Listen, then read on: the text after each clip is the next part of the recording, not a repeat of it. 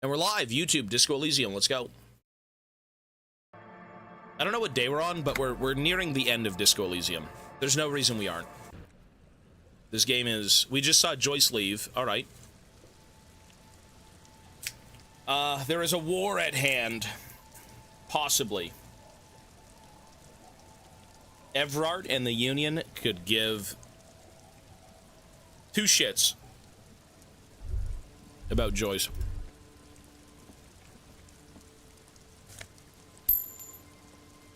Ma'am? The waves are beginning to die down. Look at those little bastards. Simmer down. Simmer down, bastards. Why does she care about the waves so much? What is with you and the waves? What is it with waves and fishermen? We need to be out there with them. Fishing, making a living. So I asked them to accommodate me. Fair enough. But until that happens, I can try to assist you the best I can. So, what will it be, officer? She needs to go on a date with you. I'm looking for someone else, actually. Oh? Who? The red-haired lady, but no. Well, how can I assist you then, officer? That's my motor carriage by the sea, by the way. Oh. Or in the sea. That's good to know, I guess. Yeah. Why is it in the sea? An official investigation has been launched by me to determine just that, ma'am. That's great. Until then, you should maybe start thinking about the funeral. Sire, she doth not believe it wasn't you. You are suggesting we honor the carcass of my former motor carriage? Aye. Feels deserved, don't you think? Falling in the line of duty like that and all? I don't think they have funerals for motor carriages. What an odd thought. Maybe I should. Why odd? Our things are a part of our life world. They're made with our human sweat and they share human history. We should care about them as we care about humans. To some extent, at least. True. Hey, that's a pretty interesting thing. Okay. Life world. Someone's been reading up on last century Gottwaldian philosophers. Play it cool now. All right, I'm in, but organizing a funeral takes a lot of time and effort, doesn't it? Oh, yeah? You won't even be able to get it out of the water before early June. And where are you going to bury it? Who to invite? What music to play at the wake? Take it from someone who's been through a few funerals. It's easiest to just leave them there and let nature take care of it. That's all we have time for right now anyway. Come back here in June and see how you feel about it then. It's not like it's going anywhere. It's a pity we don't get to do more frivolous side activities, like rejuvenate the doomed commercial area. Yes, that is a pity. But for now, let's focus on the things we do get to do. Like the murder investigation, for example. Yes, sir. We have to go meet with the gun. We have to go meet over the gun. There is a lady who will be at the boardwalk. Confront the pigs and get your gun. Near the old fish market at 2200. Okay, let's go. Here it is. We're gonna go see our gun. What's this?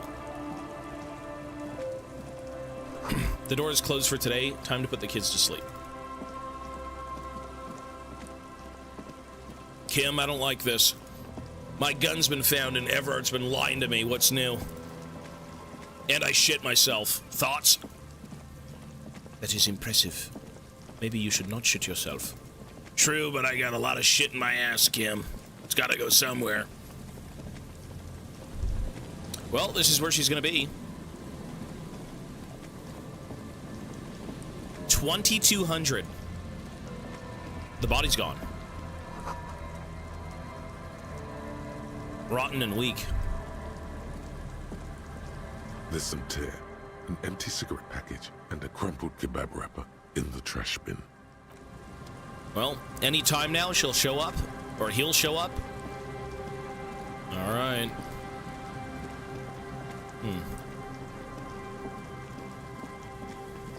Let's just wait outside. Let's wait outside.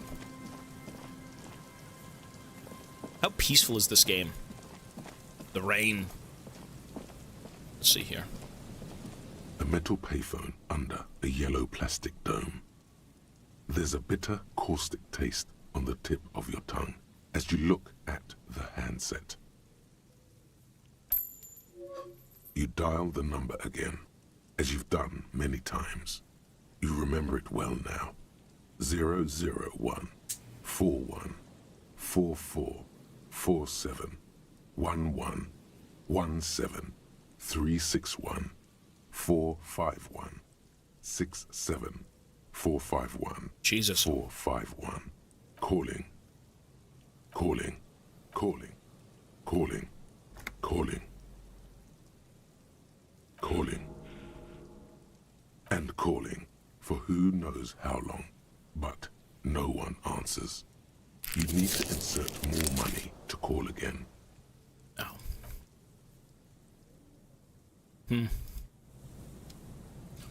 All right, Kim. I don't like this.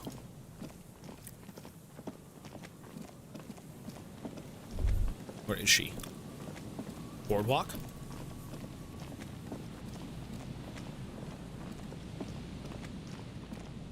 Wait, what are we waiting for? The fish market, 2,200 hours, right? We're at the Fisherman Shacks. Is it supposed to be here? It only goes forward when you... Oh, is it?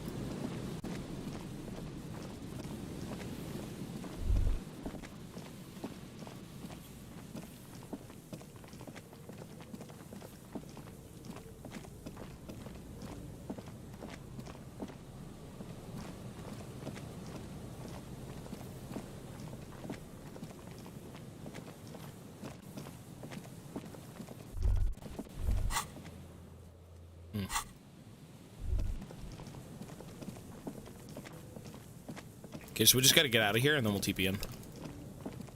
We're gonna fast travel, Kim.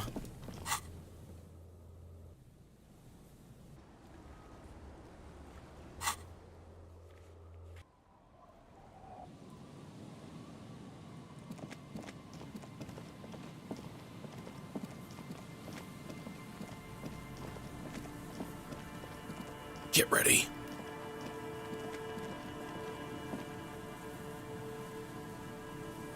What the fuck? What the fuck is that?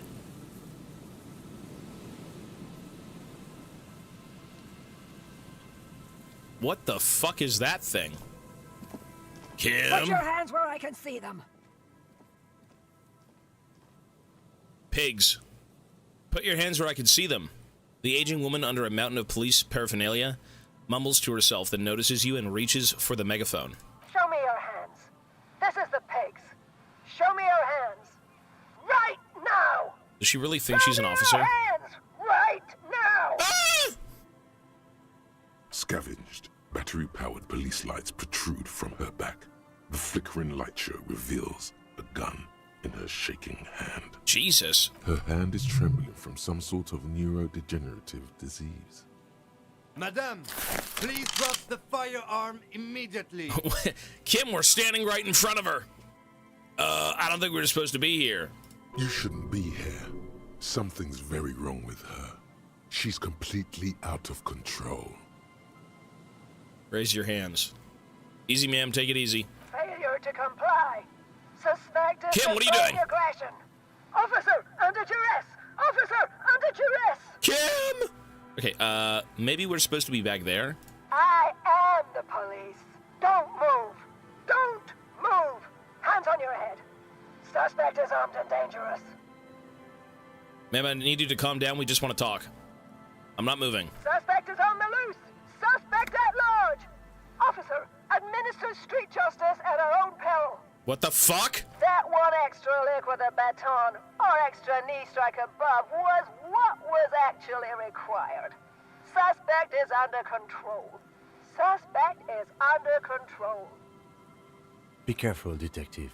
Don't do anything that might set her off. Why are we so close to her? The situation looks bad. Calm yourself. Steady your breathing. Oh my god. Time to get my gun.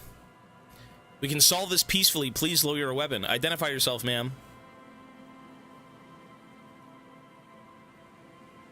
Please lower it now. Sure. Officer in need of assistance. Suspect at large. Get on the ground. Ma'am, please. We want to help you, but you need to lower that weapon. Let's just talk, all right? That's it, you're under arrest. Blow her away, Lieutenant. Oh my God! Let's just talk. Disturbance reported. Authorized deadly force. Sector, take the shot! Big red key! Big red key! Oh my God. Big red key. That's code for the battering ram. Cop talk. You know this. Identify yourself, ma'am. It's a goddamn police shitbag! Hug the pavement! You're under arrest! As she waves her hands, you notice familiar-looking ampoules and packets sticking out of the mountain of police gear on her back. Medicine or drugs? Doesn't look good. Let's deal with this later. Are you on drugs? Confiscated contraband. Restricted access. 2 kilos missing. Eyewitness report compromised. I don't think she's on drugs. Being off drugs might actually be the problem here. Okay. Yeah, maybe, Kim. You're not the police. We're the police. Back up! Back up! Back up! Status unconfirmed! Yes, I'm the backup. Resist a yawn. Here to back you up. Lieutenant W. Freighter Harrier Dubois, 41st Precinct. This is my partner, Lieutenant Kitsuragi from the 57th. No. Oh, no. No. I thought Mr. Moran... Gareth. Aggravated assault! Man down! Officers in pursuit! Holy schizo. What's the situation, officer? Oh no, man. Law enforcement compromised! Impersonating a police officer! She's insane. Does she not believe you two are actually police officers? Wait, what if she's right and I'm actually an imposter? Yee! I'm in full RCM lieutenant's uniform. And look at my partner. We're cops, all right. We really are cops. Look, white rectangles. We really are cops. Look at my badge. Take out your badge and show it to her. If I do that, she's gonna shoot me.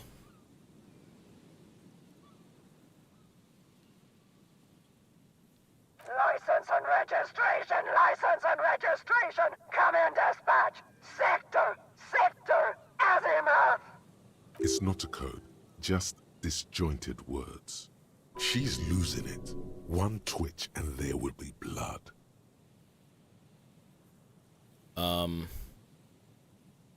Fuck. Hand-eye coordination. Doesn't look good. Deal with this later. I've got 2 options. Oh my God. Hand-eye coordination. Oh, fuck! She's frantic, confused, teetering under all that gear. There's an opening if you just move fast enough. If not, the lieutenant's got her in his sights. Upset. Bro, Lieutenant, you're missing, Kim. You're on drugs too. Host almighty, don't count on that. You saw the Binoclad can't shoot for shit. You know what? I'm wearing body armor. I'm wearing the body armor. Go for it. No gun is worth this risk. I'm gonna go for it. I want my gun back. I've got the body armor on. I think she's gonna take a pop shot at my chest. I'm doing it. Fuck it. Suicide by cop! Split-second decision! Eat lead, scumbag! You think so, ma'am? God, I almost blew her head off. Wait, what? What is this? Oh. This isn't police issue. Police weapons have bullets. This isn't real. Oh. Well, that solves it. Police guns have bullets. Ma'am. What is this? Why did you sell me this? Grab the gun, right now. This might be your only chance. No one ever cares anymore. Why would they treat me like this? Her voice is growing fainter as she rocks back and forth slowly. Oh, woman. We need to figure out what to do with her now. Well, there's a dumpster out back. Let's put her in there. Nobody's ever around. Nobody ever comes to visit me. You tried to kill me! What do you think is happening to her? She's in a stupor. I've seen this before. God knows for how long. Could be days when they get like this. But why was she like this in the first place? Honestly, I don't know. Dementia, probably. Dementia and Channel 8, and loneliness. Neurodegenerative disease. Yes, this is what happens when you listen to too many cop shows on the radio. You're probably right. Loneliness. Yeah, looks like a bad case. But the question is what to do with her right now. Very sorry this is how you turned out. Gently touch her shoulder. Her scratched skin is warm to the touch, but the person inside doesn't even know you're there. Should we just arrest her? I don't think there's any need for that. In her current state, and without a gun, she isn't really a threat to anyone. We could let Titus know. This is a perfect problem for the local peacekeepers to handle. They might even know her family. Wait, I was really hoping I can give her one of those station call slips. Yeah, Titus sounds like the man for the job. I don't want to endorse the Hardy Boys' inflated sense of self-worth. They're not cops, we are. I think if we just leave her like this, she'll be fine. I'm gonna go with Kim. Let's do what Kim said. Sure. Then we can ask him once we get back to the whirling. But we have to hurry, because it's late, and they might have already gone home. But I think we're done here for now. Let's head out. This is done. Please, leave the radio on. Jesus. She stands motionless, just a heap of clothes and fleshes now. Maybe if you search her once more. The woman stands slumped. She looks catatonic under her mountain of RCM paraphernalia. Is one of those things a police cap? There were narcotics in there too. You're thinking of taking them. Do. Shake her shoulder. The old woman doesn't react to your touch. Pick up the RCM cap. She doesn't even flinch as you reach out and disentangle the familiar-looking lieutenant's cap from her mountain of RCM paraphernalia. Oh, is that yours? Maybe. It's hard to say. It's been so long since you wore yours. Mine? No, it's ours, the RCM. I think so. The lieutenant nods. It may be. Confiscate the narcotics. Wink. You take the vial of Pyrrolidon and the bottle of speed as evidence, obviously. Yeah. You're taking those, are you? I'm not going to use them, but yeah. Listen to him, for once. I'm confiscating these as evidence. I need to do this case. I need everything I can get. Fine, you take them then. Thank you. I'm doing this to help you. We need to focus on the case. All right. What does the hat look like? I got an RCM. Oh, look at that. Is that really it? That ain't me. That's not disco. All right. Kim, that was traumatic. We got to go talk to the Hardy Boys. Let's go. I have my gun, man. I actually have my gun. Equip this when times are most dire. I've got 1 bullet. 2 bullets. You know, things are going to heat up now. If I've got a gun, things are going to heat up. I mean, that is quite the change of pace. Okay. I don't know what her gig was, but sure.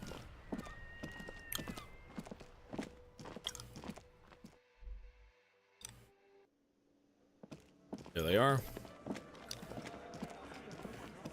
I only had 2 bullets. Copper NATO is back.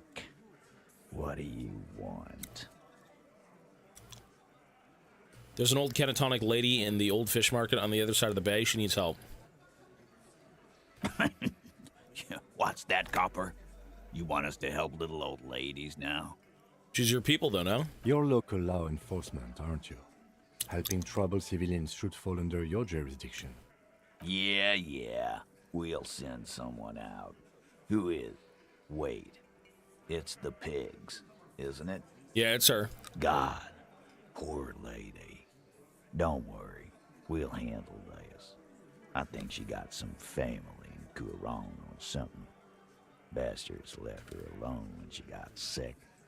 We've been getting complaints. Hey, wasn't Everard's B team looking for her the other day? They said something about her, I don't know, finding something? Yeah, I think you're right, Gene. She have something of yours, Pig. Whatever you do, do not admit to these punks you lost your gun. You will suffer if you do. Nope, she didn't have anything of mine. No? Well, whatever then, copper. She had nothing. We just saw her. We beat her ass up and gave her candy. No. They totally said what it was. What was it? Anyone remember? I don't remember. I was fucking drunk. Let me know if you figure it out back there. Now, anything else we can help you with? What is her name? Her real name? Auntie LaPlante, we always called her. Something LaPlante. Marianne, amigo. Marianne Amigo LaPlante. Fuck you, pig. What the fuck you are playing at, huh? Easy, Al. Don't let him get to you. Have one for Auntie LaPlante, huh? Don't disrespect Miss LaPlante, Copper. She's good people. We all get a little crazy sometimes. Who was she? Was, like before. Just an old lady. Her kids moved away years ago.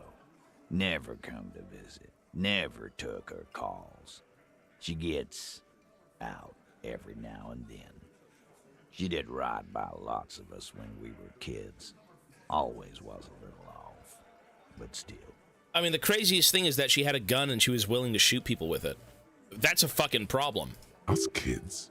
That must have been ages ago. She was better then. How did she get like this? Wanted to be a cop, you mean? Well, shit.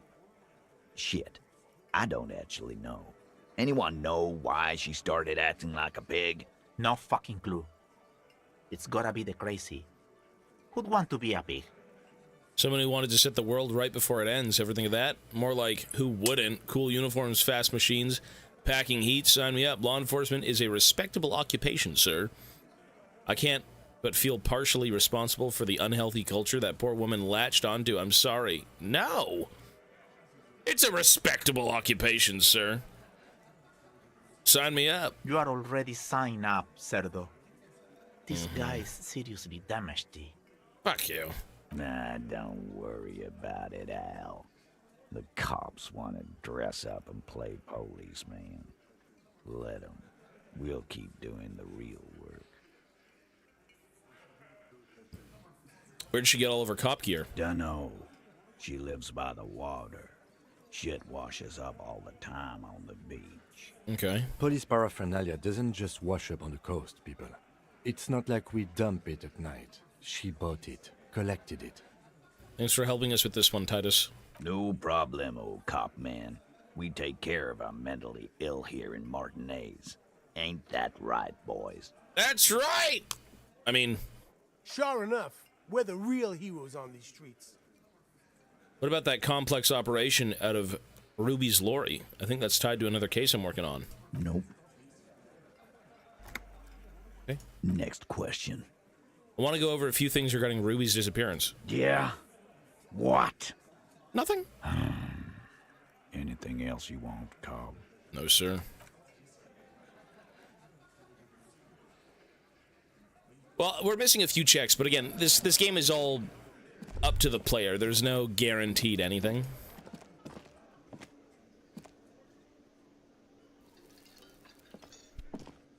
Hi again, Gendarme. Bye-bye, Gendarme. We should go talk to that guy in the building. Who's really in charge here? Karaoke? Well, I want to go, can I even do karaoke? We did a few things. Throwing police badges. Are they really? I mean, that'd be interesting.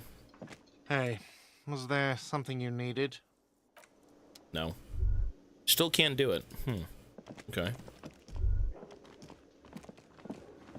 We should maybe go talk to that guy at, talk about the thing.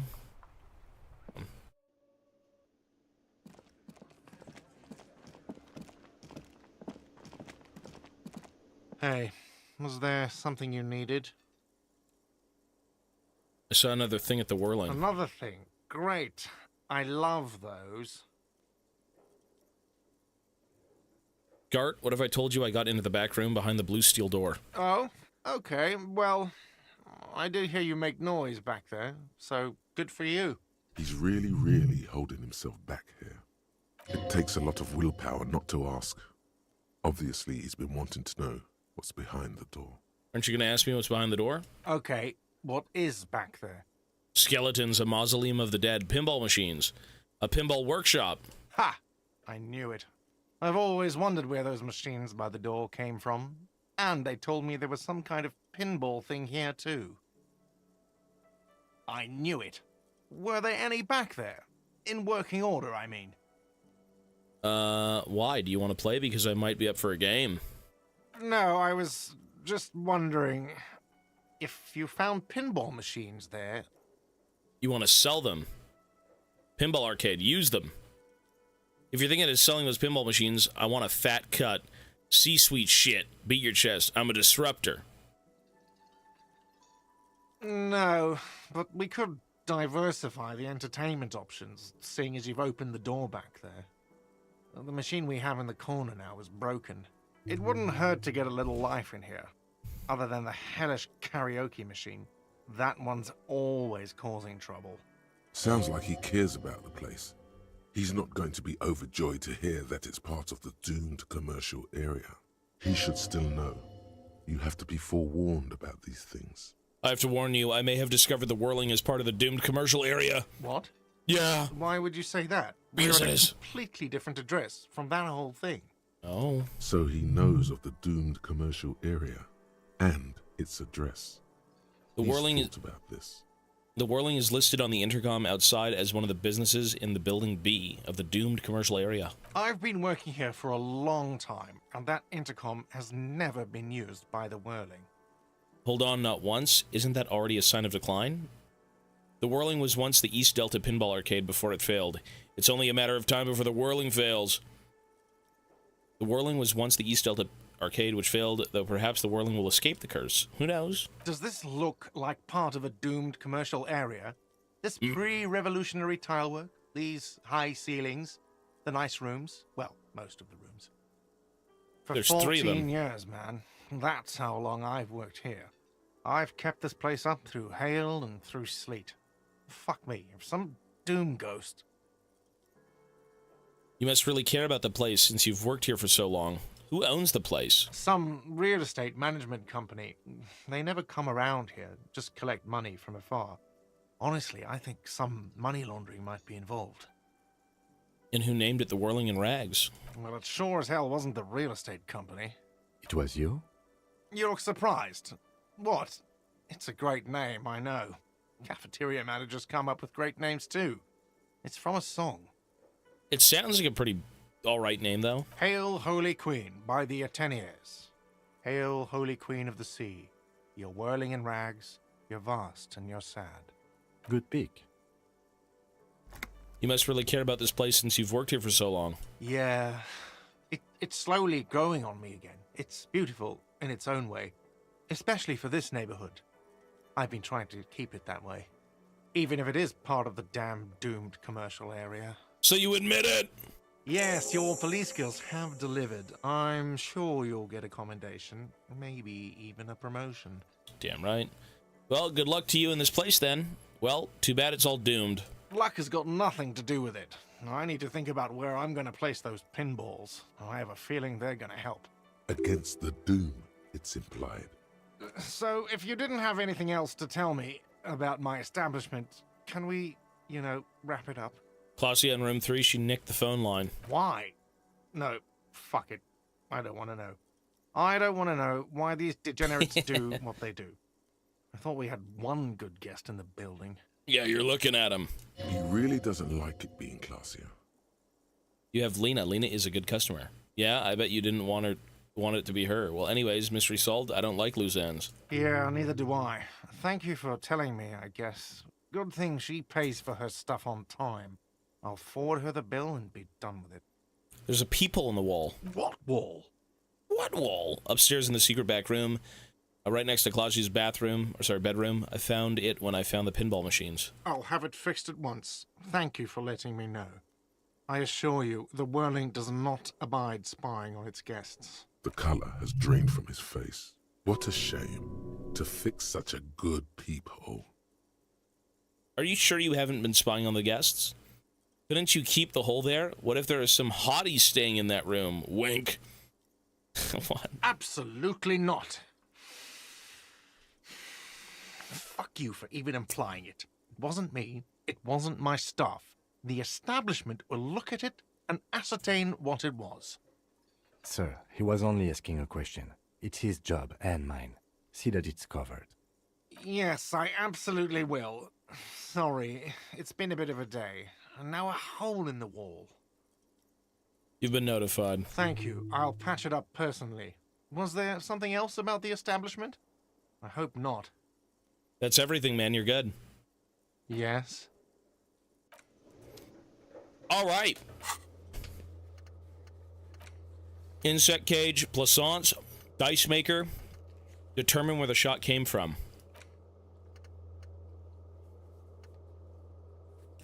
The jam mystery. How do you even figure this out?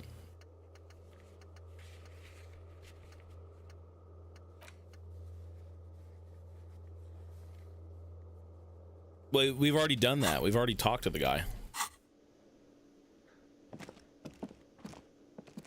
Hello, officer. I think I almost right. No, we didn't. Right. A new trap design, that is. I know you're skeptical, but I have a good feeling about this. I had a chat with this kid Kuno. He promised to stop stealing the locusts. So he was just a child. Yeah. Sorry, sir. Thank you for telling us, sweetie. This is good news, right? It means we can try again. You can, ma'am. Something is secretly gnawing at her confidence. It's not this Kuno kid, or the missing locusts. It's something else. Yeah, you're right. We just need to restock the empty trap. Then we'll need to inspect the traps one more time. And then maybe... Jesus, you good, man? DB? He has a 38-degree fever.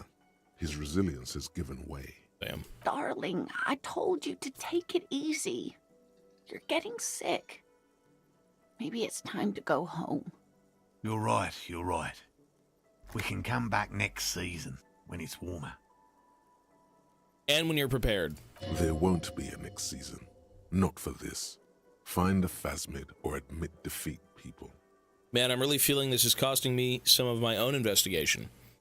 It's not worth risking your health. You should really call it a day and go home.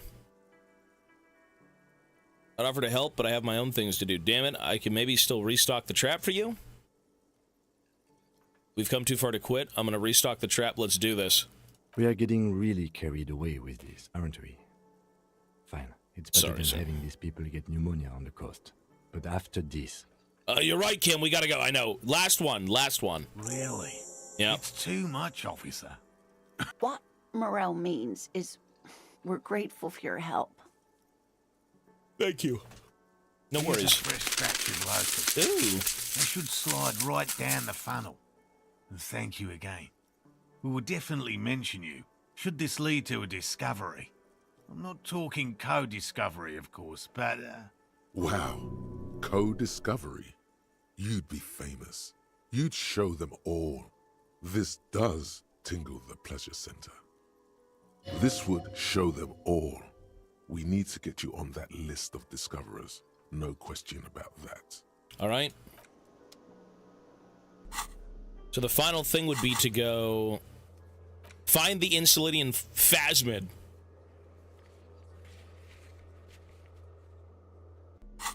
The trap you left empty was the one by the bridge. It was the one right next to the bridge, no? That was it, I believe. I mean, if we're already here, we may talk to these people about... Oh, you know what? They're not going to be there. Maybe? See if she's here.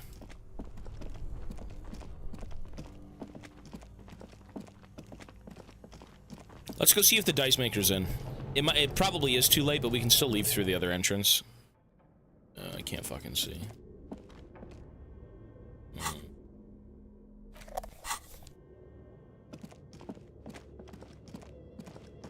Is it closed? Oh, she's still here. Oh, it's you again. Are you looking for a die? I found the actual source of the curse. I thought we agreed that the curse isn't real. Well, yes, about that. I'm listening. There's a 2mm hole in reality located in a church on the other side of the canal. I think it may be related to Pale. Excuse me? A Yeah. 2mm hole in reality? This can't be true. If anyone's gonna believe me, it'll be her. I'm afraid it is, ma'am. Sona Lukanen killed the former lead programmer of Fortress Accident made the discovery. Sona is involved in this? She appears to take this in while the chatter from her headphones continues unabated. So it's even worse than I thought. It's not just the commercial area that's cursed, it's the entire world. She looks outside the window where the night has fallen on the yard. I wouldn't go as far as say it's the entire world that's doomed. Don't worry about it. You've been doing fine so far. I'm sure it's nothing. Just Martinez? In any case, thank you for stopping by. It's good to have an answer, even if I can't claim to understand it fully. Of course, ma'am. Why hasn't her business failed? A gust Lovely. of cold air sweeps through the chimney. The stones and minerals on the shelves rattle as though agitated. For a moment, it almost feels as though you're outside the building, exposed to the atmosphere. The curse is real, and I figured out why it has spared you. It's just a theory. Didn't we already talk about this? Mm-hmm. It's because you're not in the same building as the others. This isn't technically the doomed commercial area. What are you talking about? My address is exactly the same. Rue de Saint-Guilain 10. No, the old coal plant that used to be here was subsumed into the new venture. Its ruins swallowed up. Yet it has a different address in the heart of the city. This used to be a coal plant. Touch the safety curtains. You're in a chimney of another building. This doesn't make any sense. Are you saying my business was spared because of a technicality? Where is this coming from? Let's just say I have my own methods. It has a different address in the heart of the city. I'm just using logic. It's windy in here. You probably haven't sealed the chimney crown. Point above. You're right. I should take a trip to the roof once the snow is gone. Does it mean that I'm safe from failure? Rest assured, no psychic attacks will reach you here. I don't know. No one's really ever safe from the failure. She starts laughing, her fingers trying to rub away the exhaustion from her face. What? Do you know what this is? She raises her hand to reveal a piece of metal shining on her index finger. Your lucky charm? It looks like a regular piece of jewelry to me. I don't care what it is. I only came to tell you why you haven't failed. That's kind of rude. Some kind of ward? It's a mourning ring. I made this when my first company failed. It was a small jewelry shop right here in the East Delta Commerce Center, built with the little I inherited from my parents. I drove it into the ground within a year. I didn't have what you would call a viable business plan. See, the curse is real. I bet you didn't run the little jewelry shop from from the protective depths of the chimney. No, you're right. I didn't. It sounds rather small and sad. It wasn't just the jewelry shop either. I always thought that it was just the world that you were supposed to try again and again until you finally succeed. And now you're telling me what? That it was all because I didn't run my little shops and ventures from a dump inside an abandoned chimney? Don't call it a dump. You've made it nice and cozy in here. I'm sorry, I don't know what to say. It's entropy. Yeah. Or maybe it's the entire world that's cursed. It's such a precarious place. Nothing ever works out the way you want it. That's why people like role-playing games. Escape reality. Wherever you want to be, you can try again. Still, there is something inherently violent even about dice rolls. It's like every time you cast a die, something disappears. Some alternative ending, or an entirely different world. She picks up a pair of dice from the table and examines them under the light. But anyway, Thanks for sharing your theories, officer. Yes, ma'am. Have a good night. All right, let's go see Plaisance, and let's tell her the news, and then we are done here. Alcohol, thank you, man, for the 55. I'm gonna need some of that to get through this case myself.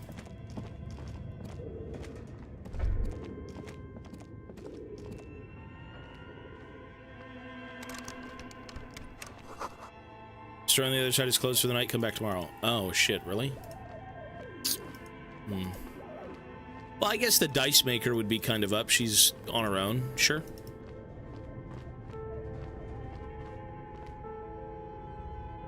I understand. Alright, so what I want to go do is go check the bug net and then go to sleep. And then I think in the morning we have to try and find Ruby.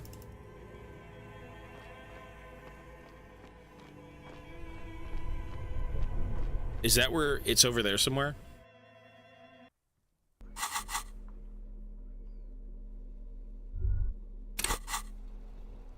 What the fuck? Help! I'm bugged out.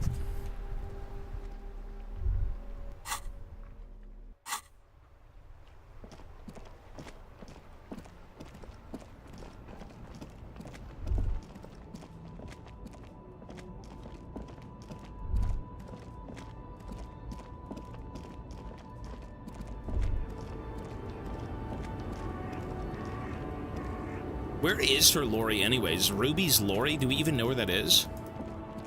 Maybe down here? No.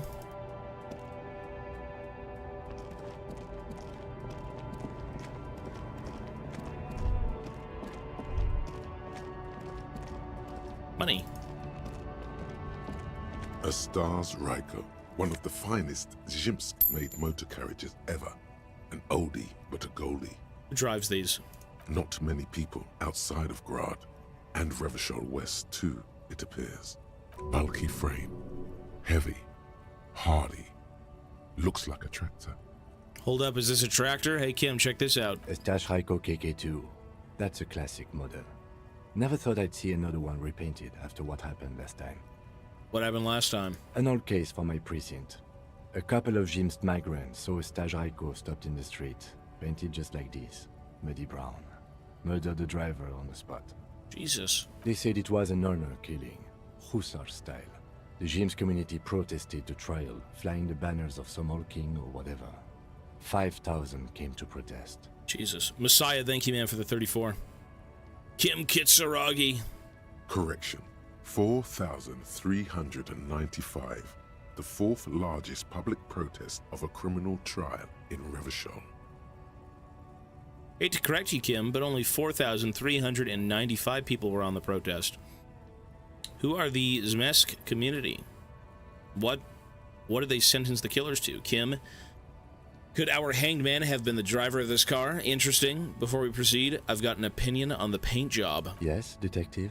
I think it looks better brown and black. They should have left it baby blue. You sure you're not Zhimsk?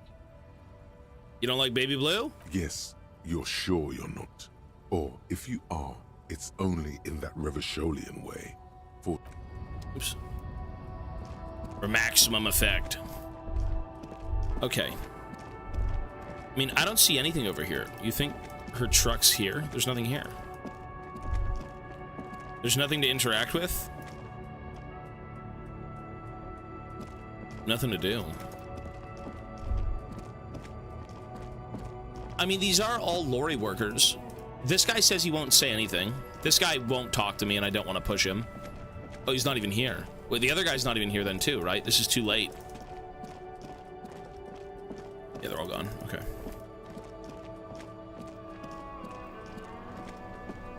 All right, let me go check the traps, and then I'm going to bed. It's pretty late. We should almost be done with this game, yeah. I feel like we're about a day out. Maybe 2 more streams today and then maybe tomorrow. If not, maybe just today. Something like that. Like, I feel pretty close to the end of the game. Maybe I'm wrong, but how it feels for me is that we've come pretty far. Yeah, let's do this. The trap stands empty amongst the reeds. No insect sounds or movement around. This is the one. Fantastic. Lieutenant looks at the familiar contraption and shrugs. Release the locusts. The locusts, dazed from being transported, slowly begin to acclimate to their new surroundings. Yes, sir. They're not really going to get the chance to get comfortable here. Good. Now that's done. When do you think we will return to our impending apocalypse of a murder investigation? Kim, you're right. We got to get back to the case. We can't keep doing all these side quests. It was a rhetorical question. Oh, was it? He doesn't want to. But if there is one more cryptozoological runaround, he must force the investigation back on track. I don't blame him. This better be it. All right, we're going to go to bed, wake up, and do the main quest. Kim's right. We've dawdled quite a bit. We can't keep running around trying to save everyone. We are here on police business, and everyone's problems cannot be our problems. We have big things at hand, and we have to stay professional. Isn't that right, Kim? See you tomorrow, Kim. It's getting cold. This late in the night. Time to call it a day. Good night, Kim. Good night, officer. We'll meet in front of the shack in the morning. Fucking bedtime. The bed is comforting, if a bit run down. Still, you've earned a rest. Well, we can finish the crypto one. Underneath you is soft, if lumpy. Waves wash the sand underneath the hut, then grow distant to your ear. In the quiet hum of the organic heater, you fall asleep.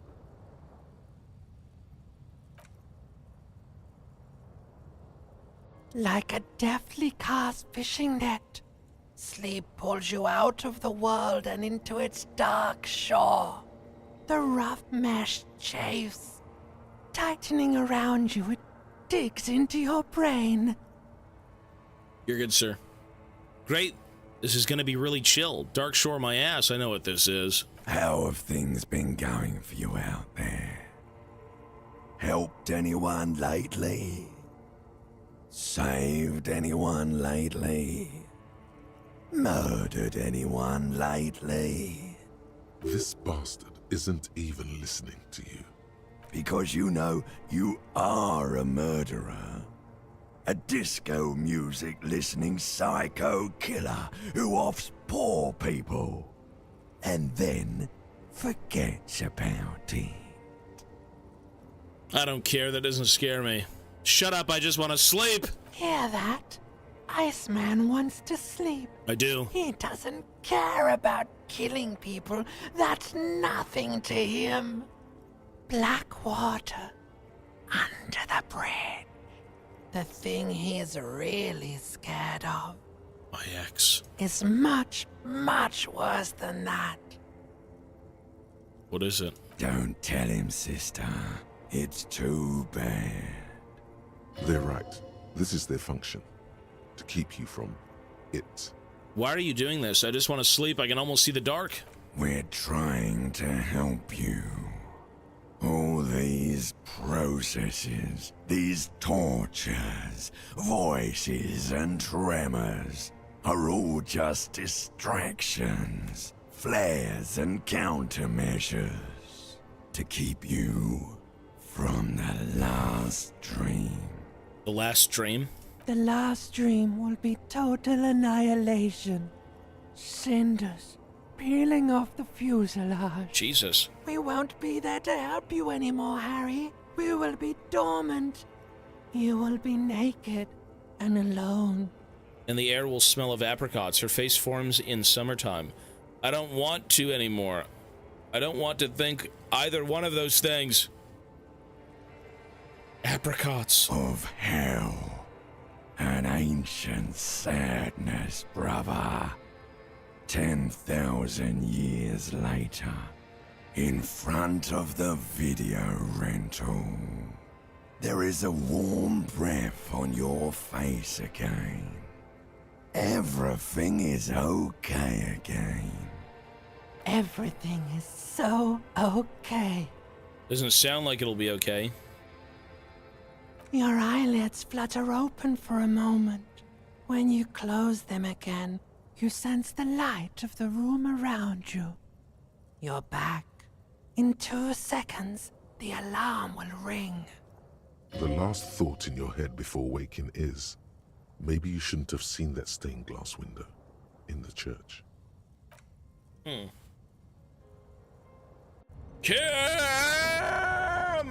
It's Saragi!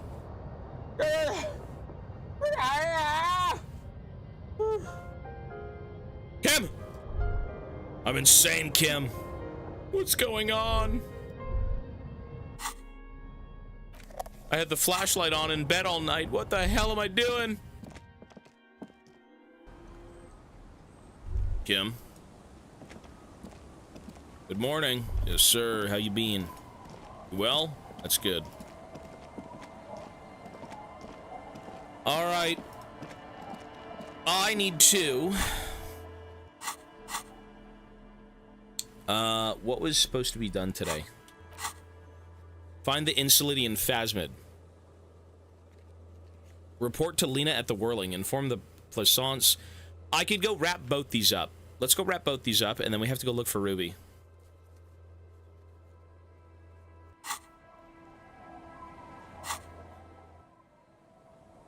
I did get the gun, yeah.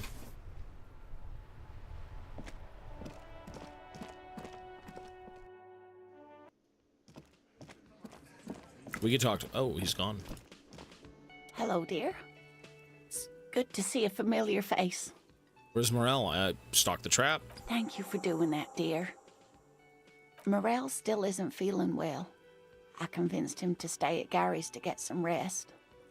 I'm afraid the cold has really gotten to him. Only the hardcore players left, huh? It's probably for the best. It's awfully cold out there in those reeds. I'm sorry, dear. You've had to drudge through them so many times. Such is field work. A young person's game, as they say. So who's gonna check the traps? Morel will eventually, or we'll talk Gary into going back out, perhaps. The lieutenant stares at his shoe, caked in mud. He doesn't say anything. Something tells me it's up to me again. No, you don't have to do that. Enough Kim of is this pissed. fool's errand. Morel will do it. Or Gary. You have work to do. I've wasted enough of everyone's time. Kim, we can squeeze it one last time. That's it. Last time, Kim. That really is too much, sweetie. No more. Thank you for your dedication, but I can see you're coming down with a cough yourself. More than a cough. ADCs, thank you, man. Fuck that cough. It's not happening. The insides of your lungs are lined with tobacco, a powerful antibacterial agent. You are unstoppable. Very strange. Why is she not letting you do this? It's like she's given up. What's wrong? You seem different. Different? How? You've given up on the Phasmid. I'm in doubt, sweetie. That's all. Everyone is now and then. In doubt about what? It's a strange feeling. I haven't really told this to anyone, but you are a police officer. And when a police officer asks, you must answer. Do you ever wonder if some lovely story from your childhood is just that? A story? Or a dream? Hunching her shoulders now. She seems even smaller than she is. Like a sad young girl. Seeing the Insulindian Phasmid was just a story I used to tell people. I didn't really think about whether it was real or not. But Morel told me you'd seen it. Morel's so proud of it. He always tells everyone. You telling me you made it up? So you haven't seen it. I should arrest you for lying. You seem to have really believed it happened. Doesn't that count for something? No, sweetie. There's more to it than that. Morel was so eager to believe my story was evidence of the Phasmid's existence. That I'm some queen of the cryptozoologists. That. And for years, his belief made me believe too. Jesus. That I am a queen, an extraordinary witness to grace. But now, We're both getting old, and he's still working himself sick out in those reeds looking for it. But what if I was just wrong? I think I was. The lieutenant opens his notebook, but doesn't write anything. First, tell her that her marriage hasn't been a lie. But it has, hasn't it? Oh! The seed can only bear what's inside. The seed of love is black. Oh God, sorry, ma'am. It has a taste you're quite familiar with. Take it from me, love. It's a lie. The sooner you accept it, the better. Might be right, Detective. I'm so sorry. I was a paraplegic before we met. He didn't know before I came in on our first date. If I weren't the queen of the cryptozoologists, if I didn't tell him that story. That has nothing to do with it, ma'am. You're fine. She has to swallow to relax her throat. It's keeping her from talking. He'd still be into you. That's not how these things work. Now I understand why you haven't told him about the doubts. Wow, love is hard. He'd still be into you. That's not how these things work. Exactly. Maybe. You're good. But then why do I not dare tell him? Because you love him. I've wasted enough of your time with this drama. I really must stop talking about it, lest I start crying and waste more of your time. What you have to know is the Insulindian phasmid probably does not exist. Let us fools chase our ghosts. There are a million better things to do with your life. Are there? Some of the other things are pretty bad. Okay, it's a false memory. Doesn't mean all cryptids aren't real. Chase another one.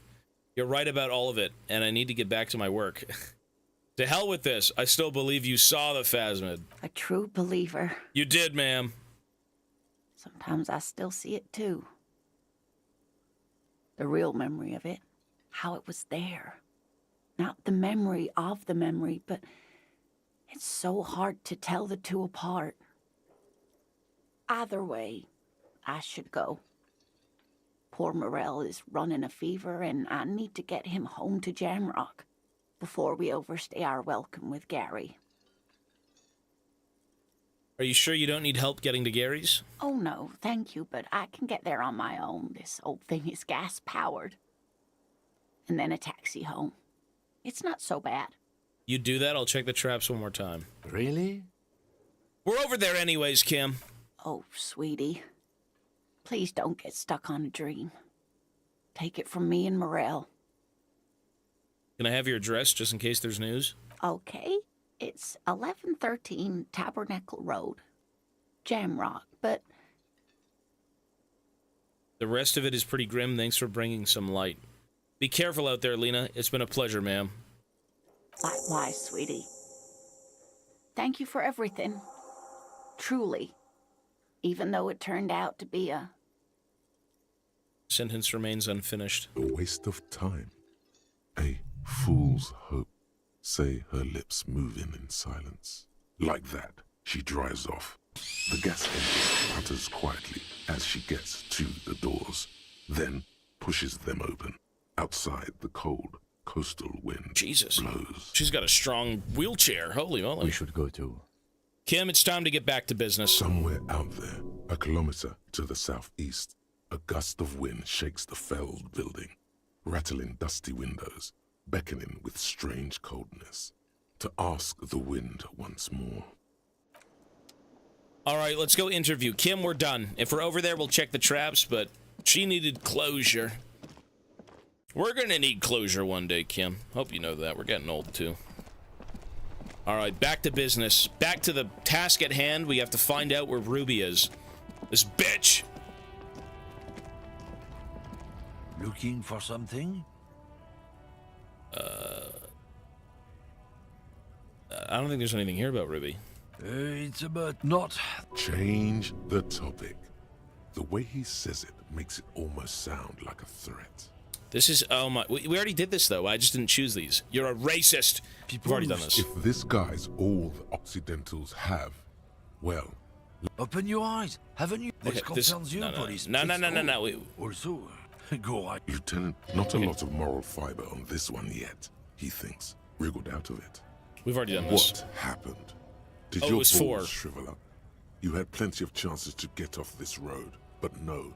You let this guy keep talking. Oh, we've heard Then, this. When the time came to make your choice, you tried to split the difference. Listen. Weak. Yeah, not weak. I'm an investigator.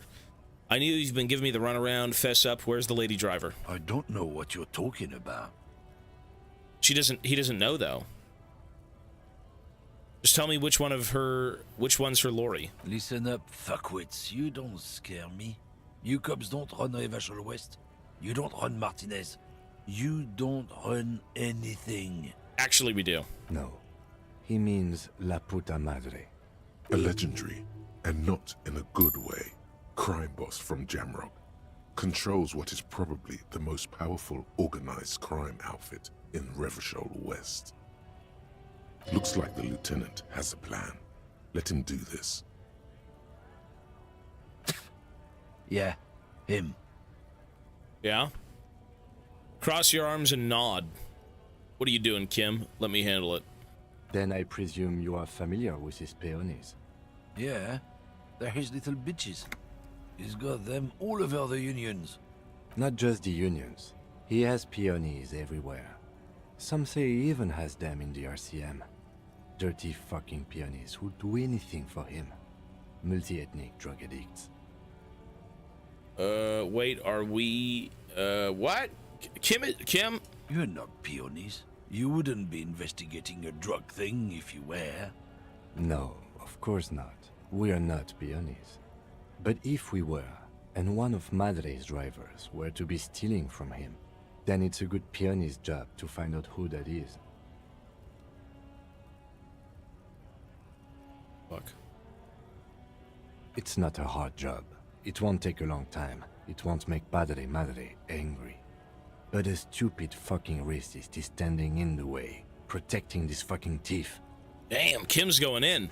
Tell the guy! I'm not scared of you or the mob. I'm under the protection of the Lorrymen and Carters Guild. Kim's going in. You've seen that corpse in the ceramic armor there. Did his shitty little guild protect him? Nah, you wouldn't just leave him out there if you... He tries to light a fresh cigarette, but his hands are shaking now. The sentence simply ends. Ooh. The lieutenant turns and gives you a barely perceptible nod. Good shit. I softened him up as best I could. Now it's on you to finish the job. Be careful. This man's still got some fight in him by the looks of it. Half-light. It would be easy to break him. You know what? I need half-light. It's kind of weird that you have to change your clothes depending on what you want, but alright. We need half-light. We need to get this check 100%.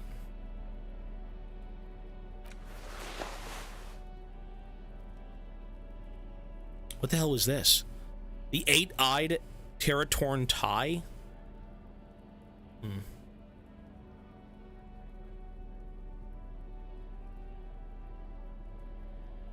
Okay, we're good.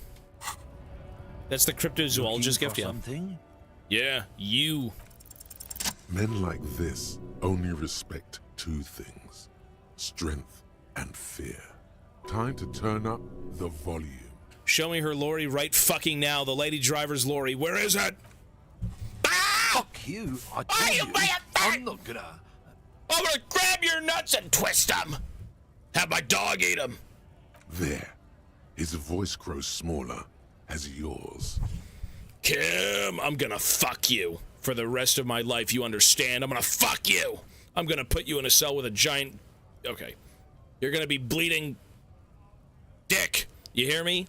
What's your name, fuckhead? I'm gonna go on police radio and say this guy's this guy told Madre to fuck off. I'm gonna fuck him. Hey! Fucking homo cop? Yeah! Yeah, that's me. I'm gonna fuck you. Look, fuck you, man. No, I'm gonna fuck you. Lorry down there.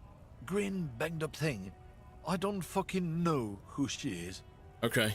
When did she go away? I don't know. I don't even know her name. She just rolls with the fleet and acts like a big shot. Some dyke, probably. Look I at this haven't guy. even seen her for days. Now it's not a big deal for him anymore. This is how he saves face. Where exactly is her lorry? Past the monument. Down there. The Green Temple. Now, leave me the fuck alone, okay? Listen, if it's not there, I'll come back and A boy, small we'll temple be by the fucking. monument. Green. Let's get into that lorry. Let's go. Well, we fucked him. I don't even know. I think this game's got a few things going on that you probably... I mean, there's a lot of bad people here. The Lena thing. A slender bolo tie held together by an antique clasp in the shape of a bird skull. The skull's features 8 cavities for eyes. It's disturbing, but you can't look away.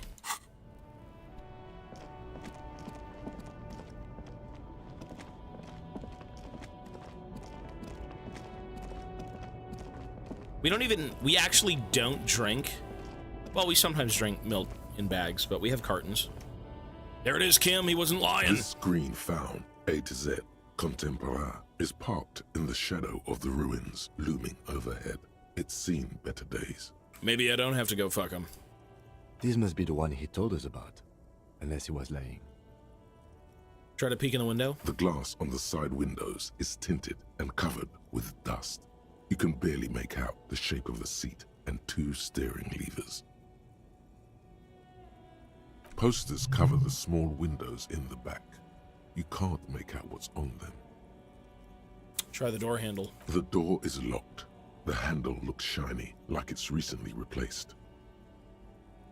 There's no pick in this lock. The owner has put special care into it. It's a recessed design. How are we gonna get this open, Kim? Use the pry bar to smash the window. Open it from the inside. Really? This has been hard enough. No need to make it any harder. -2. Oh, because -10. Pry bar. Physical instrument. Is that enough? This screen found, yeah. A to Z, contains Yes, sir. with a firm grip you raise the pry bar. A glint of light catching on the tip. Call down the hammer of truth and justice. Release your secrets, lorry cabin. Smash it. Say fuck the police and then smash it. Say welcome to Revachol window and smash it. I'm sorry. Smash it apologetically. Fuck the police. Welcome to Revachol window. Just smash it. The window shatters and droplets of glass fly everywhere. Jeez. Shattering over the lorry floor and pavement. Subtle. Yes, sir. Says the lieutenant and sticks his hand in the window like a common car thief and then opens it. Kim is tired of this shit. Me and him have to solve this case. I feel bad for the guy. He has been dragged around to every fucking circus I've attended. I've had him dance in a church. We've talked to every bum up and down the goddamn river. The smell of cigarettes and perfume welcomes you. The cabin inside is plastered with old movie posters. Actresses smile from the walls. There's a radio transmitter in the front and a toolbox tucked under the driver's seat. Some tools lie scattered near the pedals. Well, I'm a little bit more laid back with some stuff. We're taking on phasmid cases. We're helping people recover their coats. We're forging signatures. Kim is kind of like, he's by the book. But, you know, even he's getting a little bit tired of it, right? He's like, okay, we've dallied a little bit too long. There's something odd about the passenger seat. The seating fabric has been pulled tight over the lower side of the seat where the toolbox should be. Admire the posters. These are movie posters featuring starlets from long-forgotten films from the 20s, the teens, even the 90s of the last century. One of them particularly catches your eye, a centerfold of an ingenue attached right above the back seat. There's definitely perfume in the air. It's spicy, with a hint of amberette, wafting through the bitter air of the cabin. What's that smell? The remnants of a sweet juniper-scented perfume. Probably Grenade No. 5. Study the centerfold. The actress is draped in a sheath dress, one of her shoulders bared. The faded remains of an autograph run across the poster. She's looking past the camera. Wait, this actress really does look a lot like Claudia. She may have been right about this ruby after all.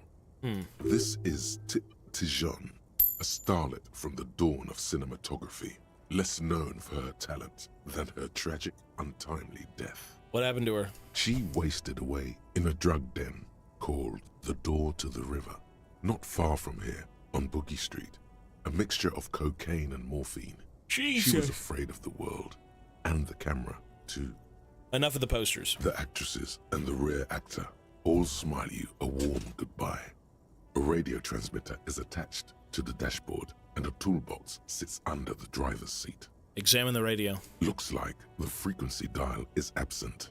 It requires a key to work, but the key has been removed, likely by the missing lady driver. Strange. There are so many radio stations saved here. Must be over 100 at least. Mm-hmm. It has to be an advanced model to fit so many frequencies next to each other without blending them together. She's tuning into fucking law enforcement, who knows?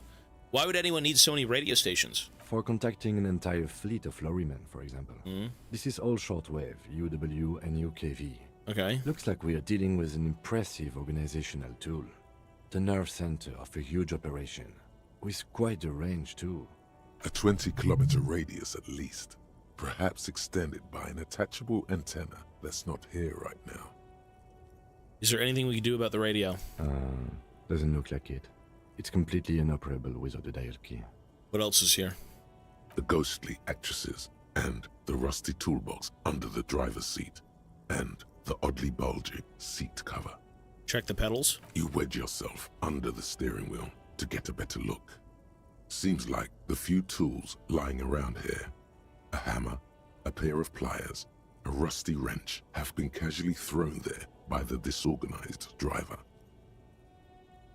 But one odd detail does catch your eye. A piece of sandpaper has been glued to the throttle. Sandpaper adds extra grip. Looks like the driver has glued a piece of sandpaper to the throttle to offer some extra grip. Sandpaper? A novel technique? Sandpaper would also rub off the pattern from the driver's right boot sole. Yes. Which makes it indistinguishable at the scene of the crime? Do the honors, he thinks. Connect it to yourself. Wait, right. The footprints in the fucking... Yeah, the pinball room. One of the footprints at the crime scene had an aberration. One sole was smoother than the other. Is that what that was, though, or was it down at the body? Which means that the missing lady driver was present at the Okay, it was the body. So Ruby really is running a complex operation out of Lori. At least we can now ask Titus some concrete questions about it. We can? The movie stars are still smiling from the walls. The radio transmitter sits on the center console, and a faint smell of perfume is in the air. Peel off the cover of the passenger seat. Voila! A stack of neatly folded papers has been stashed behind the seating fabric. You see 3 maps depicting a large metropolitan area. It's Revachol. Some of its routes and highways have been outlined with a pen. Bonne prise. Lieutenant commends you as you shift through the treasure. Well worn and folded into neat squares. Fold open the topmost map. This large map displays the elevated motorway called 881. The intake leading to Martinez is marked with a blue X. There's another X on the off-ramp at a place called the Old South. Toll booths at the intakes are marked with a circle. It looks like there are scant few ways of getting onto the elevated motorway that runs over Jamrock, and this person knows them all. There, hundreds of thousands of motor carriages roar on the 881, high above the mass of brown and red roofs that is Jamrock. The commuters don't even look down. The world ceases to exist outside the windshield. Where does the road lead? To Couronne, through the middle-income neighborhoods there, by the river, and then to Stella Maris and La Delta for work, while the men and women of Jamrock scuttle to their fates below the road. Second map? This municipal map from the 30s displays a complex system of storm sewers underneath a sub-district called the Pox. The Pox. Old military hospital, right adjacent to the 41st precinct. Okay. Wind rips through the empty hallways of the once great military hospital, now just a ruin under an overgrown park. Beneath the hospital, great sewer tunnels hum and vibrate with life of their own. What is that sound? The rattle of motor carriages and lorries driving through long-forgotten tunnels, lit by gaslights. Third map? The final map displays a labyrinth of service tunnels left over from the construction of Motorway 881. A few routes have been marked with a pen, where the tunnels and sewers surface near the eminent domain and a traffic island in central Jamrock by the lake. These service tunnels were probably used during the construction of the foundation beneath the motorway. What does this all mean? It means that the smugglers are secretly using the motorway to transport their goods and materials. They've infiltrated East Motor Tract, most likely. The RCM patrols most of these auxiliary roads, though apparently not all of them. Where does the contraband end up? Who do you think is behind this? It's definitely not the Union. They just do some logistics. This operation has spread everywhere in Jamrock. If it's that widespread, then Madre remains the most likely suspect. Okay. Here's bad news. There have been attempts at a serious investigation before, but they haven't ended well for those involved. Lieutenant Kitsuragi is a brave man for saying Madre's name without the winces and whispers that usually accompany it. Especially bad news for cops who may have something in their past they don't even know is there. Where does the contraband end up? Hard to say. This distribution network looks certainly large, yet still vague enough. It doesn't reveal much about the Besmerti behind it. Besmerti? That sounds vaguely familiar. The Besmerti is a Revacholian crime syndicate. They see themselves as the inheritors of the 14 Revacholian Indo-tribes. But really, they're just violent gangs vying for control on the west side of Revachol. Okay. Which, I mean, we don't see anyone. With cool names, like La Puta Madre and Aura Mazda. It's a dark parody. Return the stack of papers under the seat. Best not to disturb the scene. I'll have forensics go over the lorry. Not me! And up later. The stack of maps looks just like before, barely noticeable.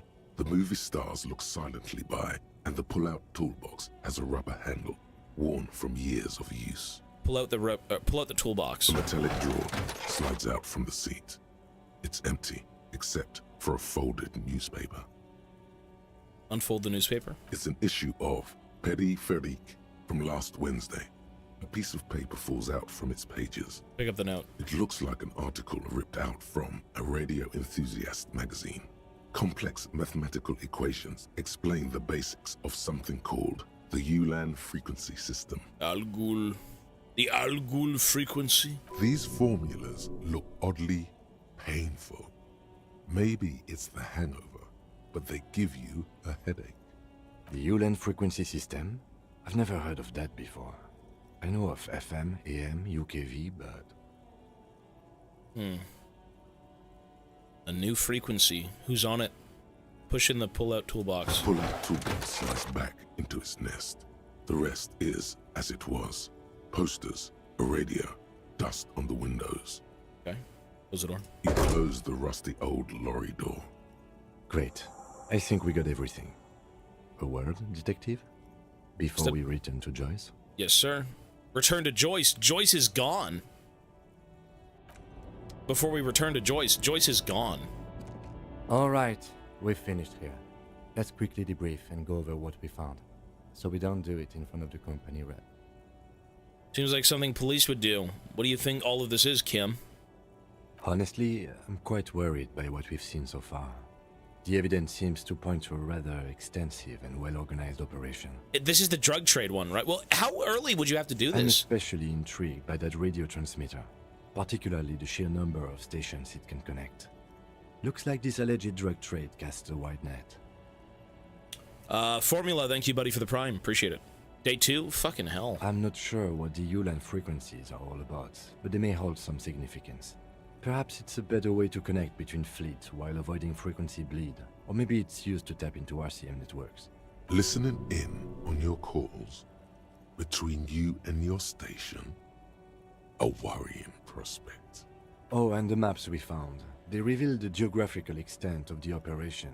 Looks like they've used abandoned tunnels and access roads to stay hidden. This is useful info. And last but not least, it's Ruby's cabin we found. This is an undeniable connection to the Union. Lost G might have been right about Ruby. She looks awfully a lot like one of the girls in the cabin. Perhaps you're right. This is one connection I find a little dubious, to be honest. I prefer not to profile people's emotions. Perhaps it's because I'm not very good at it, but still. He just doesn't like flimsy connections, especially of this kind. The Union really is in neck deep with everything around here, isn't it? One way or another, they seem to be. Logistically, if nothing else. But don't expect to bust this open during our stay here. At best, this is an angle we can use against them. To other ends. Yeah. As extra ammunition. True. Will the RCM open an investigation into this? We should return to the murder case. See what Joyce tells us about the lynching. When we are done for the day, I call my station and suggest our narcotics department look into it. I mean... There are more than enough grounds to start an official investigation. Sometime later, when we are done here. We do not want to get caught in that. Well, we're caught in the middle of a war now. We know the drug ring. All right. What were you thinking? The fact that one hasn't started already gives me pause. An investigation, I mean. Especially if the Madrid grouping is involved, and I can't imagine they aren't. It's certainly worrisome. Corruption? All the same, I don't like the idea of internal affairs descending on the matter. That won't help anyone either. Okay. Debrief over? Debrief over. After you. Thank you, sir. Fluff as well with a prime. Hey, appreciate it, man. Thank you. Thank you, gentlemen. All right. Let's go. So we can go talk to Titus real quick, even though we've pretty much solved. So the drug trade... Got a minute? What's up, sir? Can I help you? I, saw you poking around in Lady Driver's lorry. She in trouble? The racist guy told us where her cabin is. We only searched it. Still better than me, I guess. Told you there's plenty of others who'd tell on her. But, is she in trouble? There's gonna be an investigation. It's that bad. Man, what should I do? What should I do to help her? I don't think you can. I really don't know. The last thing we need is more civilians involved. No need for you to do anything. Don't worry, the police are looking into it. Yeah, maybe I should just keep my head down and work on my rhymes while I can. What's the plan with those rhymes anyway? Oh, you know. Tommy Leham's gonna be a musician. Sprechgesang, but with beats. I've got a lot of free time on the road to hone my craft. Fair enough. The correct grammar is Tommy Lahome. Why Tommy Lahome? Tommy Lahome was taken. My real name's Jerry Lafitte. Tommy's way better. Good luck with that, Tommy. Gotta run. Yeah, you too. Be safe, detective. Be well, brother. All right, Titus! Captain Titus of the Ultramarines, where are you?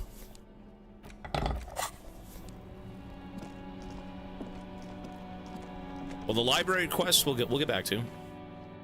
We're wrapping up loose ends right now. The Copper NATO is back. What do you want? As you one of the devs for the game, that's cool. Guess what? I've connected you to the local drug trade. Like hell you have. There is no local drug trade. This place is as clean as a rifle. Go back to Jamrock and ask the local junkies how clean your streets are in Precinct 41 Kilos. We'll do that. In the meantime, did you know that there's an abandoned lorry at the intersection that was used to move raw ingredients for drugs from Terminal B to Jamrock? We know Ruby was the driver. We know that's your affiliation with her. Detective, you want to deliver the coup de grace? You're right, there is no local drug trade except you, Titus. No, do the honor, you've earned it. Thank you. You're right, Titus. There is no local drug trade because it's all controlled by you. You're the drug trade. That's a mighty interesting theory. I guess that's what you would need to do, theoretically. A big, strong, state-run monopoly would outcompete the runts on the street. Mm-hmm. Yeah, man. Theoretically, that's what you would do. To get rid of the gangs, the dealers, even some of the junkies. You would need good, trustworthy people to take their place, of course. Hardy men to run such a monopoly. For the good of the community, of course. Good idea. People are always going to do drugs. At least this way you have some control over it. This is disgusting. You're admitting to profiting off of poisoning your own people. Yeah, keep telling yourself that. I know for a fact there's still plenty of drugs out there. No, there aren't. Some little shit and his dad are doing speed. Who fucking who? The stuff's probably from Jamrock. Whatever you've seen is peanuts. Look at the big picture, man. The place is a paradise. And all thanks to Hardy Boys. Mm-hmm. Theoretically, of course. We're just talking politics here. My answer to your drug accusation is, how dare you? Go fuck yourself. Yourself? And what about this Ruby? Is she the 8th Hardy who runs this thing for you? We know that. You sure do love long walks through Theory Town, don't you? Yeah. Well, I'm thirsty now. Thirsty for beer. Got any less theoretical questions, Cobb? He doesn't let it show, but must be a little impressed.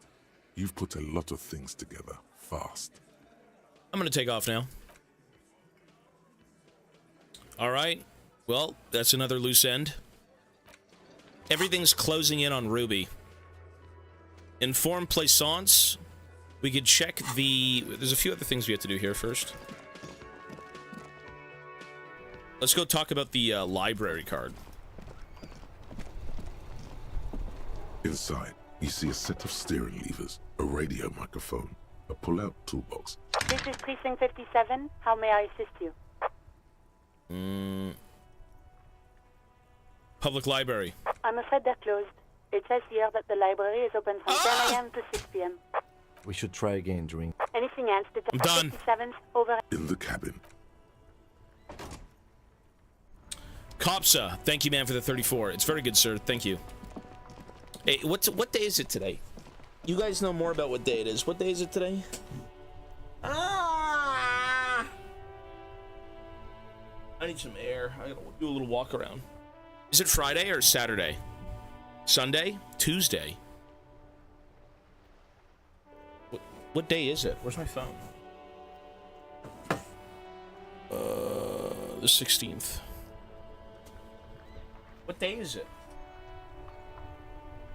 Is it Saturday? Okay.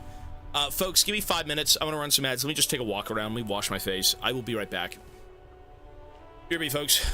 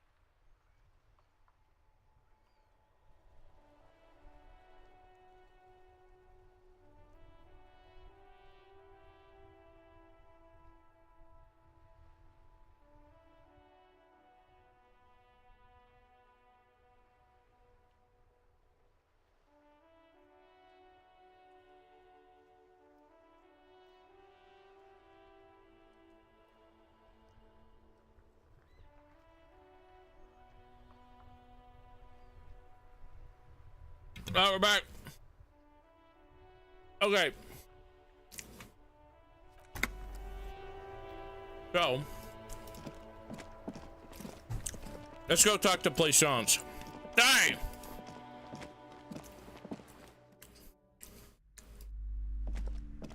Hello again, esteemed officer, and welcome to Crime, Romance, and Biographies of Famous People. Found the source of the doom. What do you mean, the actual source? Are you here to lecture me about economics again?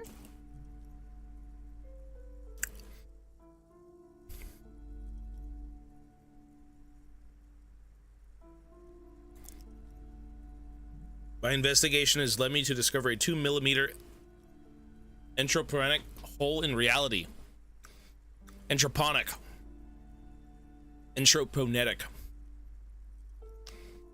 The source of doom, both in the commercial area and in Martinez.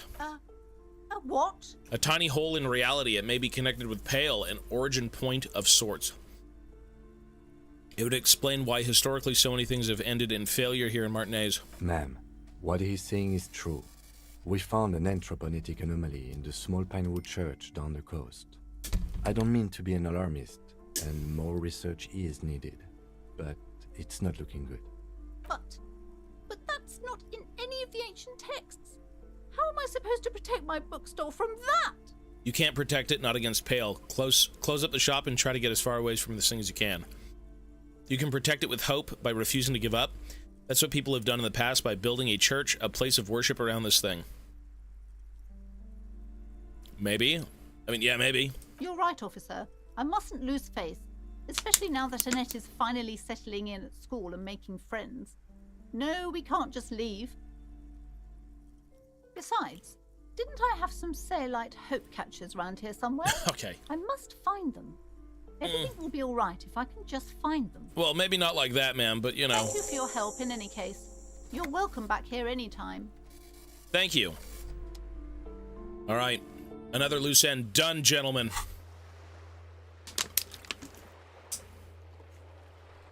La Responsabilité. We can go talk to him. Sure. Who's in charge around here? Well, it's the union. All right. Case closed. That's it, son. That's it. No more nonsense. We know who it is.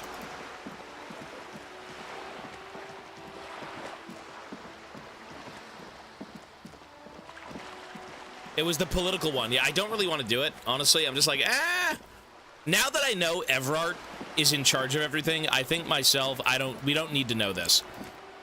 It doesn't matter what that guy wants. Everard's gonna wage war on this place and whatever. The streets will be bathed in blood. I think we'll ignore that one.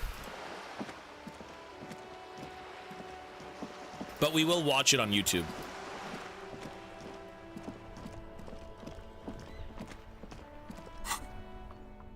But we have to wrap up the main quest. The dead body on the boardwalk. We're waiting for the library.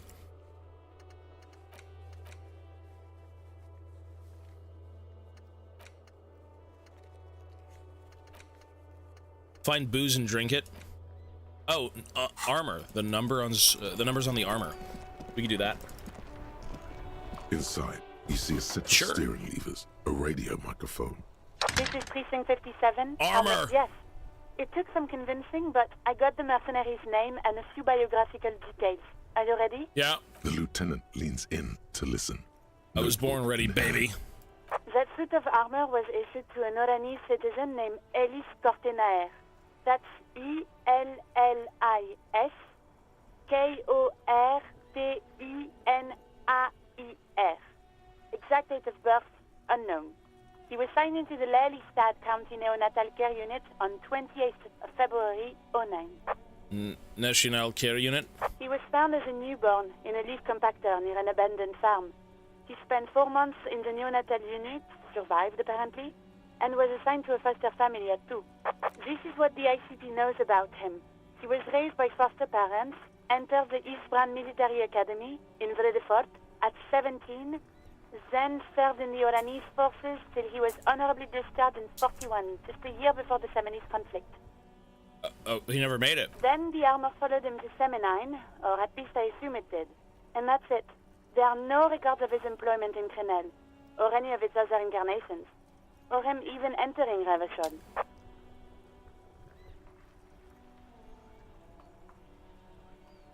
Leaf compactor. It's a garden tool used to press leaves into The baby was going to be mushed. It's a detail the hospital had, the only detail in these files.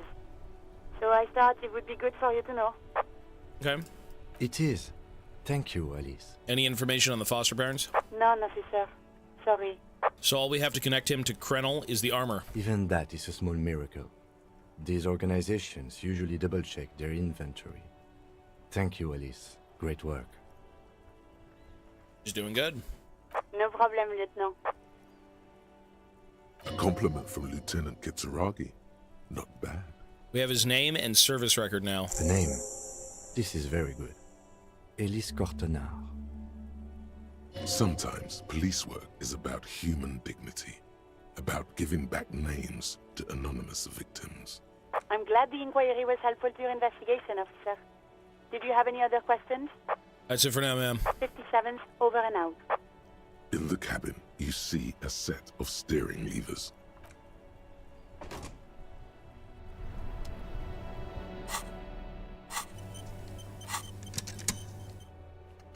So Ruby, check boardwalk for bullet traces. This is a load of shit. There's no way. Ruby's gonna... When we find Ruby, she will admit to the crime. Everything is making sense for it to be Ruby. Right? Right? A ballistic analysis on the bullet.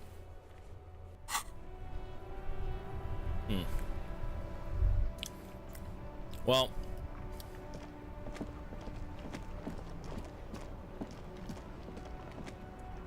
we could wait here like... Oh, what is he doing here? Hello, sir. That's our seat. Officer, care to play a game with the lonely old man? Where's what's his name? Renee. Never mind. Wouldn't be the same. Where's Renee? The prick is gone. I can barely believe it. Is he dead? But he's really gone.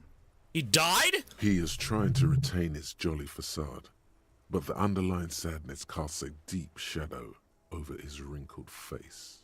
Gone where? Hell, most likely. He was an absolute Kent. Okay, sir, I'm sorry. Condolences. He's in hell. Okay. How did he die? His hungry little heart finally gave out. The dock workers found him in the guard booth this morning. Damn. Wasn't even supposed to be working for another week, but he just had to prove how tough he is. Guess he was about to head home, 'cause when the dock workers found him, he was wearing civilian clothes and not the Kuketu uniform I saw him in all the time. Sometimes I thought he was wearing it just to piss me off. Now the joke's on him, 'cause he's gonna be buried without it. Was he really that bad? I repeat, an absolute Kent. Even his old army buddies didn't want him around. He was like an old viper. I kind of like the guy. The only people who could stand to be around him were Jenny and me. She saw something in him when we were just kids, and she never lost sight of it. And I thought if the most beautiful being in the world can love him, then there must be something worth holding on to. Did you love him? We've hated each other our entire lives. So much, in fact, that... He falls silent and looks at you, eyes filling up with tears. Yes, I loved that angry prick.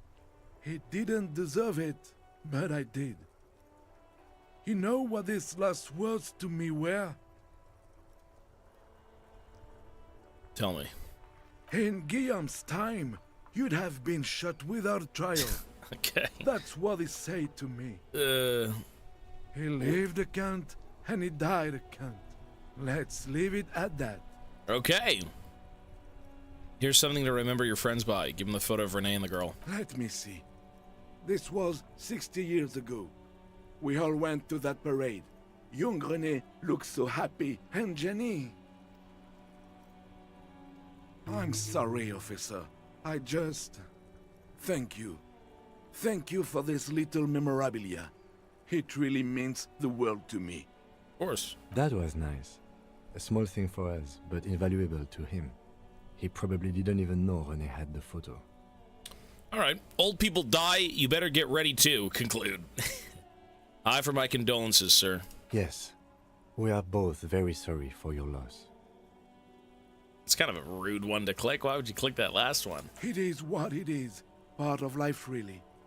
But to know someone for 79 years, then one day they're just gone. I just don't know anymore. About anything, really. But you must need something. I want to go over a few things about René. Yes? What about René? Yes. We are both very sorry for your loss.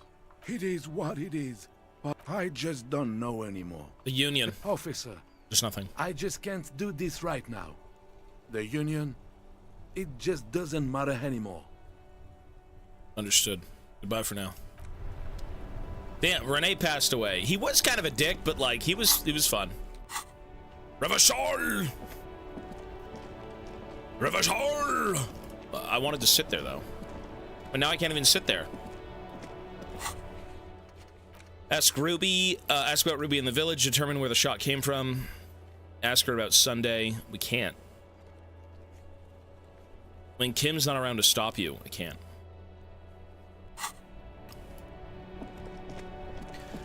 He wasn't a good man, but he was a voice in the city, for sure.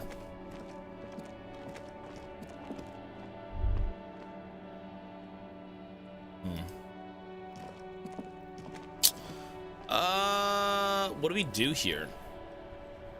You know what? Let's see this.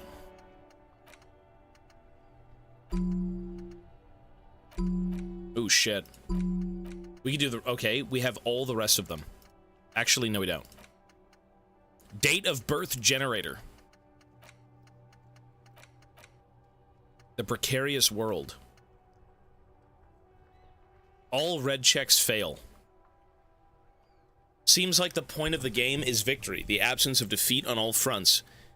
Victory in business ventures and creative undertakings. Victory in love and over other people. Political victory. Ideological victory. Hell, even sexual victory.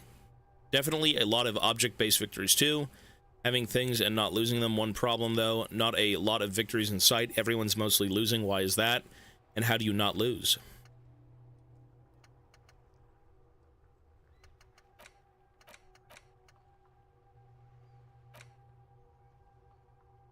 Magnesium-based life form. The Lawjaw. The Fairweather one was pretty interesting. It really hurts to punch this armor. A sword wouldn't leave a scratch. A bullet would just bounce off. Still, there are some flaws in that would allow you to stand your ground against the dangerous enemy technology. You just have to figure out what it is, possibly by beating yourself while wearing it, shooting yourself. Let's see. I mean, we are wearing some of that armor. Why not?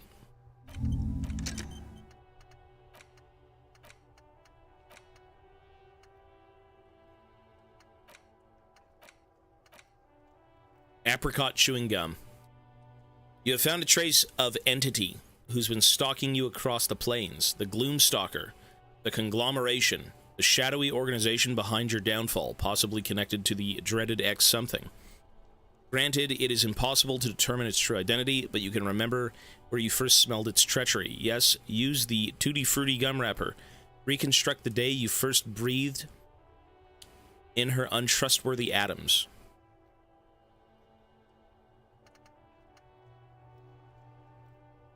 We have to kind of remember, why not?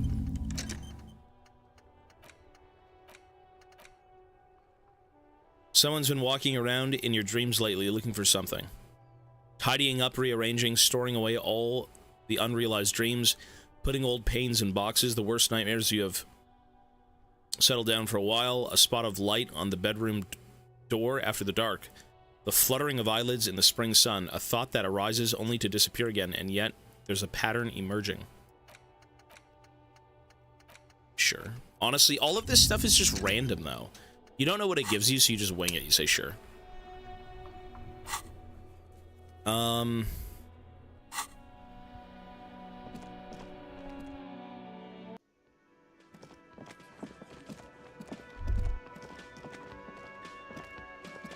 Hey, was there something you need? Nope. I think we're good to go. The only other thing would be karaoke, but like I'm not worried right now. We'll do it later. Or this thing. I want to go find the Ruby.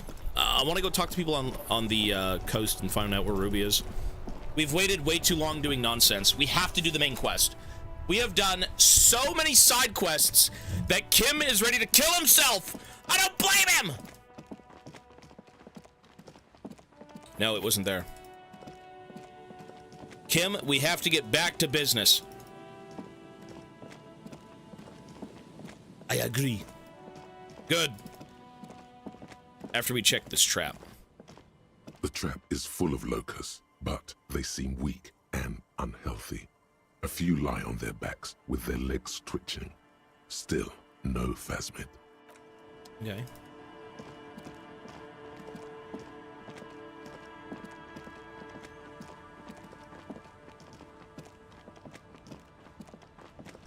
So who the fuck do we have to talk to still? We have to talk to someone on this side as to the whereabouts of Ruby. I have no clue who to talk to.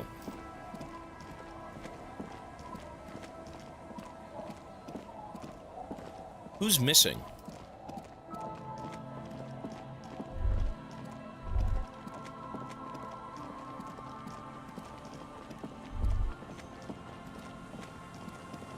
The old lady we know, these two we know. The drunks we know, they're not going to say anything. What are we missing? Who? Oh, you know what? What about the guy with his son? Maybe that guy? I think he was the only one left.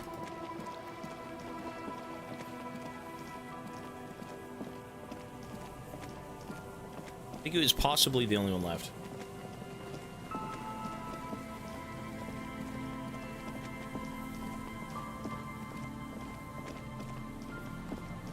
Well, you would never know talking to him. Unless you had some sort of, like, insane checks going on. Here we go. He's right here. Ruby, where? Hello. Isn't this a fine morning? I'm looking for a suspect. Have you seen anyone suspicious around? No, I'm afraid I can't help you with this one, officer. It's just a regular day off for me and Mikhail here. So you haven't seen anyone around? No, I'm sorry. As I said, this is just a day off. We just arrived anyway. Who the hell am I missing? Who the hell am I missing?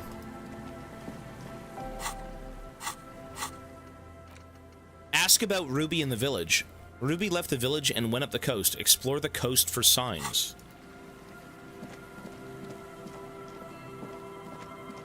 Where the fuck is she? Is she in a sewer? I mean, there was an instance of, hey, look, a sewer. Is she hiding down there? Where the hell is she? She's like the Insulindian phasmid. Is she in here? There's no way. The building before you housed the engine. Must have been a big one. There's no way. An old door, worn by elements, guards the depot. The wind has blown a sand dune in front of it. The door hasn't been opened in a long while. You see a handle. Could this structure have been used to take the shot? From here to the whirling? No way. I can't see how. The church is in the way. There's no way. Yeah, no chance. What's up here? Ooh, what's this? Hold on. Did we walk over here before? Kim, I'm not sure. Seagull! We did. Just dead and dying locusts, and the slow swaying of surrounding reeds.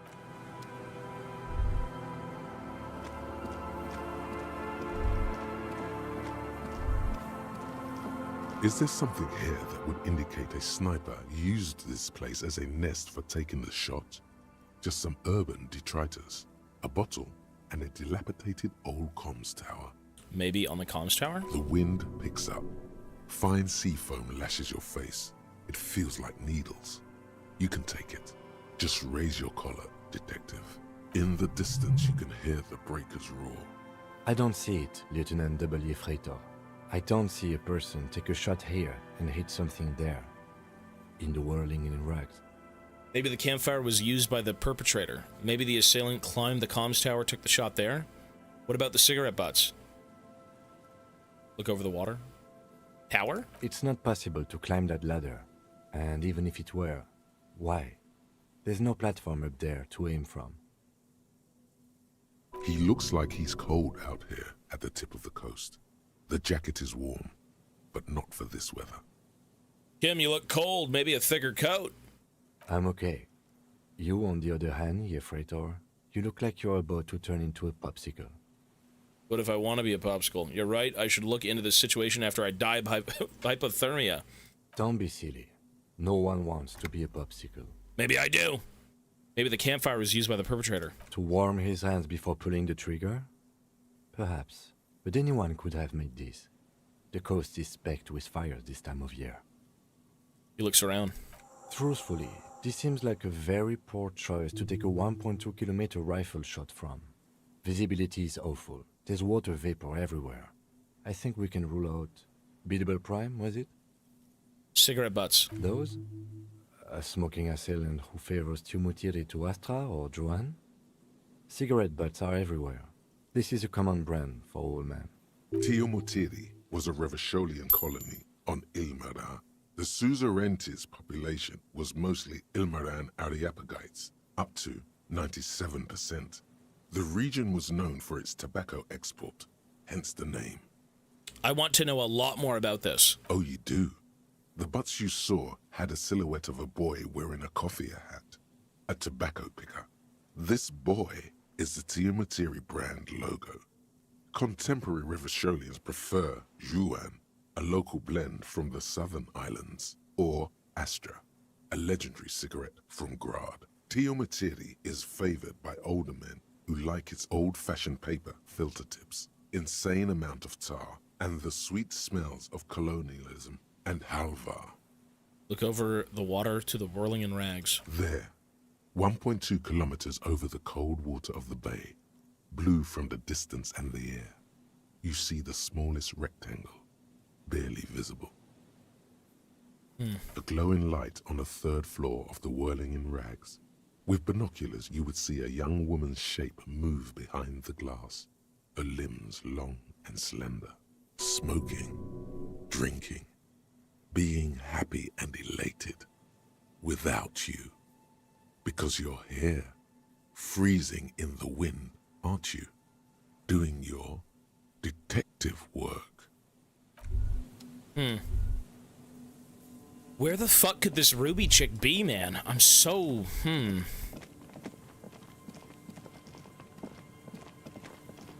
Where could she be? I mean, she's over here somewhere. There's no reason she wouldn't be, right? It's just a matter of maybe finding all the locations first for the gun, for the shooter. I mean, no one else had seen her.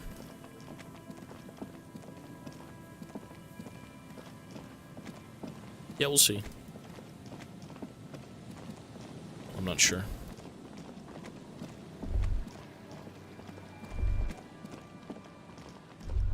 Maybe something over here? Bird!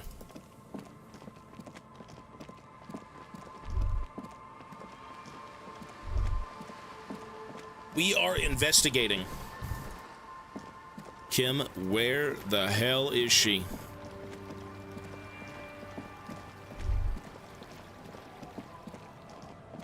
Probably the sewer thing. That's what I'm thinking. There's no way. The sewer's right here, but there's no way.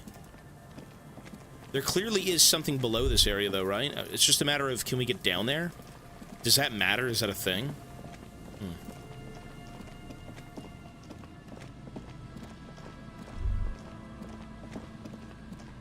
The Insulindian phasmid.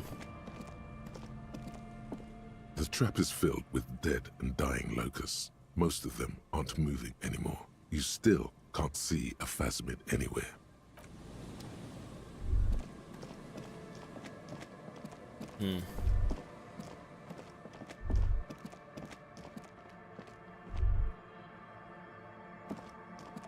A row of ghostly shades facing a crumbling wall, with another 7 shades standing 10 meters from them. A single person stands on the sideline. A cold sea wind blows away the figures. Behind this building, the other one, once filled with engineers and designers of Feld Electric, now collapsed and dead, but for some rats. You feel drawn, for some reason, to the faded mural again.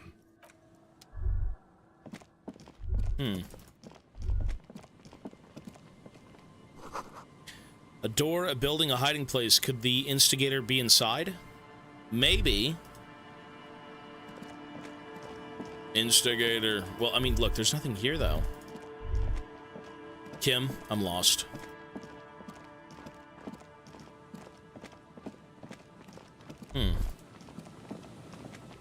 I feel like we're on the right track. Kind of.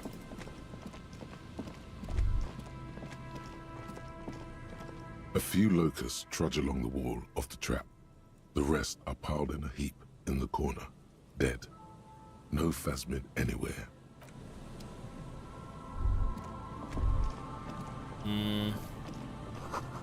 It's almost impossible to get a fire going this near to the ocean.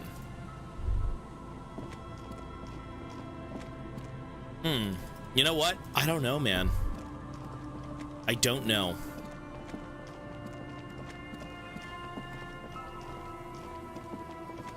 It is probably over here, though, for sure.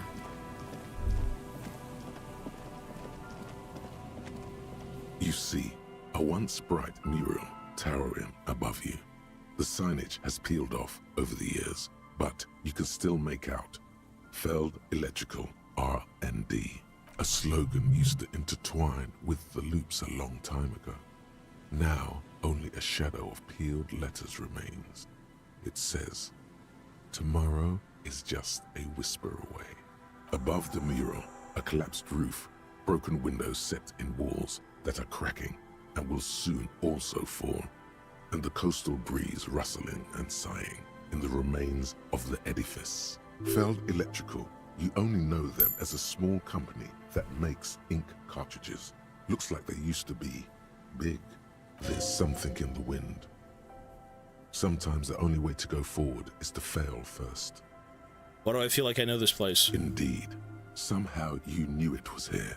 An urban ruin, gutted by looters that once used to consume money and dispense warmth and light. I feel like she's in here, maybe, no? You felt it before, when it rained in Martinez, and you felt the cold of the rain. The feeling persists. It has been in you ever since. I hope this leads to something important. In there? She could. Or she could be in the identical room over there, or in that boat shack. Oh, in that my... church tower, maybe. Kim, shut... Church? Could she be in the church? Listen to the wind. Even though you're sure you succeeded, all is quiet. There is no cold hand brushing against your forehead. No rustle in the reeds. The wind has died down. Wait. The ruin in front of you is silent as a tomb. Turn to the lieutenant. She could be anywhere. How do we find her? How do we? I was really hoping she'd be in the village. Okay. She's probably north of the village, and this place is a peninsula. We already scanned most of the outdoor areas on our wild cryptid hunt, so we have an understanding of the geography, at least. True. And then there's the church. We've already searched that and can rule it out. I know it doesn't feel like progress, but exclusion is a step too. Anyway, we do it the old-fashioned way, sector by sector. Go over the whole peninsula, ask the locals, enter the places where we can enter first, like we did in the village. What was I even attempting to do here? Trying to talk to the wind. The city. Whatever you thought would happen did not. And now you're just standing there, in the pale of the morning, with your hands fallen to your side. And if that fails, if we don't find her? Then, if we're desperate, we can look where we can't enter. Bunkers, storm drainage, this place. I'm sure it won't come to that. Right. Walk the coast, the old boardwalk, the reeds. You can always come back here and talk to the wind again. Look where it already got you. Buckle up and raise your collar. This search is going to be wet and cold.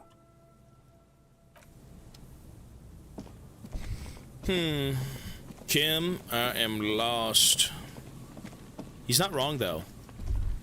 I mean, what if we do have to check places that we typically aren't able to get into? I mean, she's gotta be here. Who the fuck haven't we talked to? We ruled out the church, we ruled out the village. What's past here? Is that a separate check? I think that was just re-listening to the wind, no? The Phasmid got her. The Phasmid's real!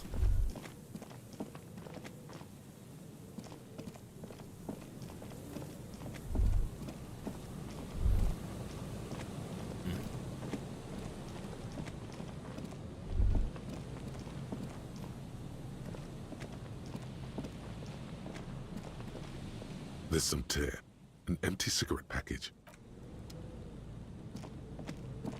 Well, I mean, if it's we have to check a thing, what the hell could it be?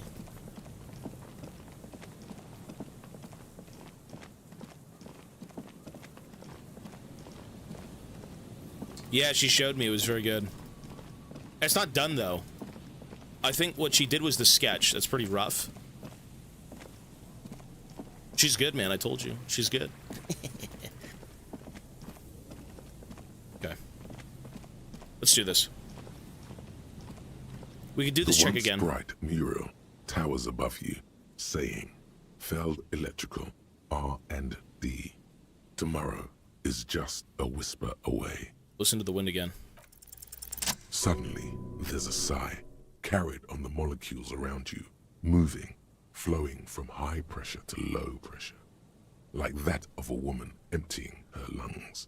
She wraps the collapsing stone box in front of you in her breath, flowing through it. In through the collapsed roof, flowing down a concrete staircase to the basement, sweeping away footprints in the dust on the stairs, and then the beach below the boardwalk, its winding tunnels, a whisper away. Oh my god. It's through the collapsed roof, flowing down a concrete staircase to the basement, sweeping away footprints in the dust on the stairs, and then the beach below the boardwalk. She's down there. I think she's down there, below this building. Okay. Why? The wind told me. So, how do we get in there? The doors were on the collapsed side of this building. They're gone, basically. There's a ladder next to the sign. Perhaps we can climb it. Enter through the roof? Perhaps you can climb them. We are not climbing anything. I'm 43 years old, and I plan to live to see 70. Okay. You're 43, looking good, sir. Shit. There has to be a way to use brute force. Climbing sounds unsafe. Brute force is safe. Look around and find something to break if the ladder fails. Okay. Wander, thank you, man, for the 23. And, Brushnall, thank you, buddy, for the new sub as well. Appreciate it, guys. If the checks you've completed, by the way, you just don't see it for some reason. I'm not sure. I think it's fine, though. Listen, we found out where to go! The ladder leads to the rooftop. Some of the rungs are missing. Fuck. Yeah, that doesn't look good at all. Access the situation. The distances between the remaining Assess the situation, are rather wide. You'd have to use the mounting brackets. However, they seem corroded and the peeling rust is razor sharp. In addition, the first rung is going to be tough to reach. It's what, 3 meters above the ground? And you're 180? 190, I'm a giant! Okay, but still, the roof is collapsing and the wind gets pretty brutal up there. Dismounting from the ladder is going to be hard. Perhaps if you were to not climb the ladder. We can go around. What if you were to reconceptualize climbing the ladder? What? Yeah, because falling from that height seems, well, splat. So don't do that. Just, you know. What if I don't climb? What if I just teleport? Teleportation is not a thing. The lieutenant stares at you stone-faced. Come on, Kim. Where's your adventurous spirit? Teleportation is a thing. Just needs a bit of concentration. Yeah, where's your adventurous spirit, brother? This really has nothing to do with adventure. We are dealing with basic physics here. It won't hurt to try. Oh yes, it could hurt. A lot. He is restraining himself from using a parental tone with you right now. Teleport to the roof. What? You're not ready to do this yet. Okay, teleport to the roof. Okay. I want to see what the fuck this is. I mean, this is literally where we need to be, right? Teleport to the roof. Savoir? Oops, that's not it.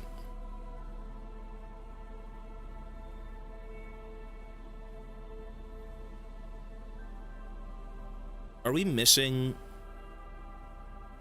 We're missing... Oh, there we go, okay.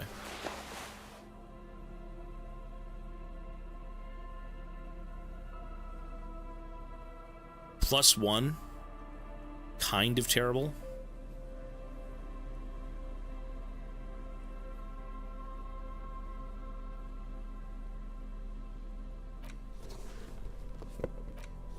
There we go. +2.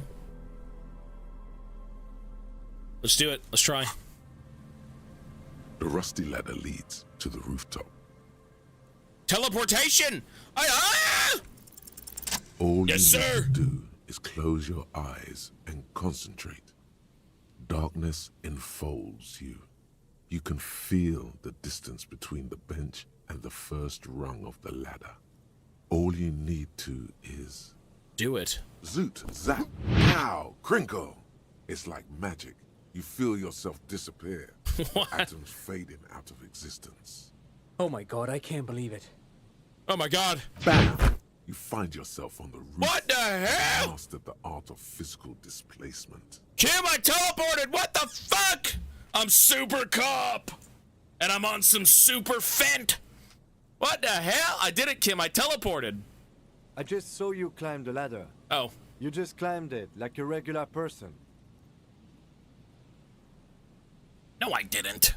The wind at the That's a top lie. of the building starts howling loudly, blowing away the lieutenant's voice. That's bullshit. You hear. Never mind. Find a way to let me in when you get inside. Yes, sir.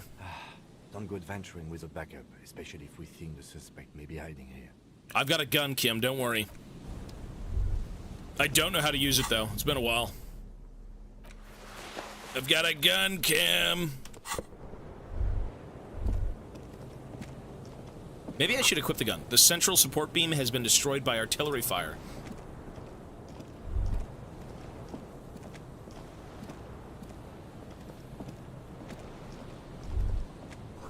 Stones fall, it's a long way down. Oh shit. Ruby's in here. Ruby's in here. Maybe I should save and draw my gun. She is a murderer, after all.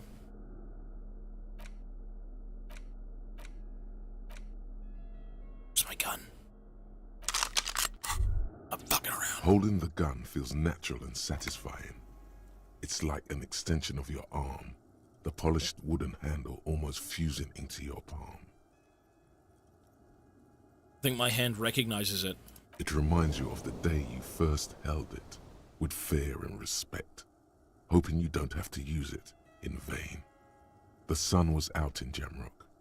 It was so long ago. Sheathe your sidearm, officer. A serious law official, cop by the book, should know to only unholster their service weapon when using it is unavoidable. If you had high rhetoric, it would have said that the cutaway means that the studio didn't have enough budget for the animation. That's fun. There's a lot of things in this game that you don't get to pick up on because it's just all options, but the glass is covered with grime and dust. You can barely see outside. Oh, shit. Martinez 98.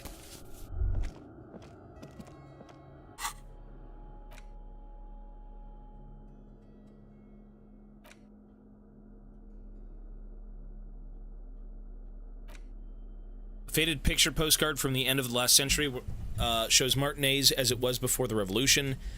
It's the height of summer. Rue de Saint Ghislain is teeming with parasol-wielding close. And wild pine flags buttress the walkway. Nothing is written on the back. These big-ass words. Borgios? Borgiasis? Borgiasissy? I don't... Ah, close enough. I'm a cop. Not a mathematician.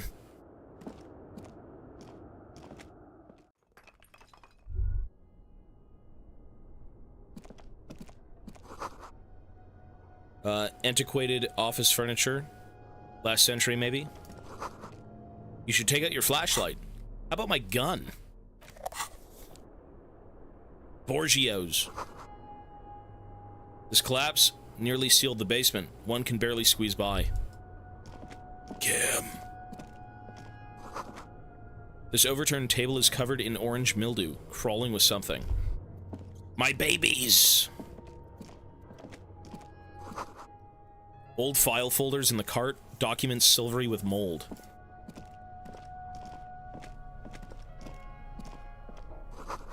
A series of thick, dusty panes of glass. Well, there's a door here for Kim. Yeah. I'm looking for it. It's not upstairs. In the beam of the flashlight, a crevice in the wall. Is there one upstairs? Wait, where's the door to this place? Are we in the basement? Here's the door. There we go. Kim! 2 rusty metal plates that slide apart form a crude door.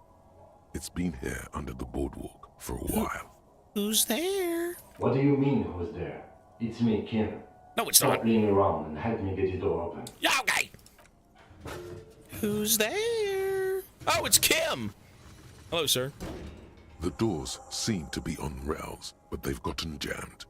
You grab a side and put some strength into prying it open. With the help of your partner, the 2 metal panels slide open with a creak. Huh. I hope no one dangerous heard that. How did you even get there? After you climbed up to the roof, you mean? There's a maintenance entrance under the boardwalk. It's next to a drain pipe, possibly a storm drain. It was easy to miss before. Could have saved me the effort. At least now we have an exit, so let's get going.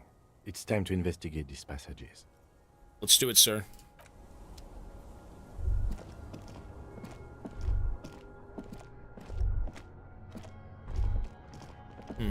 Okay. Money, Kim. This isn't just glass. These are old computation components. These are computer components. Yes, filament memories. From the time when wires were cast in glass, slides with an inlaid nervous system. How'd they do that and why? Hey, Kim, look, old cybernetics. So it is. I think these used to form a single system, slotted in the wall. How'd they do that and why? The how was a closely guarded secret. Something that was locked in safes in human heads across the river where they were manufactured. As to why, your fingers don't know. The why is easy, because they hadn't come up with modern silicon-based systems yet. For vitreous cast filament memories, though, these seem incredibly advanced. So this is all that remains of Feld R&D? The rest of the building seems to have been picked clean. Could this be a part of the Feld payback experiment or playback experiment? These? No. These are old filament memories. I hope you're not expecting to find a device here. You will be disappointed. Sure. What is that, though, Kim? Intericillary.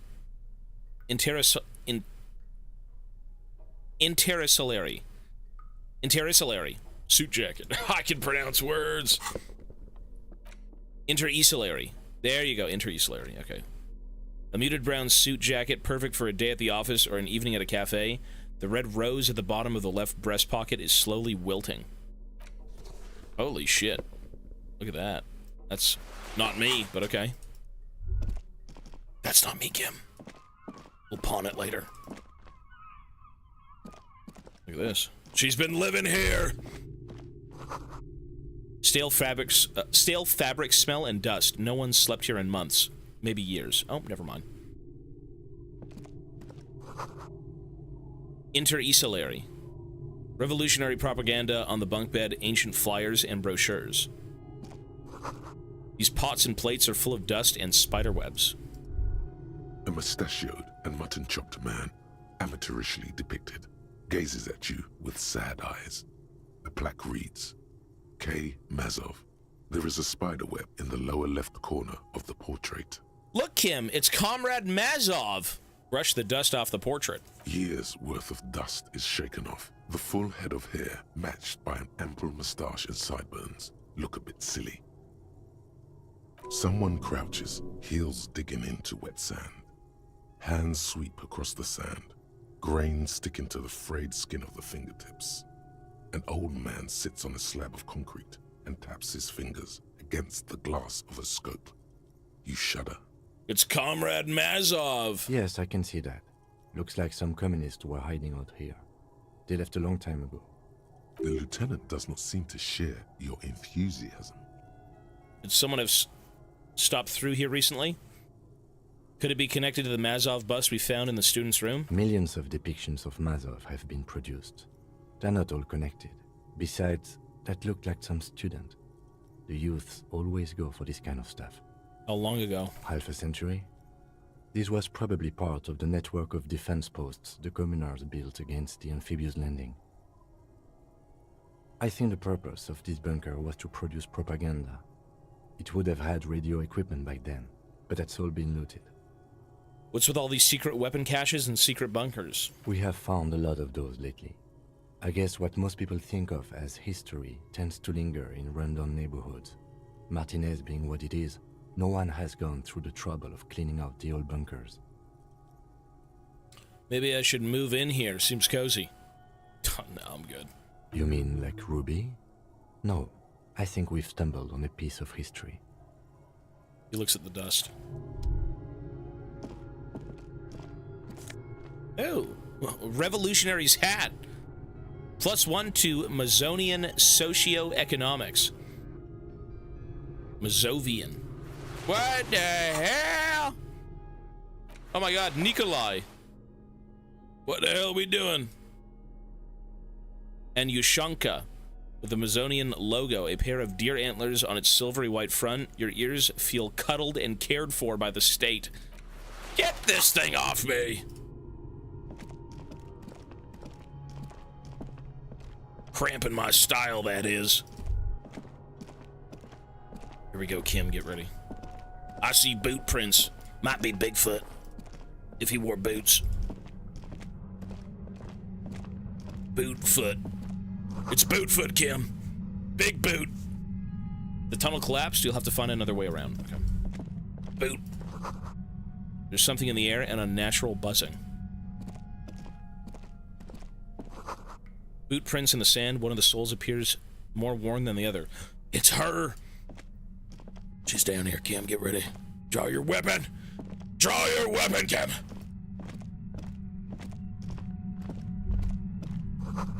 It's getting louder, the buzzing. It is getting louder. What is it? There it is again, like a swarm of hornets buzzing under your scalp. A strange tingling you can almost smell. Lieutenant, do you feel something? No. What do you mean? A pain, a strange tingling. I don't feel it, but we should still be careful. There were footprints back there, and I'm pretty sure they were fresh. You don't feel anything, you sure? No, but you are the sensitive one. I saw them too, footprints with the right sole worn smooth. Looks like our suspect. If she's in here, we need to plan our next step carefully. What do you mean? Once we detain a credible suspect, who knows what the Union and the Wild Pines will do? We'll set in motion events we have no control over. This part of town is a fine clockwork puzzle. Disturb its peace, and it will start breaking down uncontrollably. Keep calm. Go over the whole situation in detail. We still don't know the full extent of Everard's plans. I told Joyce maybe we should see Everard again. We solved the strike deadlock by telling Joyce about the Union's plans. How bad do you think things could get? What do you think is waiting for us there?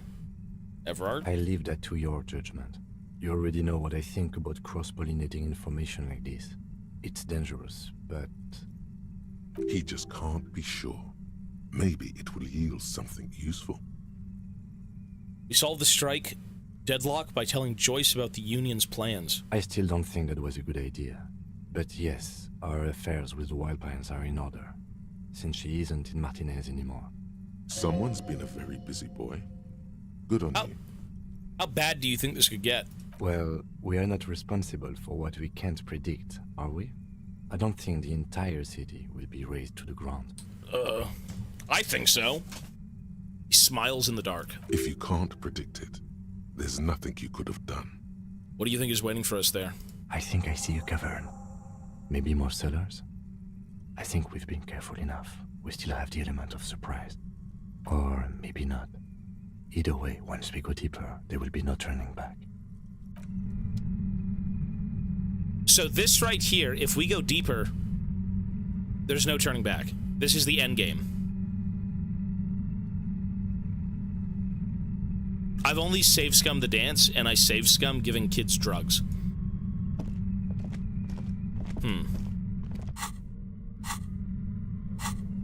Well, there's a few things we could do. I kind of don't want to go do karaoke. Determining where the shot came from genuinely doesn't matter.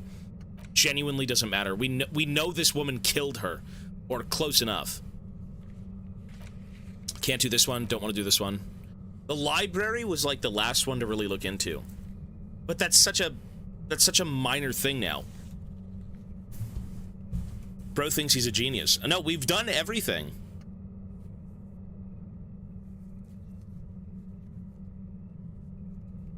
So the body on the boardwalk, does that have anything to do with it, though?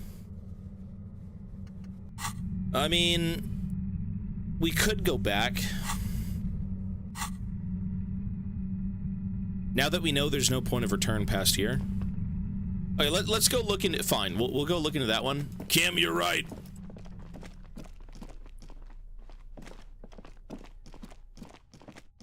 Let's at least do that one.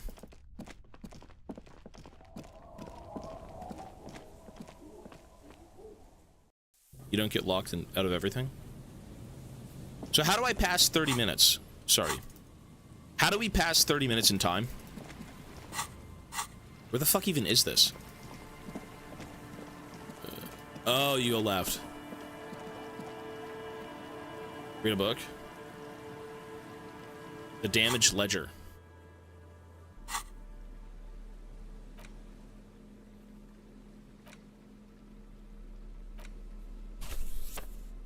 It's the ledger you found in the trash. A cabbage of papers hanging from the board, with the permeables drawer inside. It's barely held together by a clip, then made complete by the faint smell of urinal cleaner. Read a case file. It takes about half an hour to piece one together. Yeah, you're right. Using the system you've devised. Which one do you want? The unsolvable case. AKA Leslie and Burke. AKA the public indecency drunk and the property damage drunk is a cursed case. It has been passed from unsuspecting officer to unsuspecting officer for 10 years. On January 29, the unsolvable case made its way to you. Why you accepted it, it is unclear. Every officer, and indeed most civilians in general, know it's unsolvable. You were so drunk, you didn't remember what it was when you signed on. That, or you were high. Leslie will always take his pants off when he's drunk. Burke will always trash everything. It's just what they do. It is their nature. You cannot change the nature of a man, and you can't lock them away because public indecency and small-scale property damage are not punishable by incarceration. The only way for Leslie to stop flashing his genitals to bypassers and for Burke to stop dismantling signage and rear-view mirrors would be for them to stop drinking alcohol, which in their 40s or 50s, it's hard to tell because of their distorted features, is a medical improbability on par with you ceasing to produce the expression. Couldn't we just keep them off the streets? You would think that, but you're wrong. Where's the fun in exposing your genitals or breaking stuff in your own home? No, Leslie and Burke are on the corner of Main Street and Perdition, because that's where the action is. Proceed. Threatening, fines, dragging them to the station. locking them up in the hellholes they live in, locking them up in the station, hypnotherapy, even trying to get the local gang of Zemyaki to take them out. The Zemyaki gave them ethanol so Burke and Leslie would expose and rampage even harder.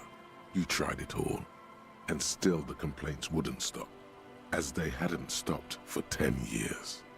It's plain to see from the files that you, Satellite Officer JV, and Special Consultant TH had more important cases to attend to. You uncover cross-reference to several ongoing investigations, each brought to a standstill every time you drive down Main Street. Because there they are, on the corner of Perdition. And what is Leslie doing? Property damage. No, that's Burke. My Leslie's brain is off shtick right now. is My flashing his genitals, brain is remember? off. Sorry. How will you ever solve the unsolvable case if you can't even get that straight? My brain Well, hurts. turns out it's Sorry. pretty simple. The case becomes considerably less comic one day when Burke takes a swing at your ledger. Really? He must have it confused with the property he likes to damage. But the joke's on him. The officer is also drunk. Way more drunk than Burke there. And let's be fair, you also have party eyes. You slam the hardened plastic board in his face, then proceed to beat him unconscious with it. Jesus. In the process, the ledger sustains damage. The compartment within, reserved for permeable documents, That's is why it got jammed, shut. yeah. You stop your assault on the now unconscious Burke to open it, but are unable to do so. The officer began to cry, reports Leslie. Wow. Who, at this point, is tending to Burke. Kill them. They broke it. He came at us, and at us.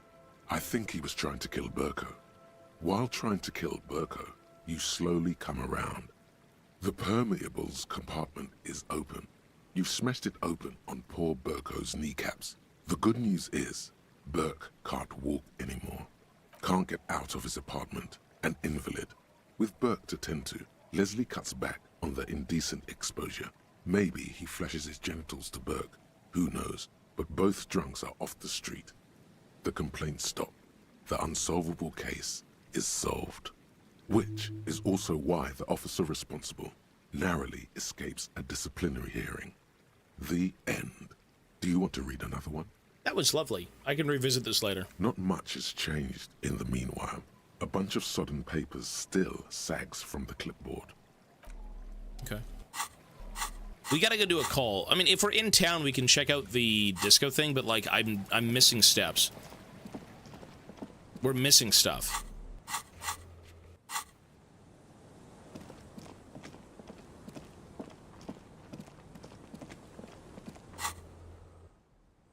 Let me at least make the phone call. Interact with the tape. Oh, this? Tape you found from a shack on the coast. The A side has the smallest church in Saint Saint. Written on it, the B side is supposed to contain the instrumental version. Requires a boombox to play. The porter reel is just what you needed. The reel's attached to the apparatus with a satisfying click. The tape is routed behind the magnetic reader. Okay, press play on the tape. You press the large button marked Commencer, and the tape starts spinning. There's a small delay before the song starts playing.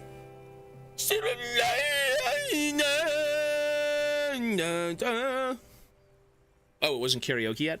Okay. Press your ear against the speaker. It sounds like someone's moving in the room, getting comfortable.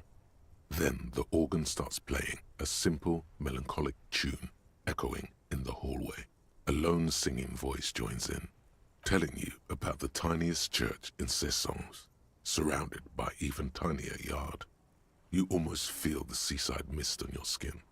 It's mega sad. Mega sad, bro. Fucking A, sad, dude. Within seconds, you know, this is the one. The real shit you've been looking for. This is it. The one you trust your room to. This one tells it like it is. This is your tune. A click, then silence for a bit. Then the tape stops spinning. Could I sing this for karaoke? I think I could sing this. Of course you could sing this. Ooh. You could take sad to a whole new level with this. And you already know the lyrics since you've listened to it like 1,000,000 times. Yup, they're all here. all 3 verses. It's time. And the B-side of the tape contains the instrumental version. It's like the world itself is telling you to do it. Only one obstacle stands on your way. What? Gart. You have to convince Gart to let you sing karaoke in the whirling. After you've won him over, you can express yourself. Let the pain out. Make everyone understand. The lieutenant watches you pack up the boombox. He doesn't say anything.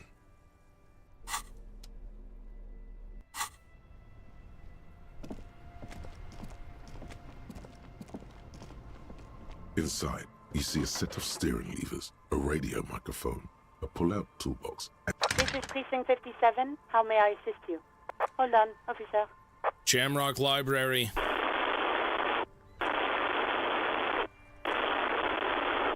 I've got Central Jamrock Public Library on the line, and I've already introduced you to their librarian. Connecting the call in 2, 1. Yes, this is Central Jamrock Public Library here. How can I help you, officer? He sounds worried, yet ready to assist. This is how people get when the police call.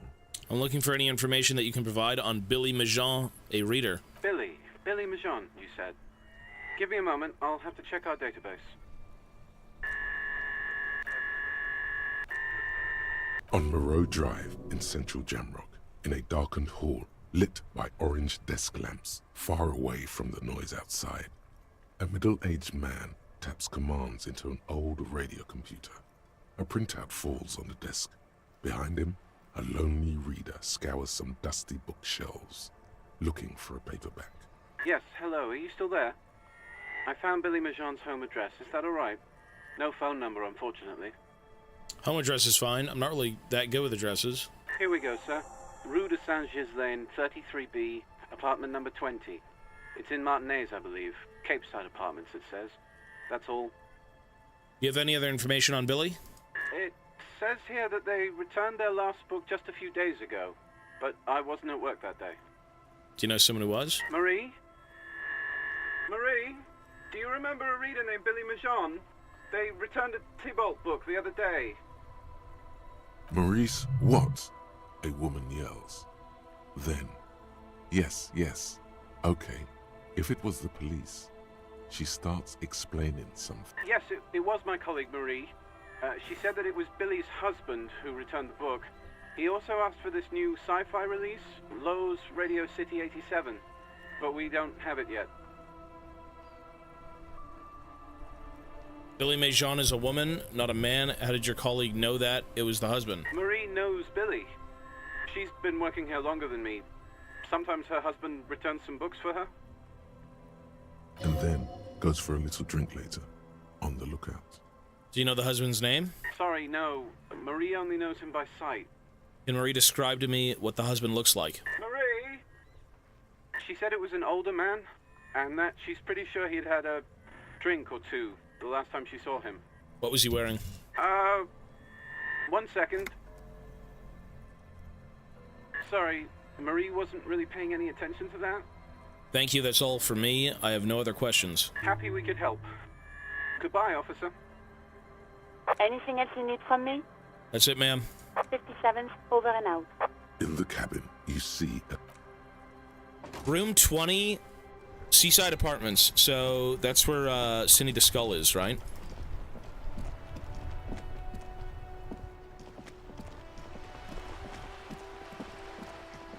Room 20.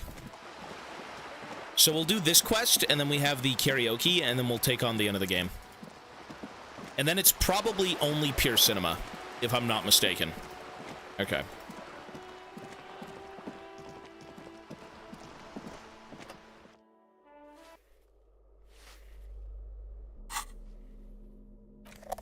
I'm very curious how this game ends. This game is very good. I do like it. 20. Where's 20, bitch? Where's 20? Give me a moment. Oh, sorry. I'm looking for Billy Majan. Do you know where she lives? It's about Victor, isn't it? It's always about Victor with her. You'll find the Majans in apartment 20 upstairs. It's one of those doors on the balcony.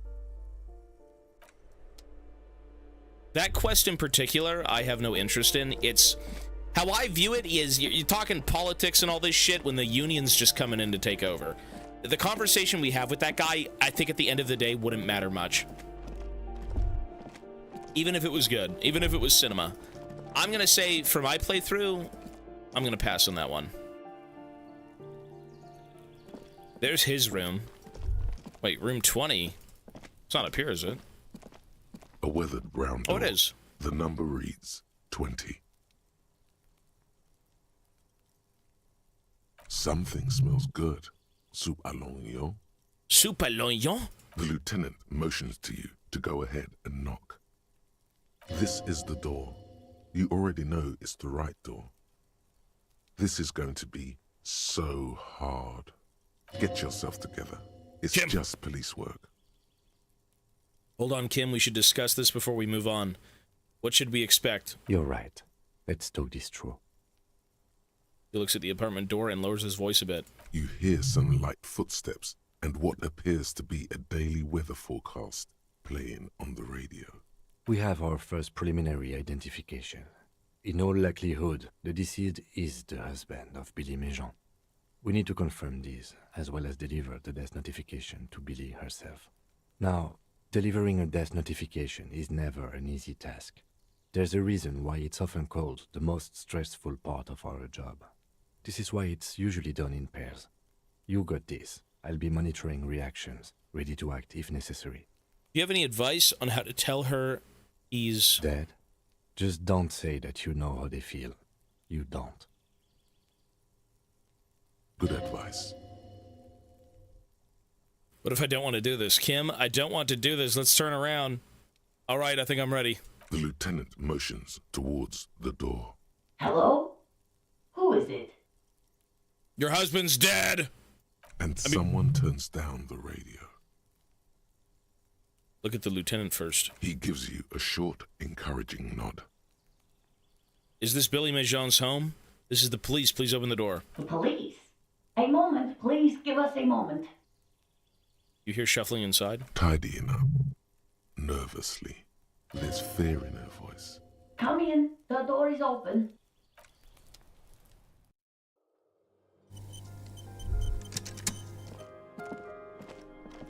It's you from the bookstand. Oh, it's her! Did you come to bring my cockatoo back? Oh my god, it's her. Oh my god, it's the husband that we were talking about. We asked this lady 500 questions regarding her husband, and now he's dead. Did you bring my... I don't think I introduced myself properly. I'm Billy. Would you like something to drink? Tea? Lemonade? We're out of coffee. I'm good, ma'am. The lieutenant has taken off his foggy glasses and is busy cleaning them in his handkerchief for now. You're on your own here. He must feel vulnerable without his glasses. Is this why he's letting you take the lead? Thanks, but I'm alright. Is this about Victor, my husband? Is he in some kind of trouble again? I can come pick him up in the station if that's what. She stops, her face trying to read answers from your face. Keep it together. You don't want your body language to tell her the news. Sorry, I'm rambling. It's just that Victor often gets into all kinds of trouble. So, how can I help you? How about some small talk before you break the news? It's like ripping off a bandage. The least painful way is to do it straight away, without stalling. I think so. I think I'm the same way. I don't think I'd rather beat around the bush. I think I'd just let her know. I don't want to. Ah! Wait, what? But we have to. I don't want to do this. Yes, you do. Force yourself. Slap yourself. Slap your cheek. Stupid, stupid, just say it. Say what? She looks oh. Officer. Too late. You ruined it. Just fuck! Say it now. Your husband's dead. Excuse me? What? What did you say? Let me just pop a pill. Your husband's dead, ma'am. She's in pain. She's in so much pain. And so are you. Your chest is burning. We are very sorry to inform you, but your husband, Victor Méjean, was found dead this morning on the Martinez boardwalk. God. Oh. She touches her cheek, eyes pale like pearls in seawater. Oh. But he was just... There are 2 cigarette butts still in the ashtray. He was just here, alive. I understand that this comes as a huge shock. I want you to know that me and my partner are here for you if you have any questions. We are very sorry for your loss, ma'am. What happened to him? Tell me. He fell and smashed his head against the bench. He drank himself to death. Trust me, ma'am, you don't want to know. I don't think he tripped and smashed his head against the bench. He drank himself to death. And you just found him there? Lying in the cold? I mean, he did drink himself to death, though. And then he smashed his head on the bench. It's a 2-parter! How long had he been there? It's hard to say. Well, I thought I'd have another option to say that. Yeah, technically I'm not wrong. But what killed him, though? The drinking or the tripping? He drank himself to death and then smashed his head on a bench. It's both. The tripping, it's both. It's both. The kebab. How long has he been there? It's hard to say. For a few days at least. Was it a few days? It was like 2 days, right? She doesn't reply. Her eyes well up with tears as she struggles to keep it together. You hear the clock ticking in the children's room. Is there anyone we could call for you? A friend, a family member, someone who could be here for you? No. I just need to tell my girls. It burns like acid. God, should I call them? Should I tell them to come home? Smack your lips. What? Look away. Yes. All right. I'll call them. She can't take much more. Her stomach is churning. Soon, she will have to go to the bathroom and scream. Just tell me, what do I need to do next? Where is he? Can I see him? Didn't we take the body away? I don't know where they go. He's still there on the boardwalk. He's in the morgue. He's in the morgue now, right? He's not on the fucking boardwalk. He's gone. And who should I contact? He was taken to the city morgue. The local coroner will be contacting you shortly to arrange the funeral. Here's his number, in case you want to contact him earlier. Is there anything else that the RCM could do for you? No, I'll call you if something comes up. I'm still a bit... She rubs her face blotchy and numb. Sorry I couldn't do this. I have a brain condition. Tap on your head. All right, that's it then. Again, if there's anything we could do for you, then don't hesitate to call the RCM, ma'am. She just nods, distant and inconsolable. The bed springs rattle beneath her as she begins to shake. These are her last reserves of strength. Her muscles will give in soon to a scream. I'll take it from here. Thank you. She points at the front door, breathing fast now, holding herself back. We should step outside and talk. Set the library card by her and leave the room.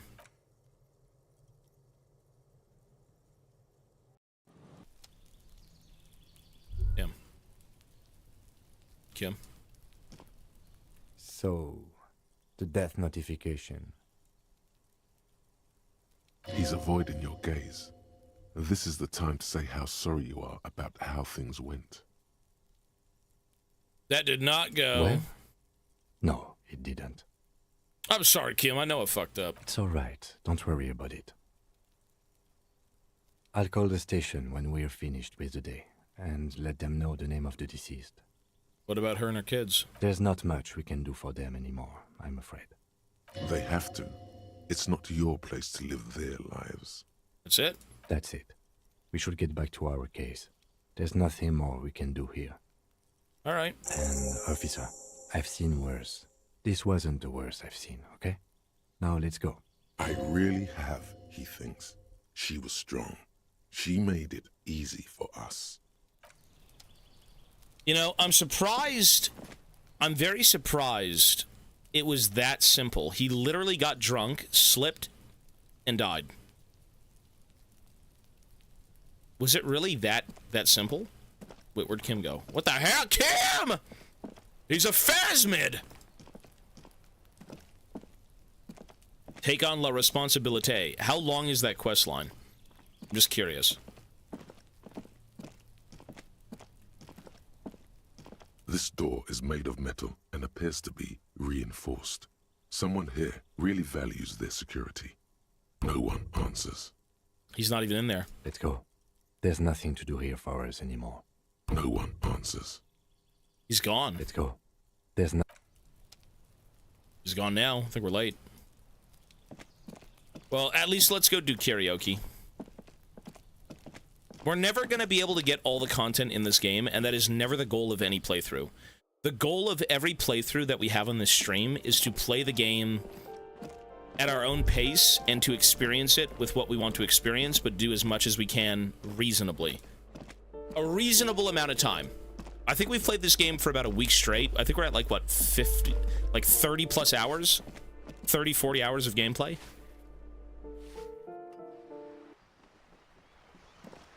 Yeah.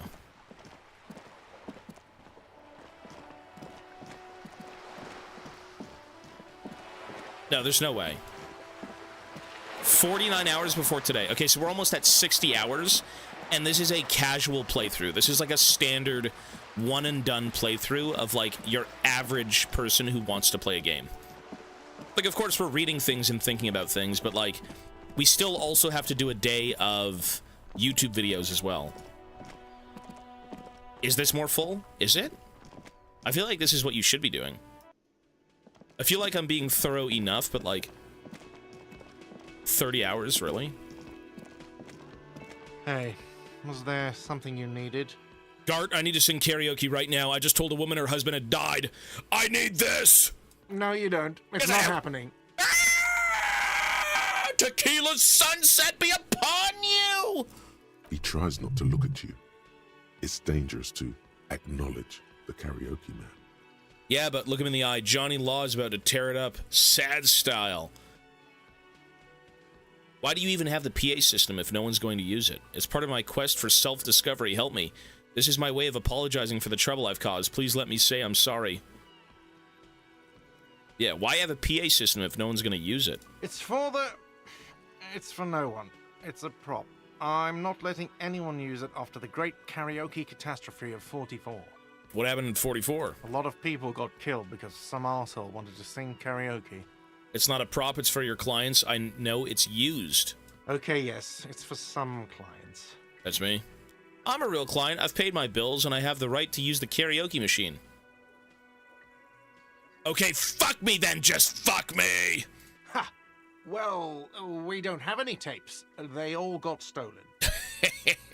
I got one right here, son! It's alright, I have my own song with me. Give him the tape for Smallest Church in Saint-Saëns. The man in the vest and the violet shirt stares at the tape you've just given him. He begins to frown. He can't say no. Fine, fine. Climb on that stage and do your thing. Yes, sir! Get out of my hair. I'll plug it in for you. Damn this karaoke machine. He's such an easygoing guy. Look at that. I'm having it uninstalled, he mumbles to himself. Oh yeah, time to do the damage. Save.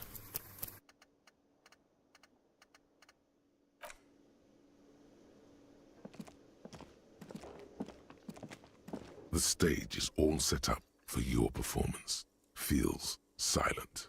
You can hear the pellets creak under your feet. I like how Kim is the only person listening. So, are you ready for your thing now? Let me know when I should turn on the karaoke carousel. Drama. I need some drama. Is that enough for you boys in the audience? I'm getting my fuck on! Sorry, folks. I've been drinking quite a bit. Or maybe I haven't. I'm a good man. I'm an officer! Some drama. We need some oh! Kinky! Drama? Drama? I'm ready to sing karaoke. I've been waiting for this. Gart.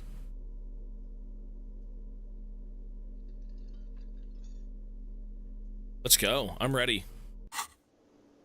The stage is all set up for your performance. Feels silent. You can hear the pellets creak under your feet. You feel a little dizzy, a little unsteady suddenly. So, are you ready for your thing now? Let me know when I should turn on the karaoke carousel. Look, Kim, I'm gonna sing karaoke. Take a look. I can see that.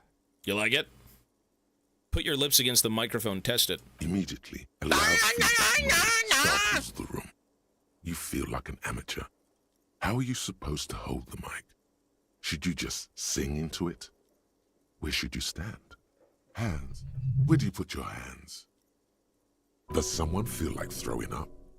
I do. A little. Look around the room first. It's still early here. Faint daylight is seeping into the dining hall. All the tables have been wiped pristine clean for the customers to come. Someone's making coffee in the kitchen, but aside from that, no one's really around yet. It would be a much better idea to perform in the evening, no?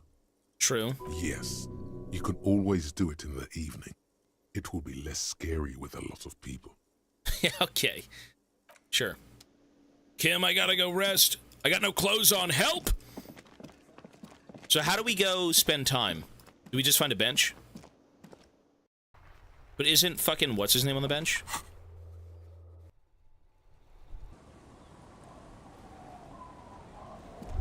There should be a rest spot up here. Sorry, Kim, I know this is embarrassing.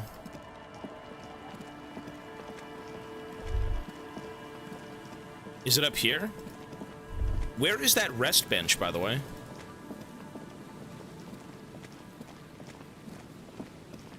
Oh, you can't rest with Kim. Right. You can't do it, though, because Kim's here. So what do? How do you sing karaoke at night if you have to make it through the day? You have to read everything?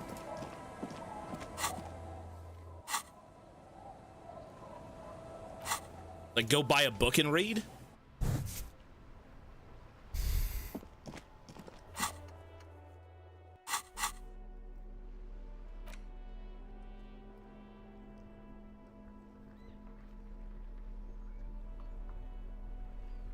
Play a board game? Kim, we gotta go buy a board game.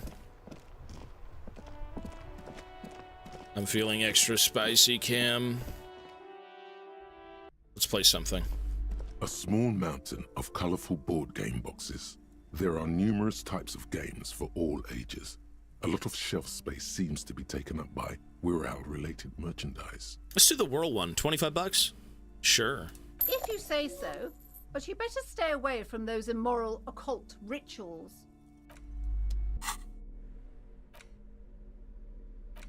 A high external fantastique populaire board game illustrated with bucolic vistas and featuring odd-looking humanoid creatures. It's the 3rd edition Mega Setting Supplements module and can't be played without the main game. Large letters on the front form a title. Wirral. Where's that? The colorful box is illustrated with bucolic vistas. The cover art also features odd-looking humanoids. Some short, some taller, some with pointy ears, others with ephemeral wings. Examine the box. Text underneath the title in smaller typeface reads, 3rd edition, Mega Setting Supplements module. The side panel adds, a sword and sorcery adventure board game with new maps and miniatures. Check the box. Mysterious things rattle inside. What could they be? Dice? Plastic miniatures? A fantastical alternate world full of magic and wonder? I like how this guy pronounces miniatures. If you were some posh British person, you would call them styrene miniatures. The box contains 5 highly detailed miniatures.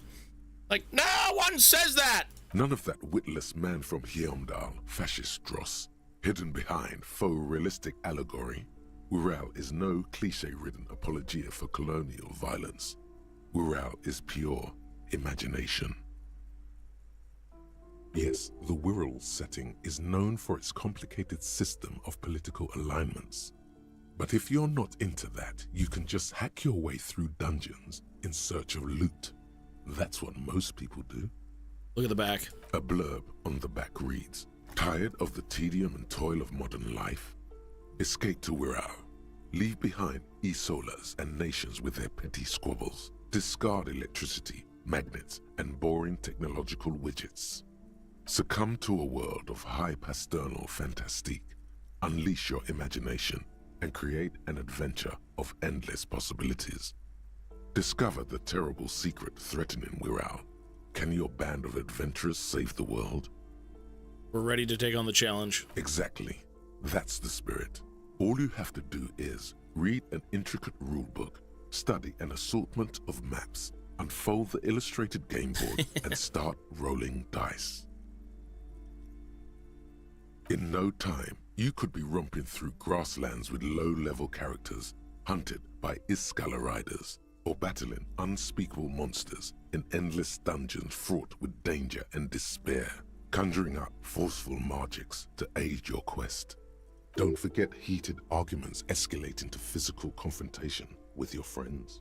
And beer, lots of beer. And most importantly, never forget to rage quit if the dice don't go your way. Open the box. You pry open the box. Inside, you find a folded up map, a small booklet, a 24-sided die, and a little plastic figurine. Look at the map. A reprint of a crude hand-drawn map. The top left corner reads, "Lands of Wirral." The map features both small villages and mid-sized towns with odd names, in addition to meadows, forests, hills, lakes, and seas, also with odd names. It doesn't seem to correspond with anything you've seen thus far. It's not a very helpful map. Booklet? A quick guide to the magical races of Wirral. Create your own hero, choosing from any of these completely unique and fantastical backgrounds. The options are in order of importance: the Welkin, the Tweog, the humans, the fairy folk, and the pygmies. You gotta go the Dweorg. Read about the Welkins. The Welkin, tall, lithe, and graceful, with long flowing hair and pointy ears. They're known for being powerful magic users, but can also hold their own in a brawn-driven fight. Oh, elves! The Welkin come with a variety of exciting sub-races. High Welkin, Forest Welkin, Lake Welkin, and Snow Welkin. But if you're not feeling experimental, a basic Welkin will always do. Let's do the dwarves. A grand race of industrious mountain The people. Dowie! They're short, stout, and muscular. Cool. And enjoy digging for gold and other precious minerals. They're also well versed in the art of combat, where they prefer to use axes and hammers. The Tweog also come in a few different sub-races: Hill Tweog, Shield Tweog, and Dark Tweog. Humans? They're just humans. What else is there to tell? They're average in all stats, and jacks of all trades. Fairy folk. A very small race of flying people, known for being mischievous, full of trickery. They often lure people into their magical traps. There are no sub-races for the fairies. The least popular of the Wirral races, the pygmies, are short, rotund, and dim-witted. Pygmies live in small villages made of shoddy wooden dwellings. They spend most of their days tilling the earth and smoking their pipes. There are no sub-races for the pygmies. Dice. It's made from some sort of wood and has been decorated with peculiar plant motifs. You don't know much about dice, but this one looks pretty damn fancy. Take the dice. You place the die into your pocket. It's always good to have luck on your side. What about the figure? You see a man in ragged clothes, wearing a lopsided hat and wielding some sort of a firearm. Huh, interesting. A communard. A what? A communard. One of the leftist revolutionaries in the anti-centennial revolution. What's so interesting about that? The figurine is not a part of the real game setting. I guess someone misplaced it during the packaging process. Does this mean we can't play? I have a feeling the figurines are more there to set the scene than anything else. Take the figurine. You pick the figurine up by the base to meet your gaze. The little plastic man stares back at you, his face contorted into a disturbing shout. Then you pocket it. Wait, so we bought a game for $25, opened it, took the dice and the figure, and didn't even play? A colorful box with the title, Wirral, in bold letters. Although it is a supplement. It's a supplement. We have to have the main game, but like, how the fuck are we even going to learn that? That didn't do anything for us, by the way. So how do you pass time in this game, then? That really didn't do anything. Like, we got to pass 6 hours. 6 hours. Reading. Well, let's read the Heimdall. The display rack is brimming with worn paperbacks. This is entirely, completely you. You have found the right books. Let's do the one with the devil woman. It is a bestseller for a reason. Okay. Let's see. Devil woman. The frontispiece of this old paperback features a muscle man in chains kneeling before a salacious-looking woman on a regal seat. A bonfire lies between the throne and the man, casting shadows on the wall, and the shadow of the vixen's headdress looks like a pair of demonic horns. The edges of the pages are worn and smudged. A lot of people have read about the devil woman's altercations with the Heimdall man. Back cover. The jacket copy proclaims, "Man from Heimdall returns in his most exciting adventure yet. After crashing into a strange jungle, cannibalistic natives abduct his only surviving comrade, Noble Tyribald.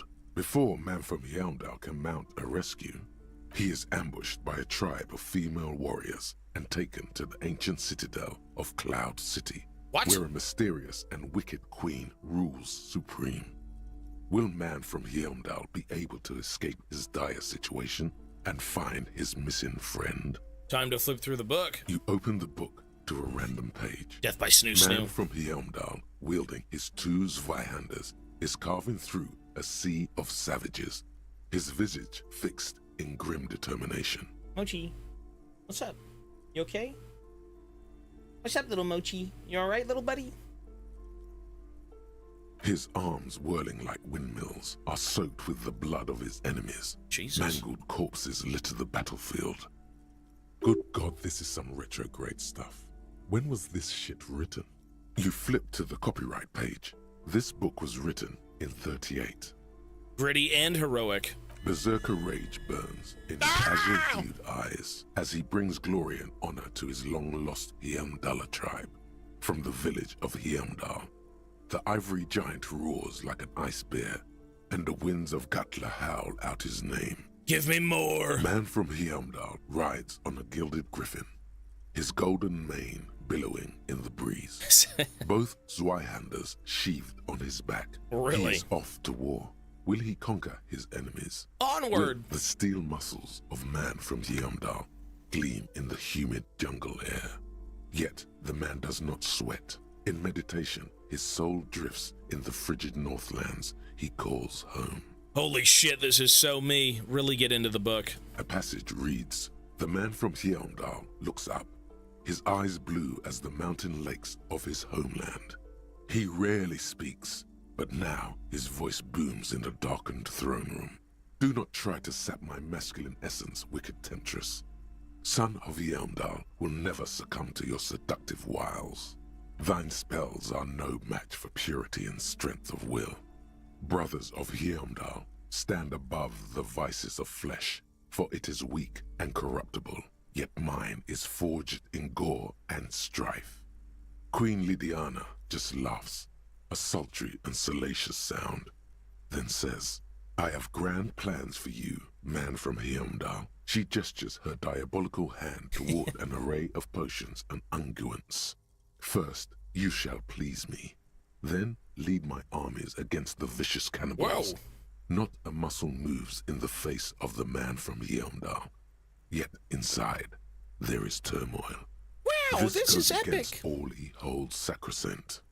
I kept hoping it would be better, but this writing is terrible and repetitive. Wow, this is epic! In the final pages, man from Hyundai mounts Galavarin, his mighty griffin, and turns his gaze to the horizon. Queen Lydiana is dead, but an army of cannibals is storming the gates, and still there's no word of trusty Tyribald.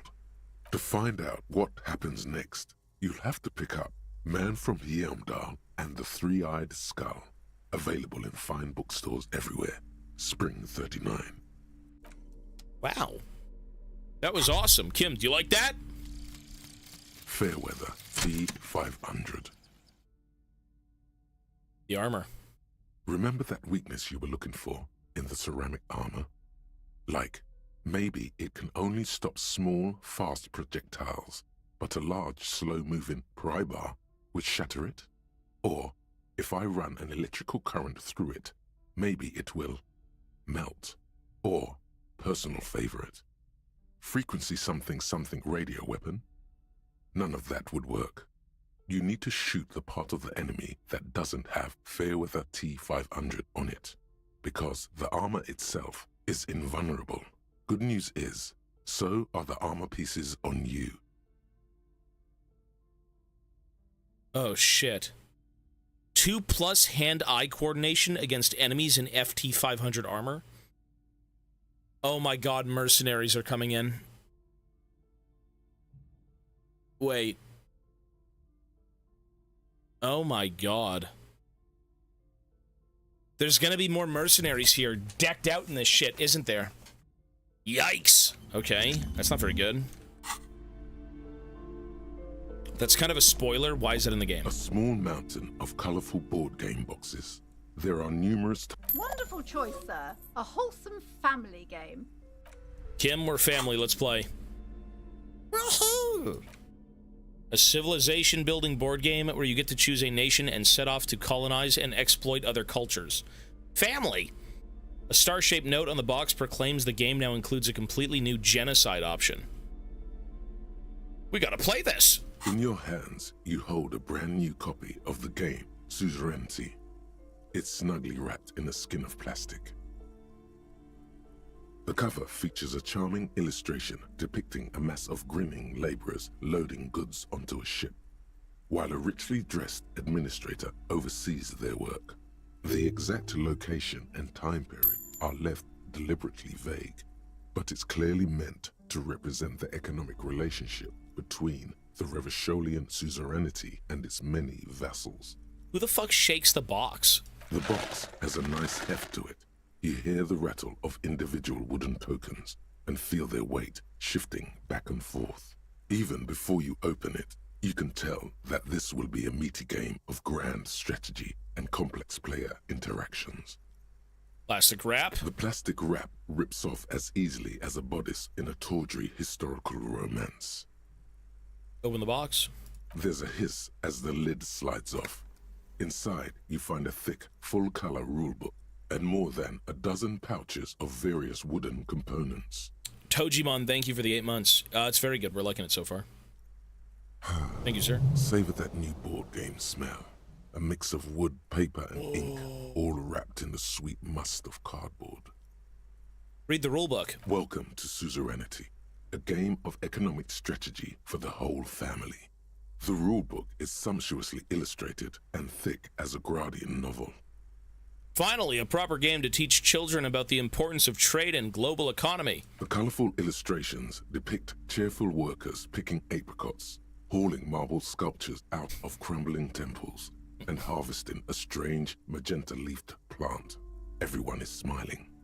You begin to suspect there may be a political agenda to this so-called family game.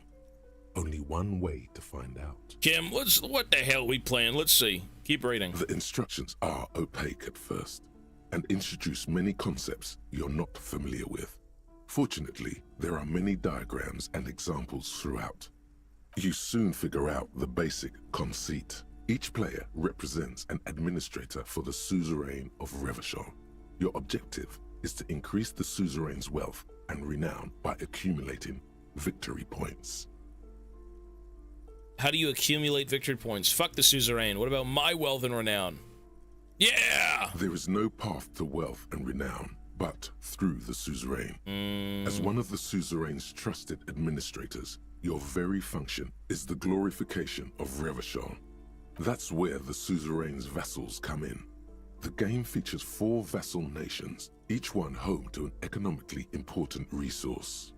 Each turn, the player collects resources from vassals where they've placed workers. They may then rearrange their workers, fulfill contracts for coin and bonuses, or build structures back in Revachol. This does sound like a kid's game. Boring, boring, boring. Tear up this rulebook and commit some old-school atrocities. How is the winner determined? The actual scoring system appears infinitely complex, with a series of tables and appendices required to compute each player's final victory point total. You skip that part for now. Examine the components. You open up a number of pouches containing wooden tokens. There are also several punch boards with other cardboard components that will need to be punched out before you can play. Punch out the cardboard pieces one by one. Each cardboard token makes a satisfying as you pop it out. Soon, a neat pile of cardboard coins and counters has accumulated before you. Okay. What? You're not going to offer to let me punch any of them out? Oh! Sorry! Check out the wooden tokens. In addition to the worker and building tokens used by each player, there are also several piles of colorful resource tokens, each representing one of the game's 4 principal resources. From the Empire of Safre, orange apricot tokens. From Ilmarat, the ancestral name of Ilmara, gray marble block tokens. From the Seminine Islands, white sacks of sugar tokens. And from Supra Muindi and Sarah Maritza, magenta tokens for unprocessed cocaine leaves. Jeez. Oh, those are nice. Put the components away. You hold the open game box before you. Kim, you want to play? The lieutenant looks over the rulebook before he sees something that makes his eyes go wide. What is it? Holy shit. The average playing time for this game is 1 to 6 hours. Holy shit, we're playing it for 6 hours. I'm not sure we can afford to set aside that kind of time. Yes, we can. Come on. Suggestion? 58%? Let's do it, buddy. What is detective work Sir. if not an elaborate game? You need logical inference, attention to detail, the ability to analyze your opponent's motives. We gotta play this game. Cinnamon, hello, ma'am. Still 1 hour short. Does it matter, time frame? Come on, it might help us think of more creative solutions to the case. I do feel like my thinking has become somewhat rigid. Maybe a little diversion to keep the mind limber is just what's in order. See? He's doing the hard work himself. All he needed was a little nudge. Alright, you've convinced me. How do we play? I read the rules already, I'll show you. I don't know, just wing it. You explain the basic setup procedures to the lieutenant, who seems to be a quick study. You each take your bag of tokens and counters and unfold the board between you. In the center is the crown of Revachol. Radiating outward are her colorful vessels, each one supplying some raw material desired by the suzerain. Apricots from Safre, archaeological treasures from Ilmarat, sugars from the Seminine Islands, and magenta cocaine from Supra Muindi and Sarah Maritza. There's also a neat little log to keep track of your progress, in case you need to put the game away and return to it later. Never! The lieutenant goes first. He draws a contract card and moves several of his workers to the Safre territory of the board, and the others to the Seminine Islands. Fun for the whole family, right, Kim? Alright, detective. Your turn. Playing board games on company time. Well, we're getting there. No, hey, you're good, ma'am. But we're okay. Hey, days are long. Today's Saturday. It should be fun. Today is Saturday. Everyone needs to have fun on a Saturday. It's true. We're actually, I mean, we're near the end of this game, and this game's fun. So I'm having fun. You have a few options available to you.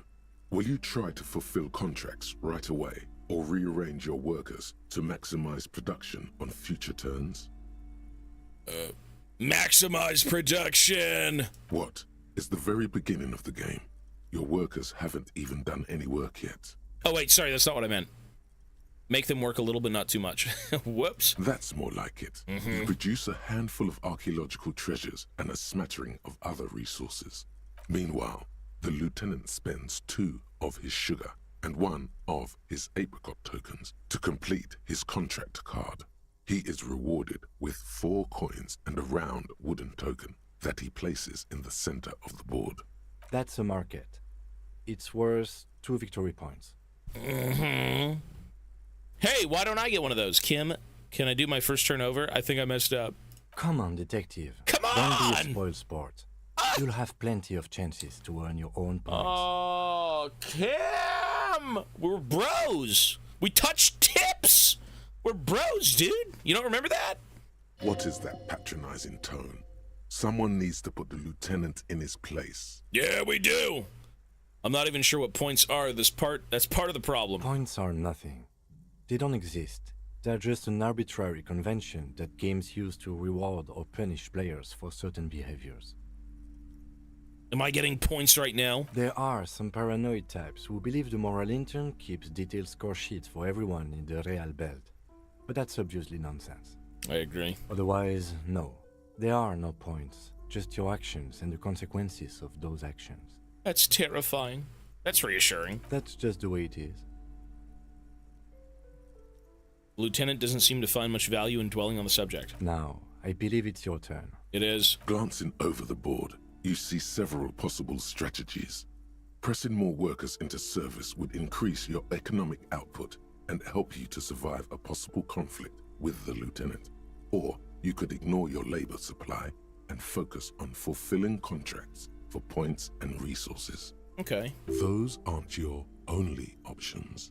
You could also show your workers how much you appreciate them by investing some of that wealth in them. After all, they're the ones producing wealth for the suzerain. Okay, 3 grains of rice and an eraser. That's all they need. Well, sure, you can do that. It's just not a terribly effective strategy, but then it's up to you. Kim, what should I do? Invest in your existing workers, press more workers into service. Yeah! Using your powers of persuasion, you convince more workers to join Money! your cause. Kim, you ever play Red Dead? You know, Dutch? After several turns, your worker tokens greatly outnumber the lieutenants. A vast army of expendable labor is at your command. Gaze on your workers like a harsh but proud deity. Yes, take pity on their miserable lives. Yes, that is me. Too bad investing in your workers just isn't worth many points. What do you mean? Take a look at the scoring tables in the back. Lieutenant turns to one of the appendices you skipped over earlier. You see in Table 8C that investing in territorial infrastructure multiplies your final victory point total by 1, which is to say not at all. Whereas erecting monuments in Revachol gives you a multiplier of 5. I'm good at erecting, Kim. I'm very good. So you're saying the values of the ruling class are completely divorced from the well-being of the people who generate their wealth? So you're saying I should treat my workers like disposable labor instead? You're saying I fucked up? Yes, precisely. Fuck! Nonsense. Remember what the lieutenant said? If points are arbitrary, who cares about winning? You should reject their system and just play how you want. True. Now it's the lieutenant's turn to respond. He moves aggressively onto the Safre territory. Soon, his workers are producing a steady supply of extremely valuable apricots. I want them fruit. How can you let the lieutenant dominate you like that? You need to hit back, and hard. For several turns, you struggle to respond to the lieutenant's burgeoning apricot empire. No. Eventually, you relocate the majority of your workers to Supremawindi and Saramaritsa, where they begin producing a bumper crop of cocaine tokens. That's awesome. Nemver, thank you for the 4 months, man. Appreciate it. Thank you. You draw a new contract card. According to the text, there's an aristocrat willing to trade a large supply of cocaine for a number of coins and access to a rare bonus. Amplified music worth 7 victory points. 7 victory points. Kim, victory at all costs. Oh yeah, baby.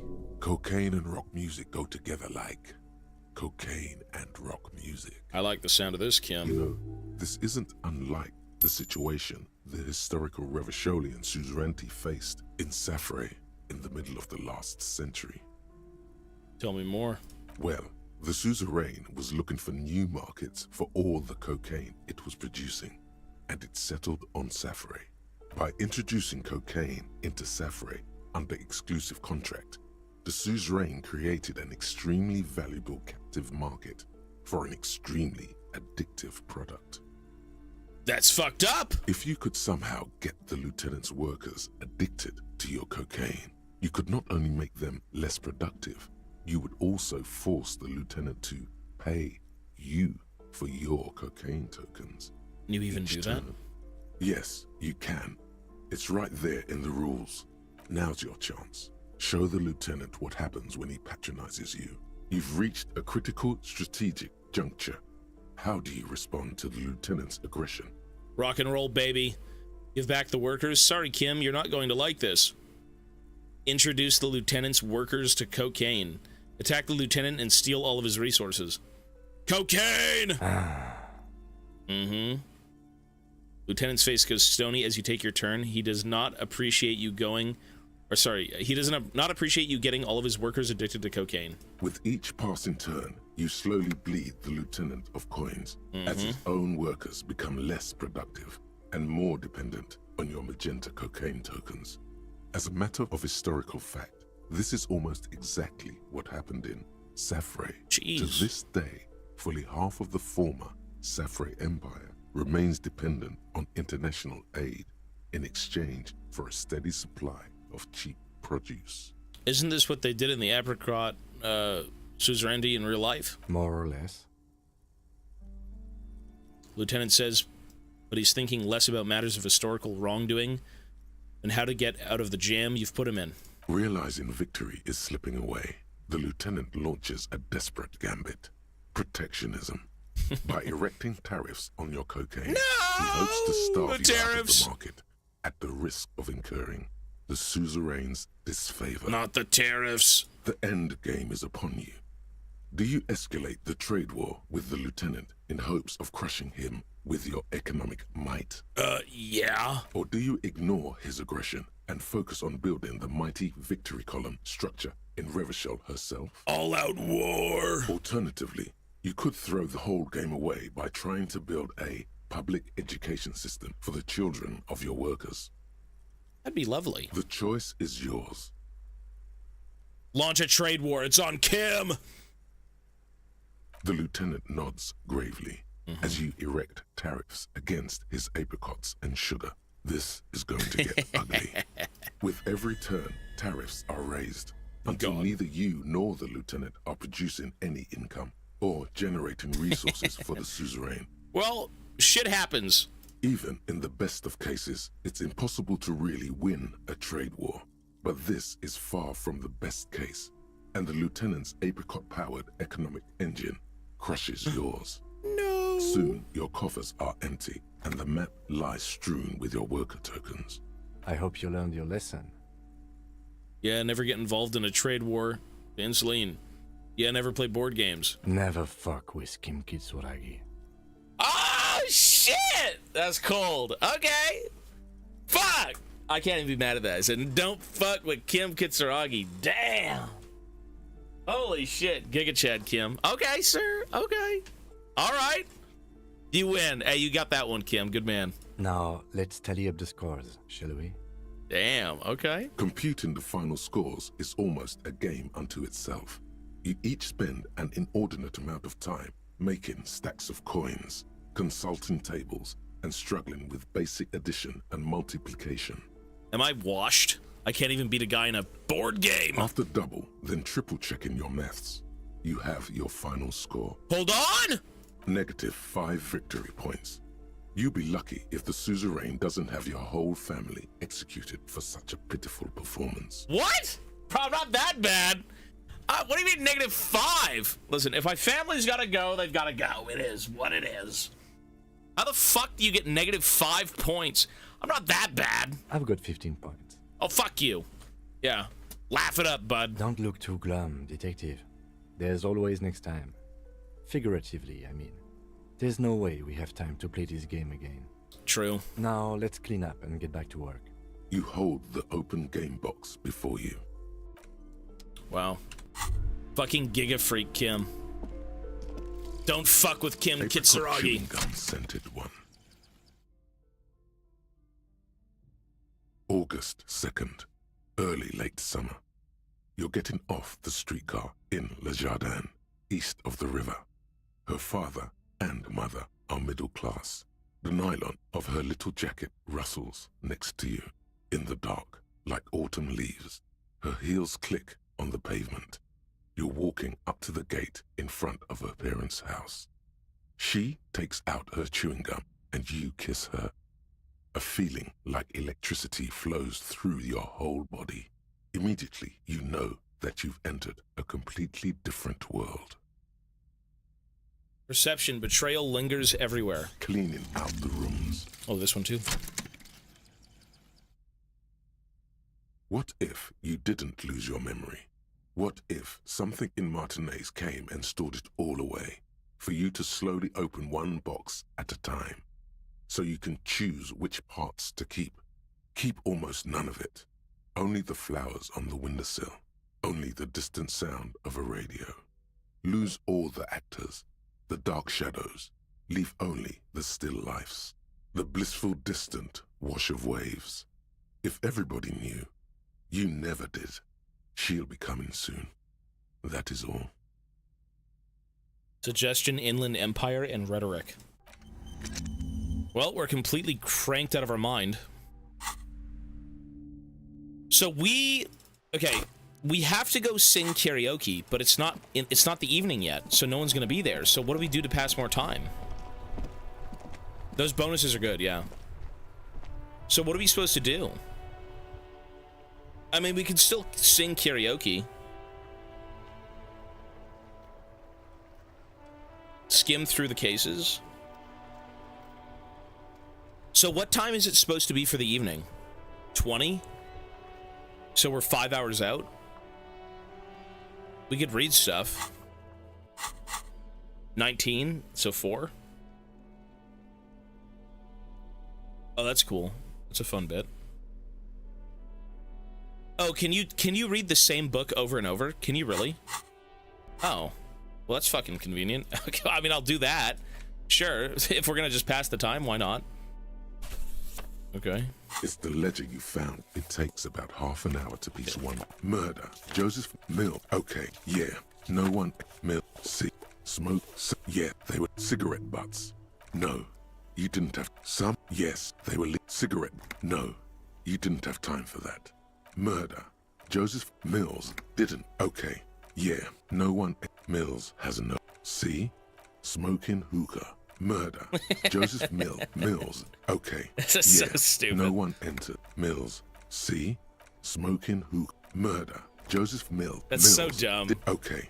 Yeah. No one entered. Mills. See? Smoking hookah. Murder. Joseph Mills. Okay. So the case is. Yeah. No one entered. Mills. See? Smoking hookah. Murder. Joseph Mills didn't. Okay. Yeah. No one entered. Mills. See? Smoking hookah. Not much is... Okay, well that was actually pretty fast. Okay, that's a good trick. There should be a wait button, to be honest, but that is a good trick. All right, we're here. Kim! It's time for Tequila Sunset. Here we go, karaoke, baby. Woohoo! Get down there, Kim! The stage is all set up for your performance. Feels silent. You can hear the pellets creak under your feet. Oh, I should save. You feel a little dizzy, a little unsteady suddenly. So, are you ready for your thing now? Let me know when... Yeah, one sec. The state, So, are you ready for your thing now? Let's go! Let me know when I should turn on the karaoke Oh, fuck, carousel. this is a red check. Wait, this is a red check. You have to get this.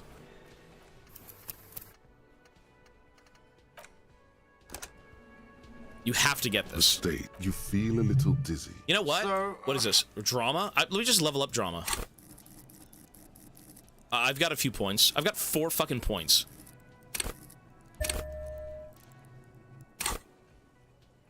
$83. The air There we go. is thick with anticipation. The air is thick with anticipation. Someone dims the lights as the music starts. Okay, here we go.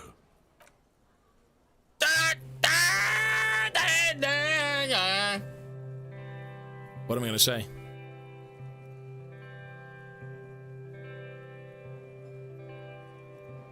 What do I sound like? I would often go there. Is that my to the tiny church there? God. The smallest church in San. Though it once was larger. I don't think that's my real voice. That's my yeah, I don't think it is. Is that? So the real may rest there. Down through the mist there. Toward the Seven Sisters. Toward those pale cliffs there. I would often stay there. In that tiny yard there. I have been so glad here. Looking forward to the past here. But now, you are all alone. None of this matters. No, none of this matters at all. That was pretty doom and gloom.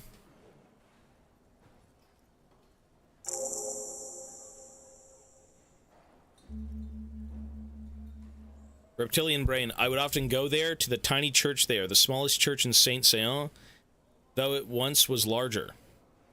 How the rill may rest there, down through the mist there, towards the Seven Sisters, towards those pale cliffs there.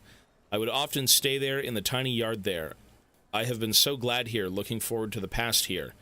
But now you are alone, none of this matters at all. A lazy applause fills the room.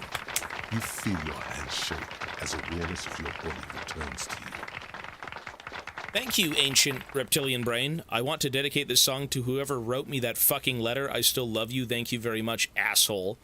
I'd like to dedicate this song to my partner, Kim Kitsuragi. I'd like to dedicate this song to Gart for letting me sing it. It's all shit, Gart. I'd like to dedicate this song to the pale, the nothing that will devour the world. I'd like to dedicate this song to the RCM. Please don't fire me. I don't want to dedicate this song to anyone. I performed it for myself. Kim!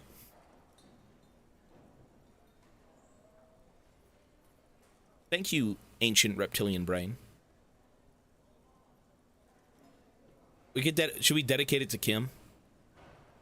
You're a good man, Kim! The lieutenant doesn't say anything, but gives you a quick smile before turning away. Yes, sir, brother. He's incapable of blushing, but if he weren't,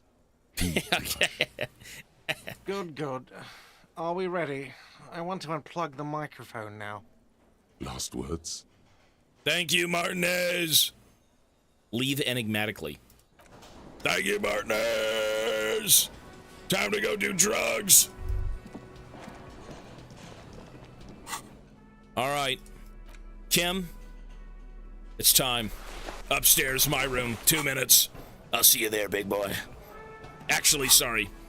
We have a case to do. Never mind. Maybe later. Well, we've got some shit to do. Get on the gear and let's get going.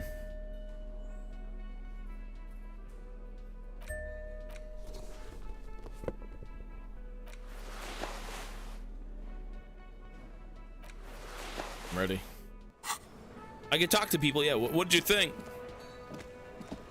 Ah, smallest church in Saint-Saëns, right? You like it? The church is actually my past. It's my life. I fucking rocked that shit. It was alright. Subdued. I might start letting people up there again. You should. Now, what can I do for you? That's it, sir.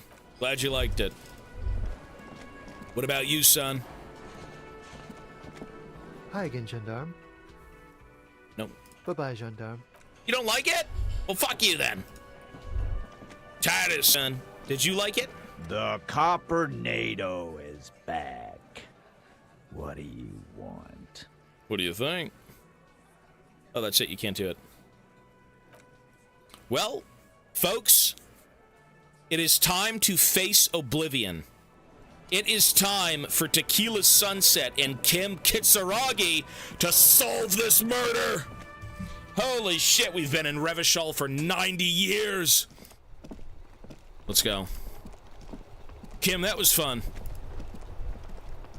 We've got some unfinished business to attend to, though, sir. What do you think? She's gonna be there? Let's go see. All right, things... I don't even know what to expect. The ledger. We should do the ledger, yeah. You look more professional.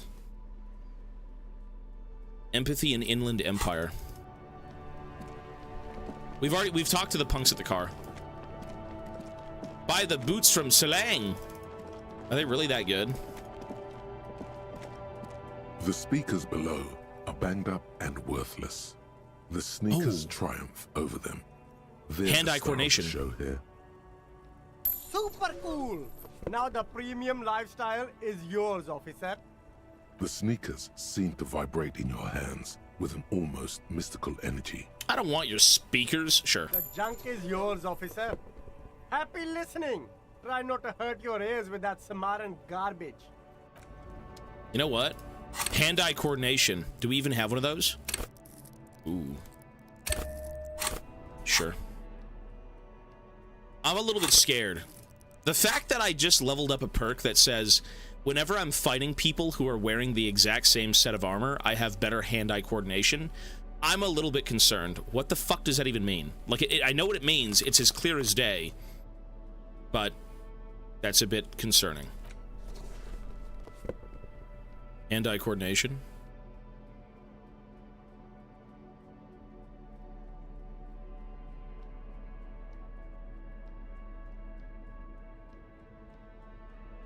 Let's go.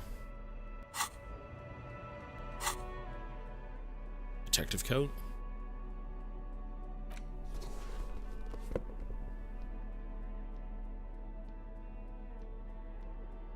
Man, I'm too boss like this though. Look at that. That to me is Harrier Dubois. Can I level it again? Sure. The brown detective coat.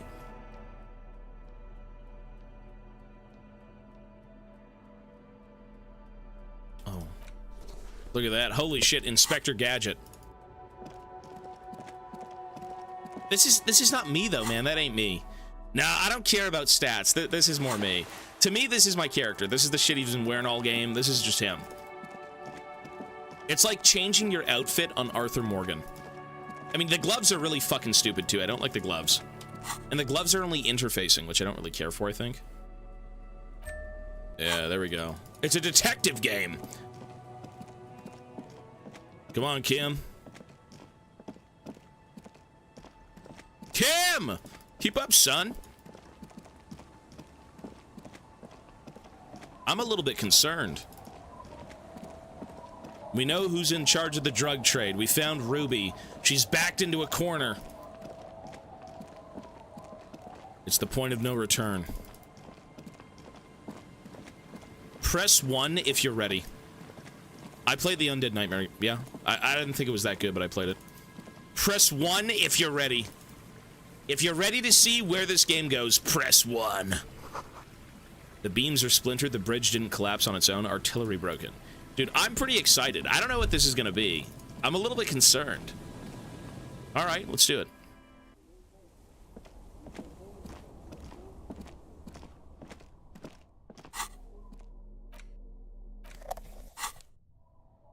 You know what? Get this shit on my hands.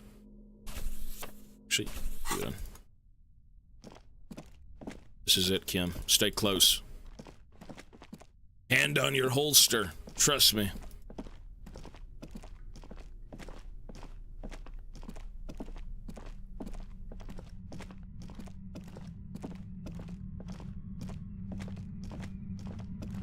Save here very quickly. Let's go. All right, here it is. Ruby.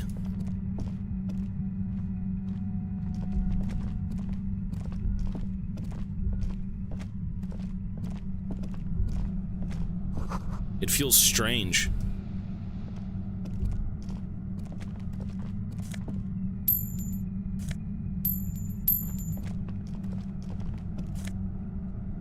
Composure and shivers. A concrete pipe buried in sand and dust. Suddenly, your entire body is paralyzed. What the fuck? A gush of white noise fills your skull. A strange pain, like you've never felt. What the before. fuck? It's the pail! Static. You hear a woman's voice. What is this? It's like 1,000 radio stations are being blasted into your head all at once. But her words are the only ones you can make out. What the fuck even is this? I know you're feeling pretty uncomfortable right now. Yeah, I am. Don't move too much or fight it. That'll just make it worse. Okay. Can't say it's a pleasure, officer. I was really hoping not to make your acquaintance. But here we are. The voice coming through the whirlwind of pain is not malicious. She doesn't want to hurt you, but she has to. Doesn't wish to hurt you, not according to your ear canals. Wait, no, not even your ear canals. This is going directly into your neural. Cover your ears, Kim! Nobody. That's not done. You can't shield yourself from this. It's an entirely new type of experience. Way worse than all the previous ones. Don't focus on the pain. Focus on doing your job.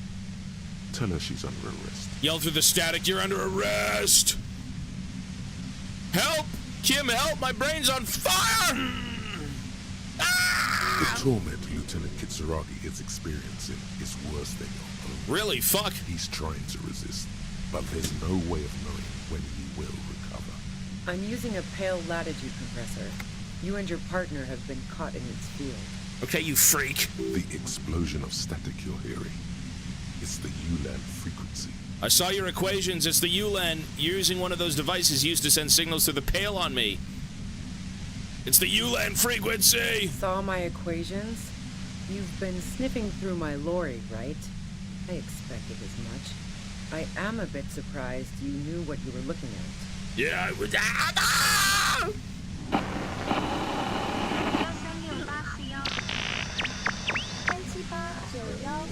The fuck?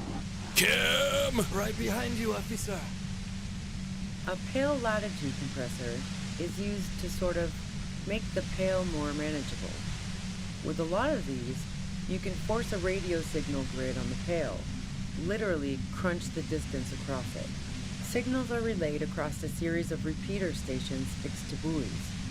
Not a fun job manning those stations. All alone out there in the pale, people lose their minds in just a few years. This bitch sounds way too normal for what's going on. So, what we are experiencing is a concentration of radio waves. He gestures towards something with great effort. Precisely. This is an industrial strength paraboloid. It's meant for forcing dimensions on something that doesn't have them. What? Needless to say, the frequencies used are out of this world. Kim, you're gone. At the upper limit is the large prime number generator station. It's used specifically for pale latitude compression. That's why you may be hearing some numbers. But you might also hear, or think you're hearing, local radio chatter. She's been holed up in here for a while with no one to talk to. Keep her talking, and you just might get an opportunity to break loose. How did you get your hands on this thing? I built it myself. She nods towards her torture device. It's lovely. That's illegal. I'm guessing it's patented. Patented? But we are beyond that, aren't we? It's patented! Oh yeah. Way beyond. Have you experienced the compressor yourself? Yeah, I stuck my head in there before using it on you. It seemed like the ethical thing to do. Can't say that I enjoyed it. The field was weaker, but I can imagine what you're going through. Will I stay like this forever? No. Once I shut down the compressor, the pain will end. It may take a few minutes for you to steady yourself, though. It's a bit like waking out of a very confusing dream. The fuck?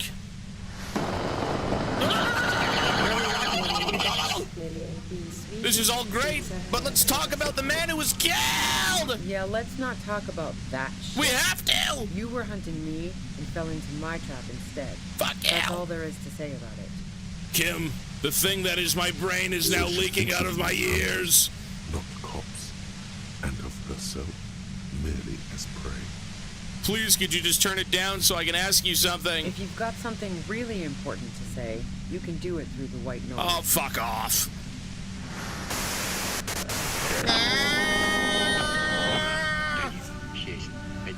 What the fuck? It's Russia! It's Russia!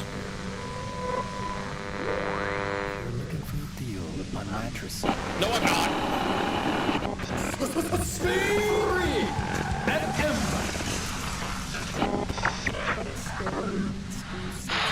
What the fuck? Lieutenant! God damn it. She regards you and Kim with sudden sympathy. Yeah, I hope so. Fine. If you really want to talk, I can dial it down. I've also got a gun, by the way.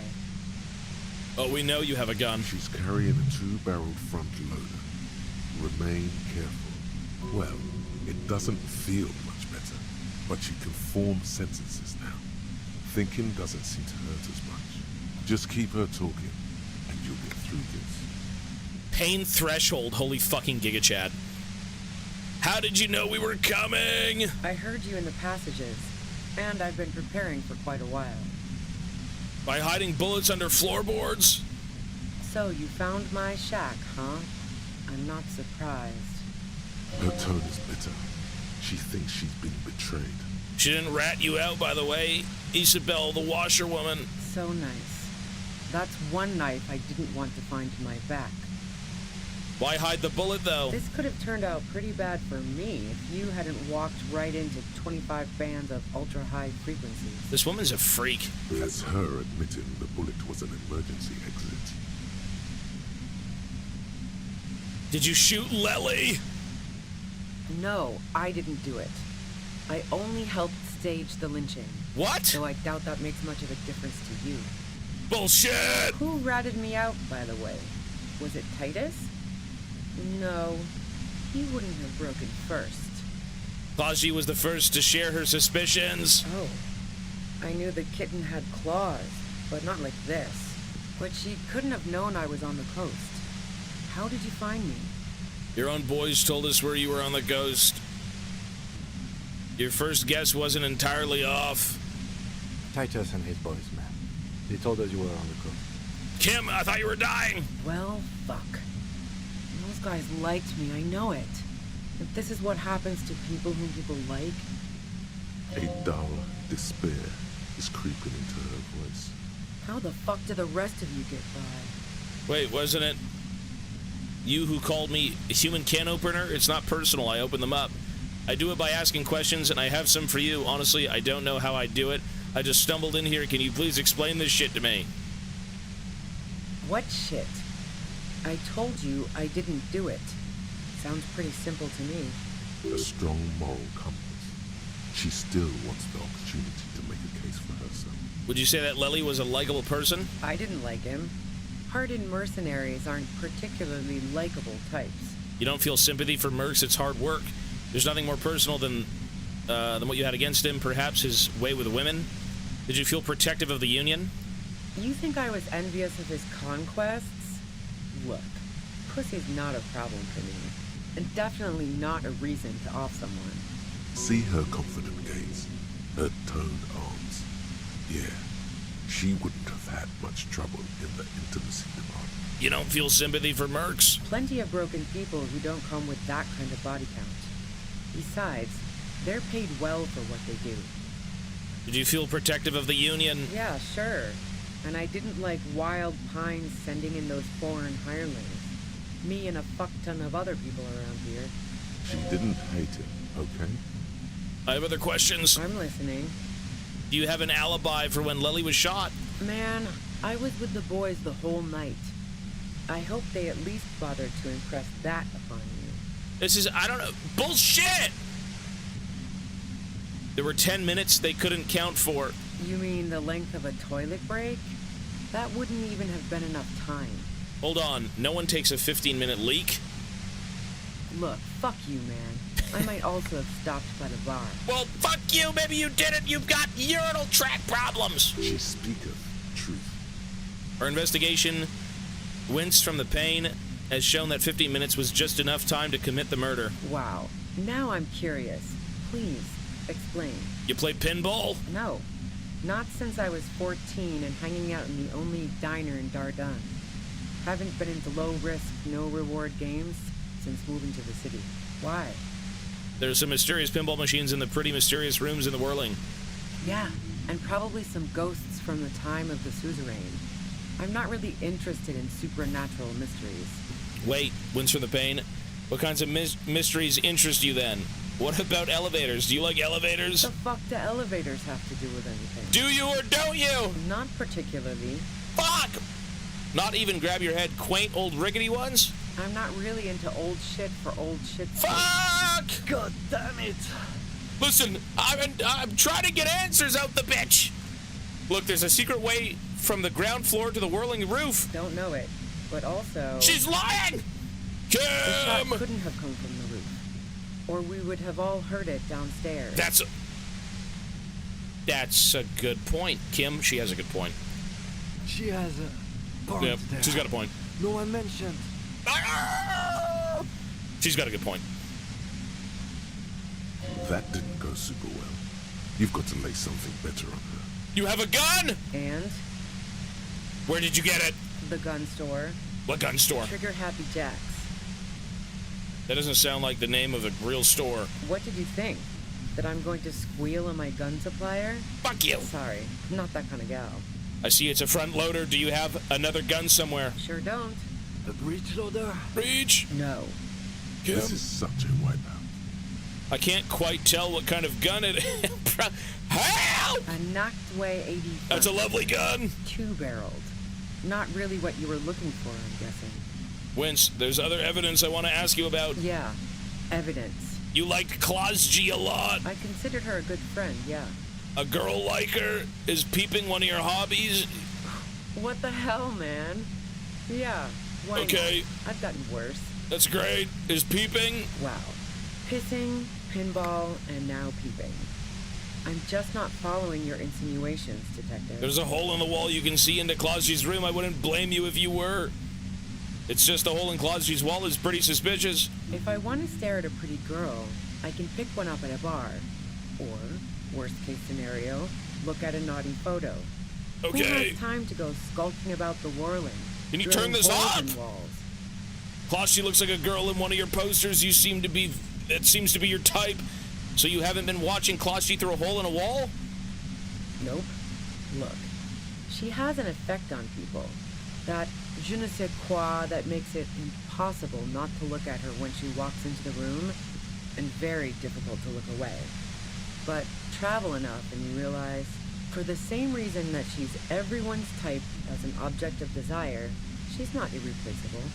But you wanted to be more than just friends. Oh, so that's where you were going with this. You wanted to run away with her? That's a very sentimental way of putting it. We both had pasts who didn't want to catch up with us, and we enjoyed listening to music together. Why not go on a road trip? That's great. The lieutenant watches her expectantly, occasionally shaking from the pain. Okay, fine. I was into her. Clausy was into me too for a time, I know it.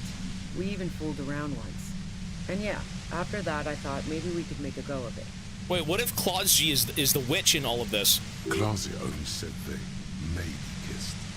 Someone is lying here. Clausia said you only kissed? If that's what she wants on the record, so be it.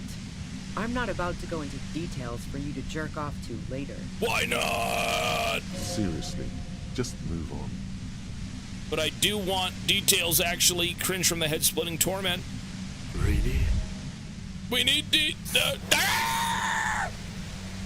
Is that blood on the ground before you? Are your ears? We need all the info. Ah! Really? What happened then? She rejected me with some wishy-washy bullshit about how she was confused because she felt so close to me and valued my friendship so much, and how guilty she felt for leaving me on. That's lovely. I knew that wasn't the whole story, but thought, fine, I'll take it and move on. No ill will there. It wasn't a problem for her. Clausy said you were very angry when she started seeing Lely. You threatened her. Yeah. One time when we'd both been drinking, I said some heated things about how dangerous her patterns with men were. I was a little worried she'd blow it out of proportion in her head. All the drugs she was doing can make you feel like you're living in a DeLorean tragedy. And despite everything, you helped her by staging the lynching? Yeah. The girl seemed terrified. The merc was beyond caring what happened to his mortal coil. It was a no-brainer. She killed him. There are other things I have to ask about. Go ahead. It's your body. Ah, Cam! Cam! And mine too, he thinks. But keep on. This must be done. Do you like to hang out on rooftops? Who doesn't? Oh, you probably mean Clausia's rooftop. Sure, I've hung out there. She's got this great antenna. Is that the only reason you hung out on the roof? The view's pretty bomb, too. But you might say the antenna was the main attraction there, yeah. Along with Clausia. What's so great about her antenna? It's very powerful. I used it to tune into RCM frequencies. That's how I knew to be prepared for your arrival.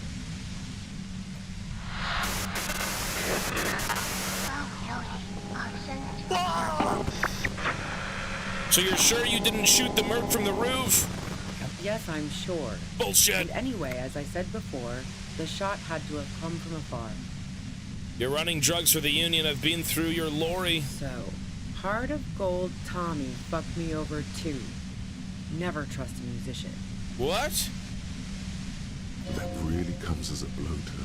No, he didn't. I found my own way in. Okay, great. You got into my lorry on your own. What now? You're going to arrest me for drug trafficking? A bitter smile. Beneath it, she's relieved Tommy didn't betray her.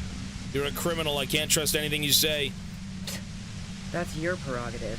You had a financial incentive to kill the merc? Man, it's to get away from all that murderous shit that I left Jamrock, my previous employer, for the Union. Kim! She deliberately avoided naming the mob she worked for.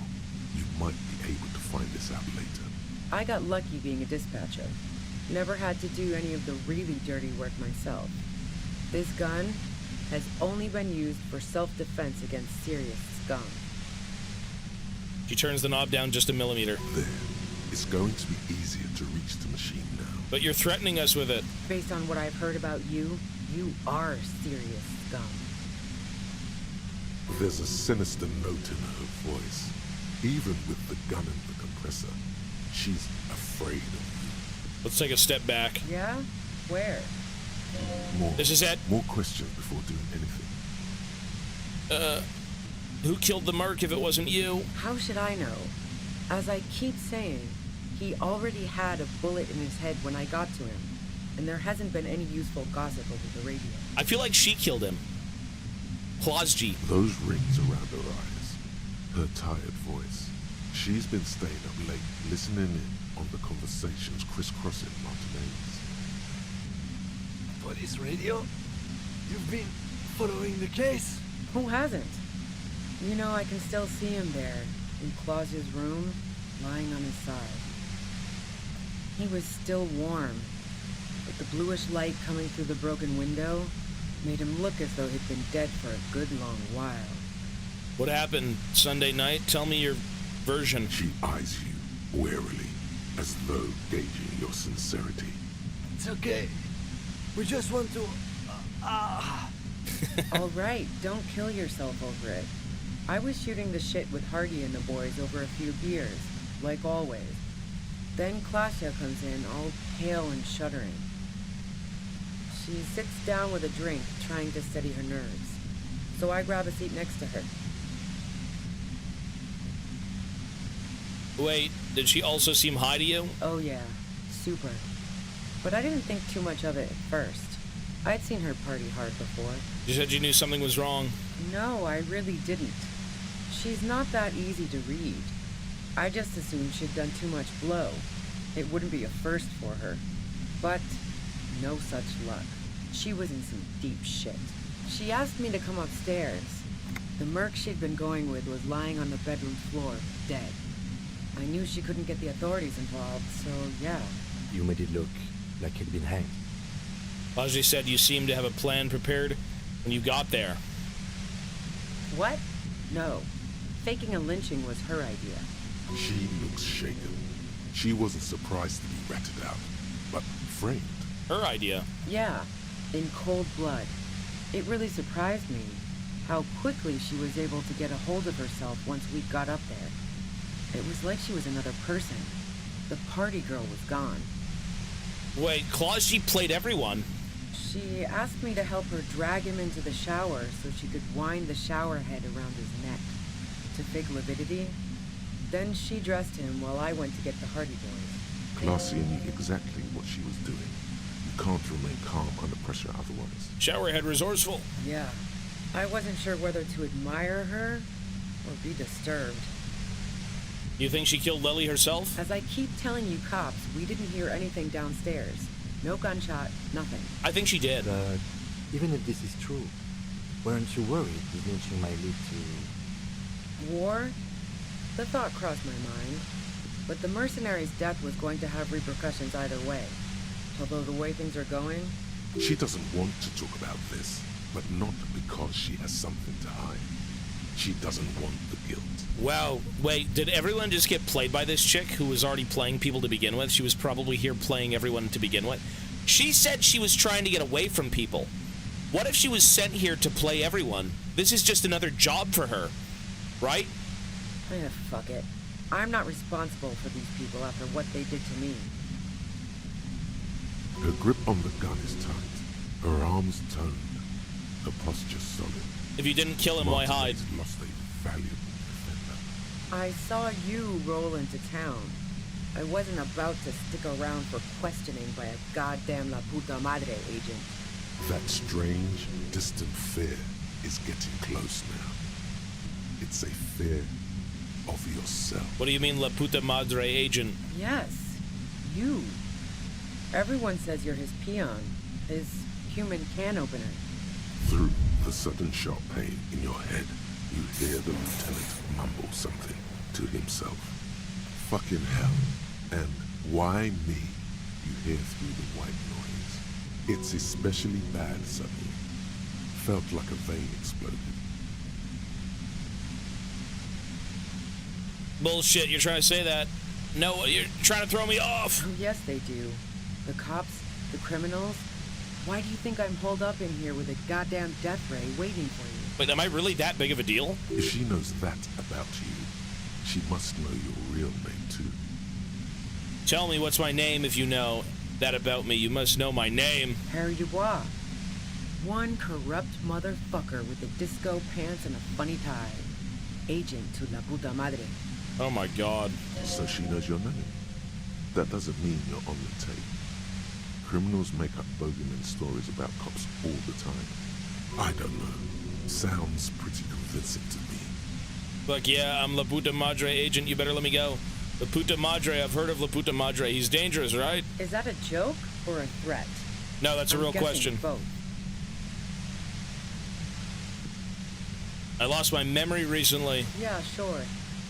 She doesn't believe you. I'm sure La Puta Madre himself will explain it all to you soon enough. What did you do to this Madre anyway? You've been to my lorry. You think the biggest player in Jamrock appreciates competition? And now I have Harry Can Opener in my lair. Fucking Titus. She's not going to change her mind that easily. She still perceives you as a threat. Wait, one thing. Possibly small, but she said you rolled into town. Was that you singular or plural? She might know something. Did I come into town with anyone? Yeah, you had your death squad with you. What happened to them anyway? What? Who was in this squad? Well, it wasn't this scrawny dude. You had 2 guys and a lady. The guys looked pretty buff.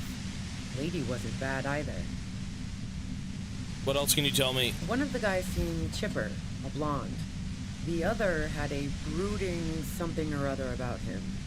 And the woman was the only one in uniform. All were carrying. What the fuck? That sound about right? Satellite Officer Whitmere looks out of the window grimly, then puts his coffee down and turns to Patrol Officer Minnow. We could either take a room here in the whirling or go home for today. Let's go home, John. Nothing's going to happen today, she responds quietly. John takes his blonde wig off. Call Heidelstein. He can give us a ride. I think I know them. They're in Martinez. That doesn't ring any bells. Well, this has been a great talk, really. But I think I'm going to hit the road now. Do you know about the bunker next door? Hit the road now? Fuck it, I can't! Wait, do I have time to do this? I'm gonna hit the road now, is that it? Wait, maybe I should fucking... You know what? I have to turn this off. I can't take it anymore, just go. Don't attempt to destroy the compressor. Fuck that! Fuck that! I have time? The bunker. What bunker? The communist hideout back there. Don't know anything about it. No one's been around since I set up camp. But I'm sure I'm not the first vagabond to... Your voice trails off into white noise in your head. It feels like an aneurysm is approaching. Oh, shit.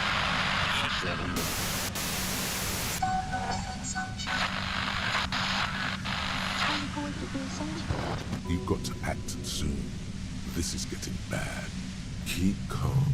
That's it. Breathe in. After the you bitch! Yeah! Better draw that gun, Missy. I ain't done. Get down, Kim. Oh my God, Giga Freak. Ah! Ah! You did it. The compressor lies broken on its side. It's quiet in your head again. You're under arrest. It still hurts like hell. She looks at the machine, assessing the damage. Her hand trembles. That's right. Oh, fuck it. Oh, wait. She puts the barrel of the gun to her mouth. What are you doing? Convince her to put the gun down. Oh my God. What are you doing? Problem solving. Ma'am, put the gun down. That's not the solution to your problems. You are... Oh, yes it is. Come on, baby. You should know what to say. You've been here yourself. So why is it not coming to you? Because you've misread the situation from the beginning. And now her finger squeezes the trigger. Come on, one idea. I need one idea. No, wait. Finally, it comes to you. Oh, shit. A way to connect with her. I know your pain. I've been let down by a woman, too. She flashes you an incredulous grin. That wasn't Then it. She exhales sharply. Sorry. Shakes her head and pulls the trigger. Kim, this bitch was crazy. That's one loose end tied up, Kim. You watch as her brains trickle out through her neon hair. I'm done. I'm not doing this anymore. Oh, God! Fuck. Yeah, fuck indeed. Lieutenant stands motionless, watching the blood pool in the sand. Get a hold of yourself. He needs your support now, too. What did we just do? Our job. It went really bad. And now we need to clean it up. What do you mean, our job? Yeah, that is our job, but she killed herself. I failed to talk her down. Lieutenant Yefreitor Dubois, control your emotions. We did our job. This won't be the worst thing that happens on this case, believe me. You can't let this break you. There is no coming back from this one. It will stay with you in nightmares. Okay. What do we do now? We clean up. It may take days for processing to pick up her body. We need to move it somewhere. That tent there. Let's do it. Well, I tried, Kim. Ooh, a gun. Oh, shit. The Nockway A80 pepper box pistol. I didn't do that. You saw that, Kim. That wasn't me. Okay. Cooking utensils. She has prepared herself porridge with bananas. Ew. No wonder she killed herself. The tent stands by dispassionately. I'm not reloading the game. That defeats the purpose of the game. I've only reloaded one thing for, like, dancing and drug giving. I'm not reloading. I'm not. The plain red tent stands by dispassionately. It was pitched by practiced hands. She was used to camping out. It was pitched by practiced hands. She was used to camping out. You see a rolled-up sleeping bag and personal belongings. We should put her in the sleeping bag, so the rats don't get to her. Let the rats have some food, god damn it. The lieutenant nods.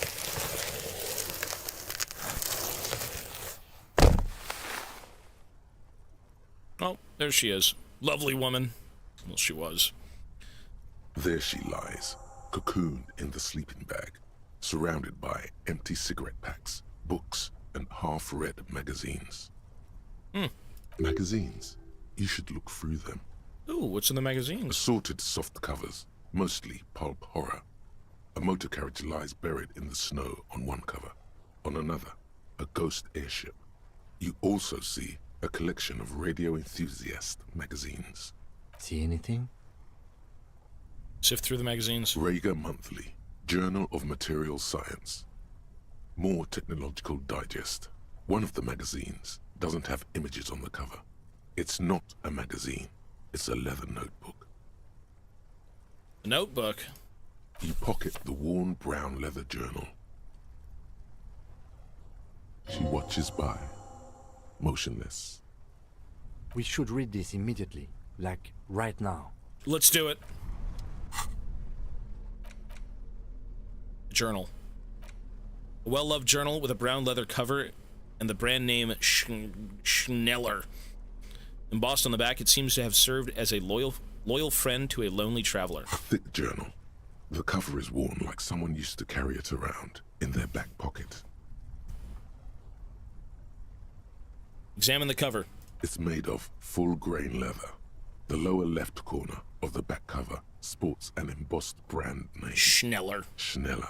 Schneller is a stationery brand from Gottwald, beloved among architects and engineers. It's an $80 journal. She had good taste and must have taken what she recorded here seriously. Unwind the strap. The journal falls open. About 2/3 of its ruled pages have been filled. Study the handwriting. The large cursive of someone who writes quickly and confidently. Perhaps too confidently.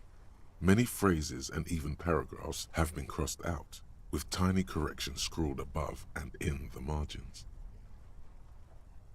Flip through the pages. It's a mix of logistical notes, diagrams, and personal reflections, all dated. We could learn a lot from this. What kind of logistics? Hard to tell exactly. It's mostly noted down in code. Looks like contact information, quantities, directions. There could be useful information about local operations in those notes. We have a junior sergeant at my station who's good with codes. I can give this to her after we finish this. Professionalism is his coping mechanism. What are the diagrams of? Esoteric radio technology. The most recent ones probably pertain to the latitude compressor, sketches, calculations of distance and density. You make out a familiar spiral shape. Anything personal? Short, wry observations of people and places.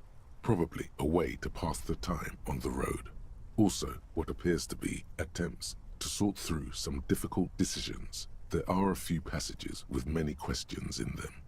How far back do the entries go? The first entry is from August 2nd of last year. It reads simply, I know my position is precarious. All I can do is make myself as useful as I can while looking for a way out. Remember, no one is indispensable. What did she write the day? What did she write the day Lily died? Nothing on March 4th. March 5th, though, well, that's bound to come back and bite me in the ass. I'm bad at this. Loyal to a fault. But that's another matter entirely. You have no idea what she means. These are personal notes. Don't expect to understand all of it. Anything about La Puta Madre? That name isn't mentioned as far as you can tell. No mention? What about this M? Could this be La Puta Madre? Here. Read the entry from March 9th. And March 15th. Great.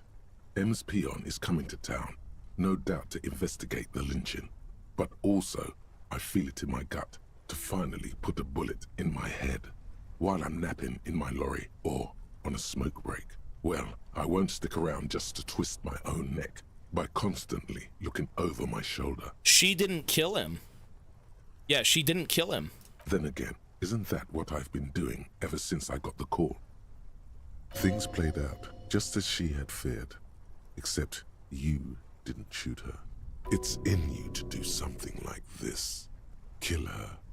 Physically, at least. You could pull the trigger if you had to. I couldn't. Yes, you could.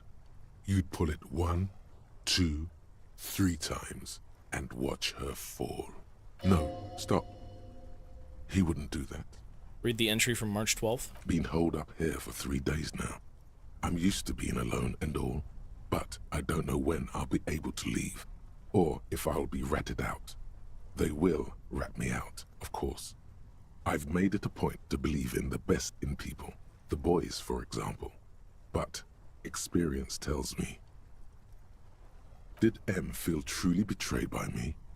I was feeling threatened.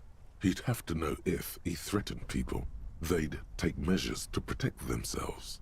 Even I know that. Economic measures, first of all. Gotta make a living, right? I can still hear his voice in the receiver. Taste the plastic. The entry ends abruptly. What about the most recent entry? The most recent entry is from today. It reads, even when I leave here, if I leave here alive, what's my next move? Staging a lynching is a crime, even if I'm not accused of murder on top of that. Forever on the run. Not really my idea of the open road. Man, I was really looking forward to winning. I feel like her killing herself is actually better for this situation. At least how it's panning out reading the journal. I don't think she killed the mercenary. It looks like she might have been framed. Yeah? This whole thing was a detour, and a fatal one, he thinks. Don't get emotional. So she died for nothing? She was in plenty of trouble, even without the murder charge. Still, it's a nasty business. Kim, am I really a La Puta Madre agent? No, I don't think you are. Good. Ask someone in your precinct if you want to be sure.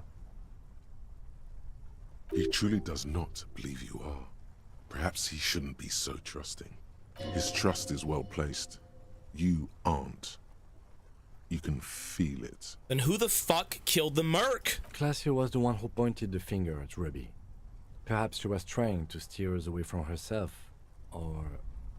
But no one heard the shot. Maybe she had an accomplice. Either way, we need to keep an eye on her. One thing is for certain.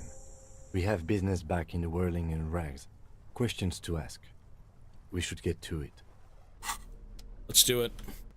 Folks, 5-minute break. I'm just gonna walk around, get some air, use the bathroom. I will be right back. BRB folks, real quick.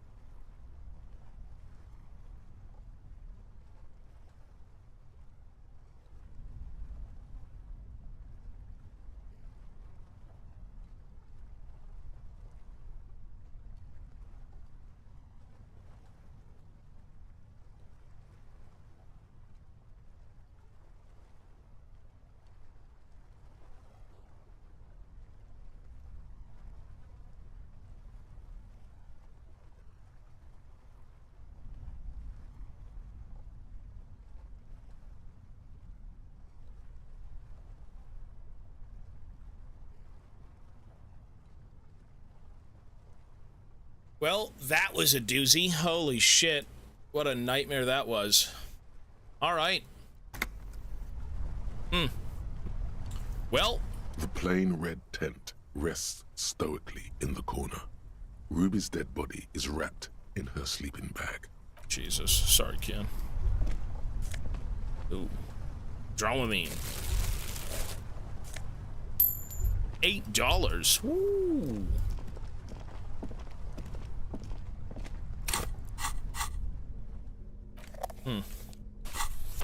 What the actual fuck?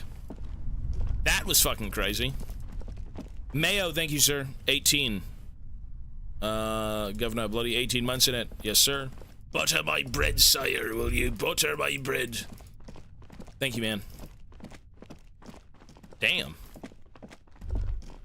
Ooh, what's that? Hold on, Kim.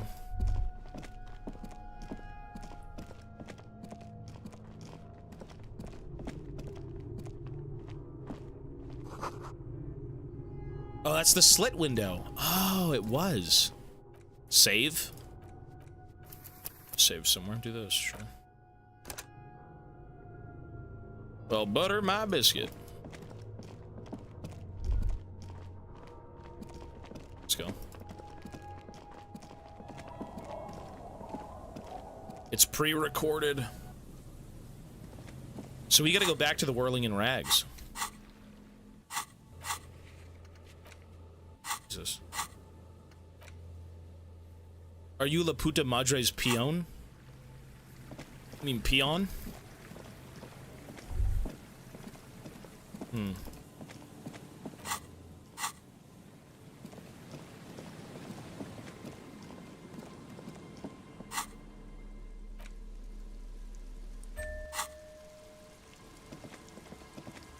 Kim, keep up.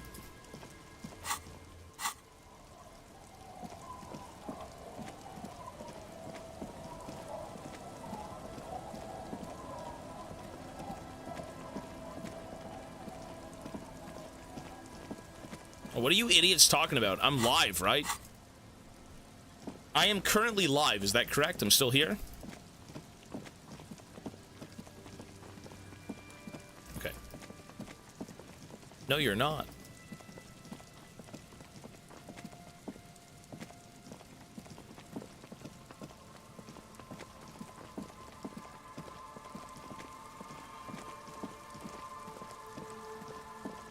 Boan, thank you, buddy, for the 5 as well. Appreciate it, man. Stop. Now. It is time. For what? Crisis. Death. You can feel it in your blue soul. What am I supposed to do? Be prepared. Make sure you have your pepper box in your hand. Your fingers reflexively reach for the Villiers 9mm pistol in your pockets. I'm not sure if I feel ready for what lies ahead. Then you'd better get ready. Whatever happens, I've got your back. King of Chad! Let's do it, Kim. Holy shit. I've only got 2 bullets, though. What the fuck?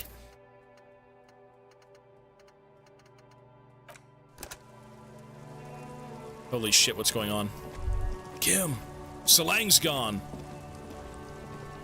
I'm all out of shits to give, Loincloth. Welcome to the fucking reckoning. Court and Air? All I'm out of shits to give, Loincloth. There's a feverish gleam in his eyes. Welcome to the fucking reckoning. Put your damn gun down. People are gonna get hurt. We need to talk this through. All right? Shut up. You're not gonna talk yourself out of this, Loincloth shitfuck. Loincloth shitfuck. Wait, is this the big fucker in front of the door? This is the big guy, right? Who was with the Union folk at the door? Yeah, what the no shit, he was a fucking merc. This is the scab leader. Yeah. His chest rises and falls under the ceramic breastplate. His fingers reach for the butt of his sidearm. They did say that earlier. There's something very wrong with him. He's dangerous. Shh. He's dangerous. This is a misunderstanding. Nothing irreversible has happened yet. You can just return to your unit and forget all about this. The Kypt is merciful, willing to spare us. if we just forget about our murdered and humiliated commander. I think we should just kill everyone, Corty. Oh my god. You are all drunk. Come to your senses. You won't gun down 7 people in the middle of the street. This isn't a frontier town or a jungle outpost. Easy, Lizzie. Let me handle it. I know guys like this. I'm sure we can come to a peaceful agreement. Ain't that right, fellas? He is facing overwhelmingly superior firepower, and he knows it. Peaceful. It sounds like the armored figure is weeping. Who the hell is that? Is that what the helmet looks like? How the fuck would you see that thing? Nest in your abdominal cavity like a little wild mouse. The masked man's words are barely intelligible, but you can hear them. Fuck. There are 3 of them. I was hoping there would be less. Yeah, the helmeted figure. This 3rd one, he is the most dangerous of them all. Heavily armed. What do we do? My plan is not to get killed, but we have to intervene. He puts his hand on his holster. Okay. The big one is the damn scab leader. If this turns into a firefight, we should take him out first. Oh. Wait, let's walk away for now. Stop, this is the police. Get between them. Oh, shit! Kim! Fuck. Shit. Can I whisper walk away for now and come back and like in 2 seconds?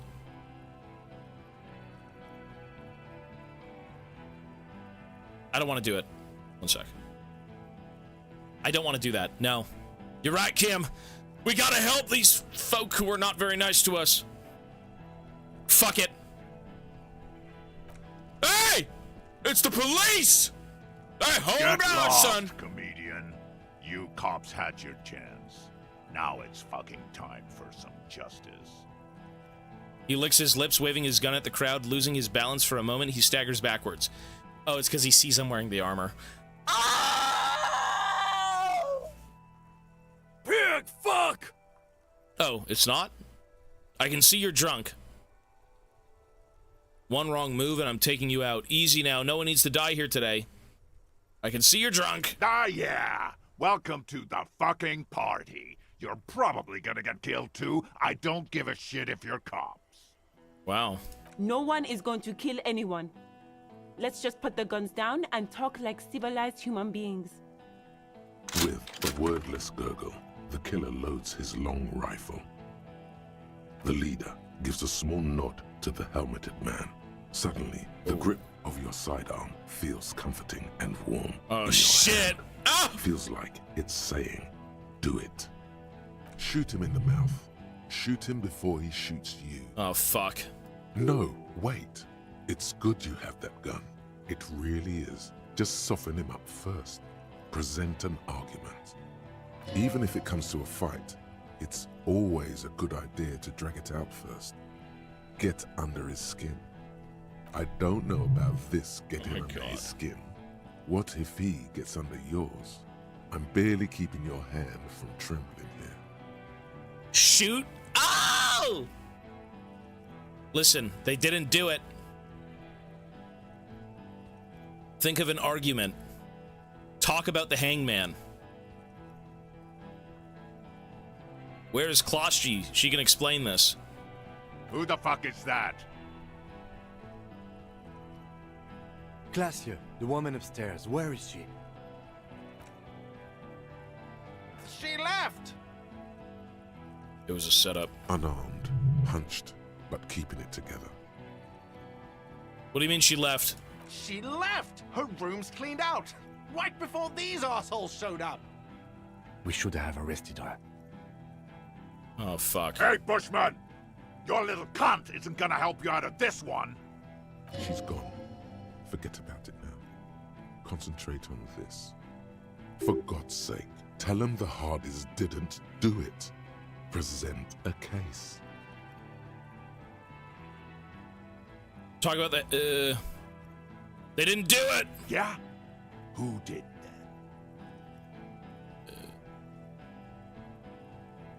Oh, shit. It was Klosgy! I need a bit of time to figure this out. It was me. It was someone else, someone who's not here right now. It wasn't me. I didn't do anything. I need some time to figure this out.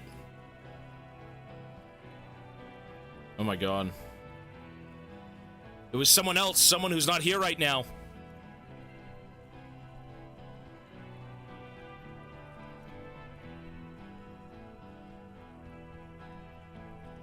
I could point to myself. I mean, I know Titus didn't do it.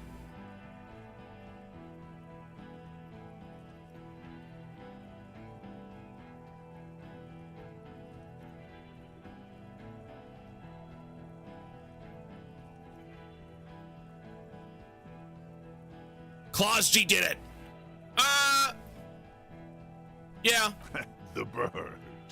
You're fucking telling me a bird killed our colonel? Where is she now? She fled because she did it. She was the only person in the room when he died upstairs. You think I'm fucking stupid? What if I just shot one of your pals here, right now, huh?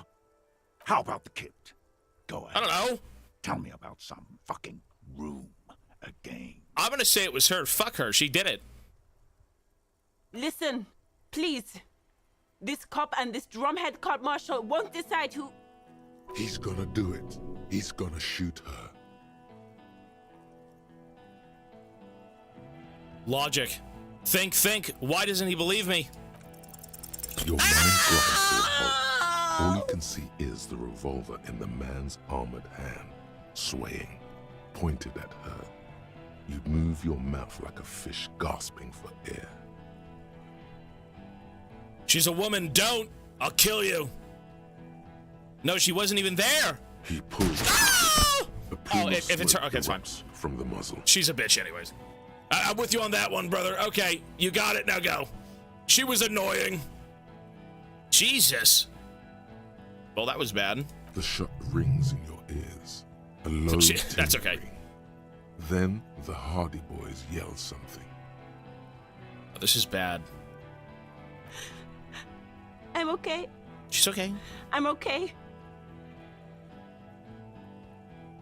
Her white shirt soaks of blood red around her abdomen. She gasps for air. She's not. She's bleeding out. If she doesn't get help in 10 minutes, she'll die. We can help her. Fuck this! There's a coarse shuffle against something. Is it a gun? Gene! Cancel Lizzie! Now! Talk about the hangman, 92%. Dangerous. Ask about him first. You don't want personal facts about his dead friend coming out of your mouth. He has to start it.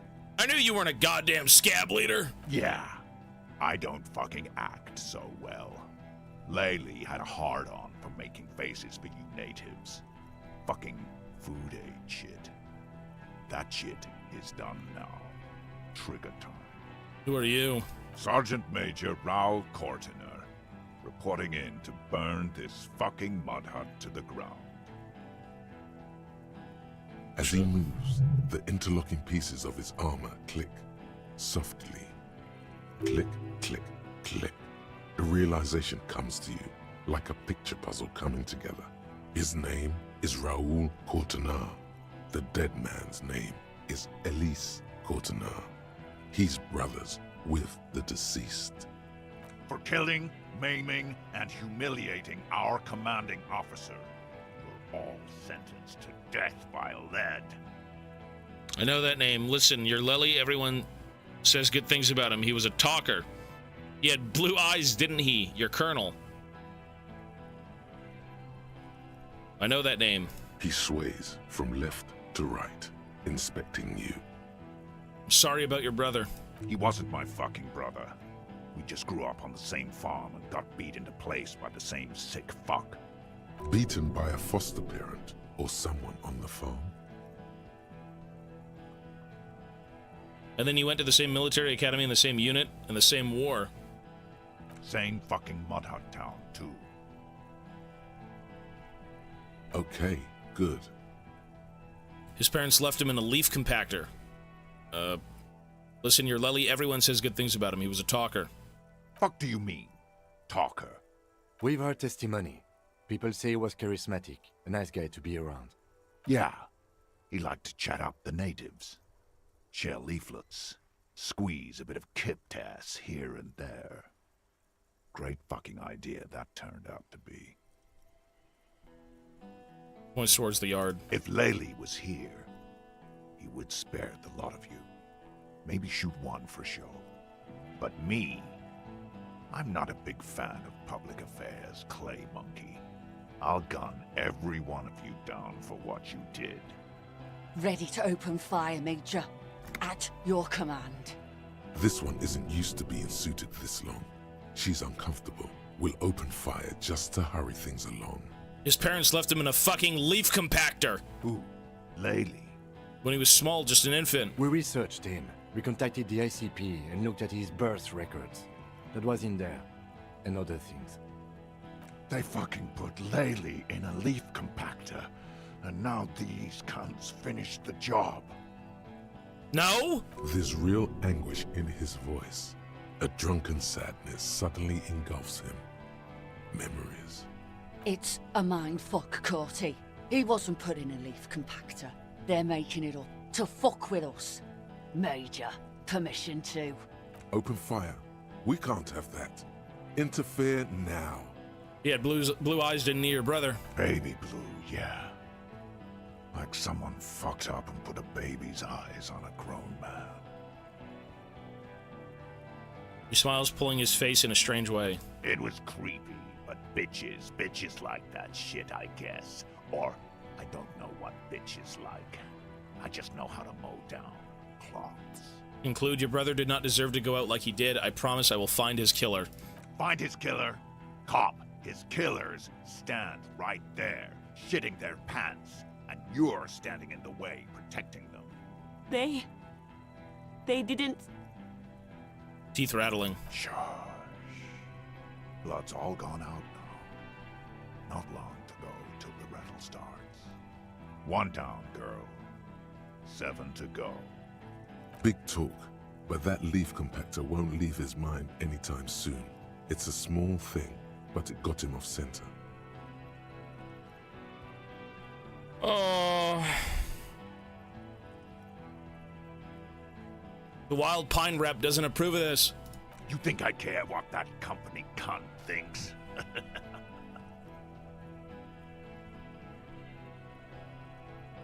Okay, let me just... Wild Pines is not going to forgive you massacring a bunch of innocent people. The man stares at you with bloodshot eyes, a bull ready to charge. He's not listening, but looking for an opening. Fuck. Oh my god. She's going to be mad when she hears about this. She's fucking gone. She fucking sailed off. You're alone. Stay cool. How is she? I'll be okay. I'll be... She puts her bloody hand on her heart and starts shaking. She'll be gone soon, too. Company bitch is gone. Laylee's cunt is gone. Laylee's gone. Fuck are we still doing in this shithole? He looks around, tired, suddenly sad even. Guys, I just get in the way. I don't even have a gun. Hold your ground. Any more of you run, I ran away. What the hell? We're doing this together. You pussy! I'm with him. They're afraid. All of them. Trembling reeds in the wind. They'll run, scatter soon. One by one. No, the rest will stay. They will hold their ground, even if it means dying here with you. Hand-eye coordination, legendary. Shoot him. You're all drunk. Look at yourselves. Yes. So what? Al Ghul is a trick the desert pygmies played on us. Do not succumb to it. What? Nothing, it's okay. Your judgment is impaired. You'll regret this. What? Al Ghul is a trick of the... Okay. Hand-eye coordination. Hand-eye coordination. We need this. Oh, fuck. We're maxed out.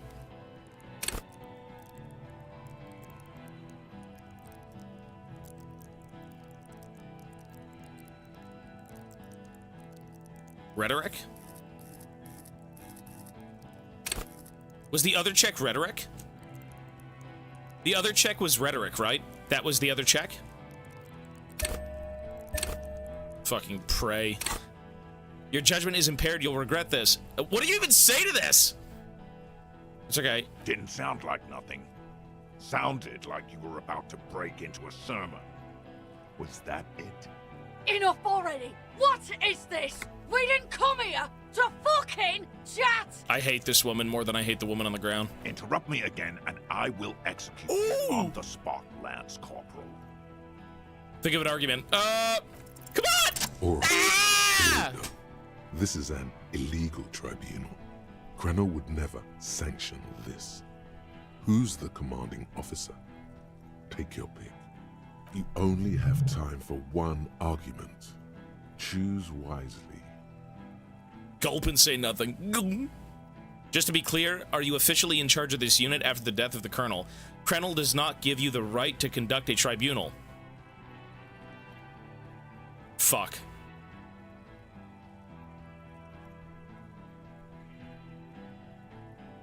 It doesn't give you the right to conduct a tribunal. Yeah. Pops, you have no idea about the rights Crenel extends to us. I don't care. It's not okay to kill civilians and local law enforcement officers.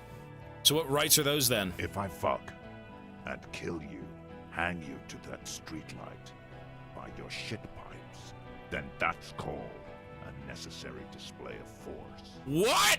No one's going to give a shit about dead loincloths. That's reality. Okay, it's not much, but he's thinking about something else, and his hand is off the gun. This did something. Now fire. Fuck them up. Do it. Oh!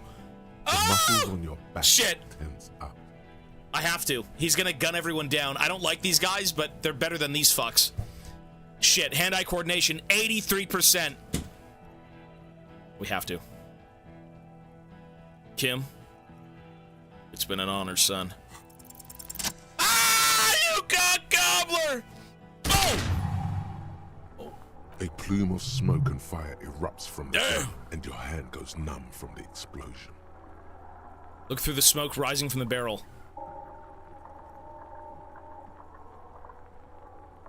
Is this tequila? Is this tequila sunset? Look through the smoke rising from the barrel. Look at Courtnair. There is a hole in his cheek. Jesus. Blood gushes out as he stumbles backward, eyes filled with rage and disbelief, gurgling, muttering something unintelligible. His lips, moving, swollen with fear, are trying to say, shoot him, but he can't. Kim. Oh. To your right, the killer raises his rifle and takes aim at you. His moves are steady, but the long barrel of the rifle sways slowly. An Easter AR-FA-7, built for taking out light armored vehicles. It will devastate you. Jesus. Oh my God!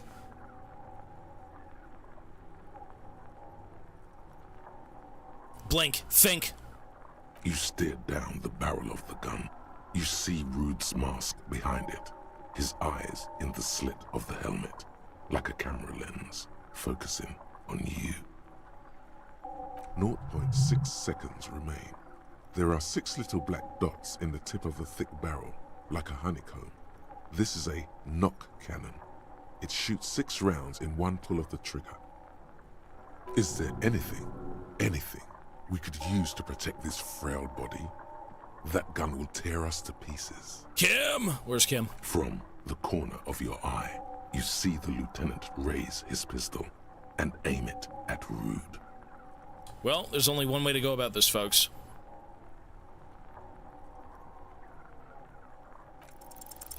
A low shot rings. God. Like rain on your chest. I have the chest piece, it doesn't matter. I have the chest piece, it doesn't matter. Then the sound of dice rolling It doesn't matter. Distributes the shock evenly from plate to plate. Exactly. Yep, I have the chess piece. It doesn't matter. You got hit. The armor took most of it, but still your ribcage burns. Feels like blood is slowly seeping into your lungs. God, please. He aims, face pale. 2 shots ring at once.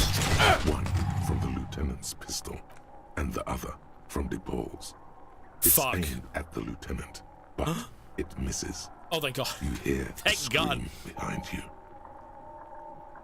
Kim, did he hit the rifleman? Blood gushes from the helmet's eye socket. Fucking Giga Chad, Kim. Staggers back, disoriented. The sounds coming from his helmet are not human. An unbelievable shot from the lieutenant. Who screamed? Glenn, dying in a puddle of blood behind you. His mangled torso has 2 gunshot wounds. Blood gushes out of them like red geysers. Oh God, watch out. You see 2 crazed eyes stare at you. He's through back. All the smoke and the panic. With blood gushing from his face, the man raises his pistol at you. Then he squeezes the trigger. Look him in the eye. The look of vengeance, framed in blood, lips shaking. This is the last thing he'll do on Earth.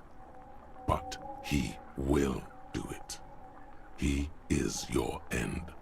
Here it comes. Death. Evade the shot. You have to try.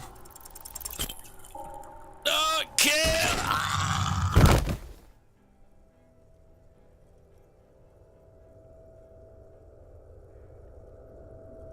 You can't. There is no time. Something inside your pelvis explodes. Your entire lower body is on fire, and your legs can't support you. You fall down like a rag doll. The pain is too immense to scream. It pushes the air out of your lungs. Everything goes dark. A distant blur as you recede into it. Listen through the darkness and the pain. The Hardy Boys are screaming, fighting, dying. Someone jumps over you. Nearby gunfire shatters glass. Stop! Guard! The cop! Protect the cop! He's down!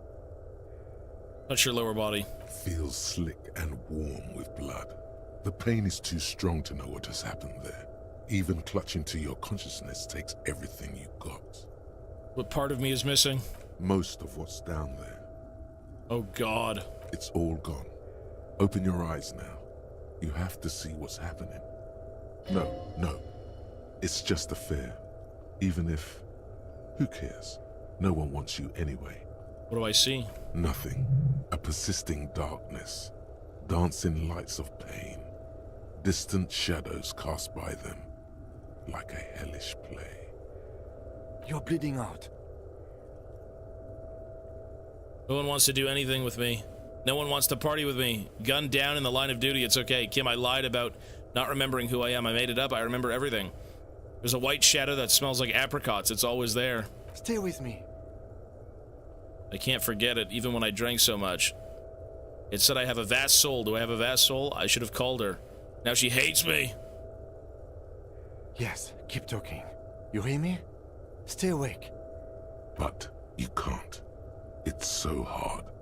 Your eyelids grow heavy, and the sounds ever more distant. And a cold comes over you. The lieutenant, too, is somewhere far away, almost gone. When suddenly, you sense something behind him. A slender white shadow towering. Shit. Someone stands there, raising her pistol at him. The lieutenant does not see it. He's pushing down on your wound with both hands. Oh my God. Ooh, wait! Kim, no! No, you say, and hand out your firearm to him. Your hand trembles, and your eyes are full of fear. That's all it takes. There is no room for hesitation. Damn! The lieutenant Holy moves shit, Kim! like a spring under Holy him. shit! He grabs the gun from your bloody hand and fires behind him. Dude, Kim is a fucking freak of nature. You hear a faint scream, a woman's. Then the sound disappears, like someone pressed stop on the tape. The woman is gone. So is Kim. Then the whole world.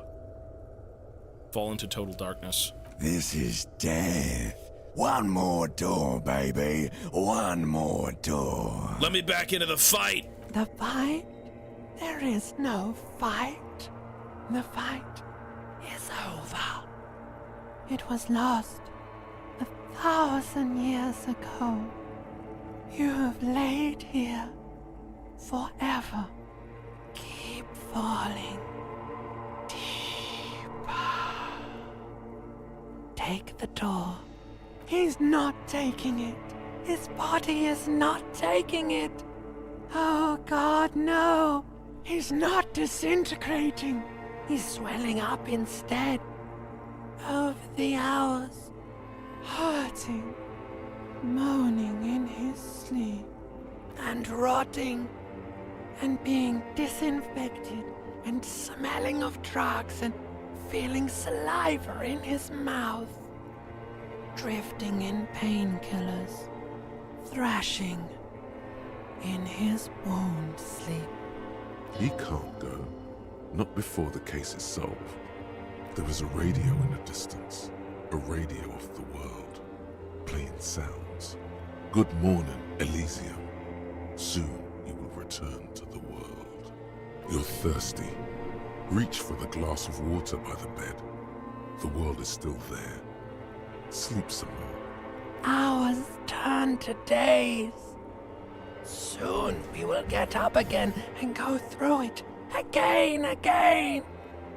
Finally, we know what the infernal engine was outside. The clarion call. It was him. He is the infernal engine. He never stops. He only gets worse.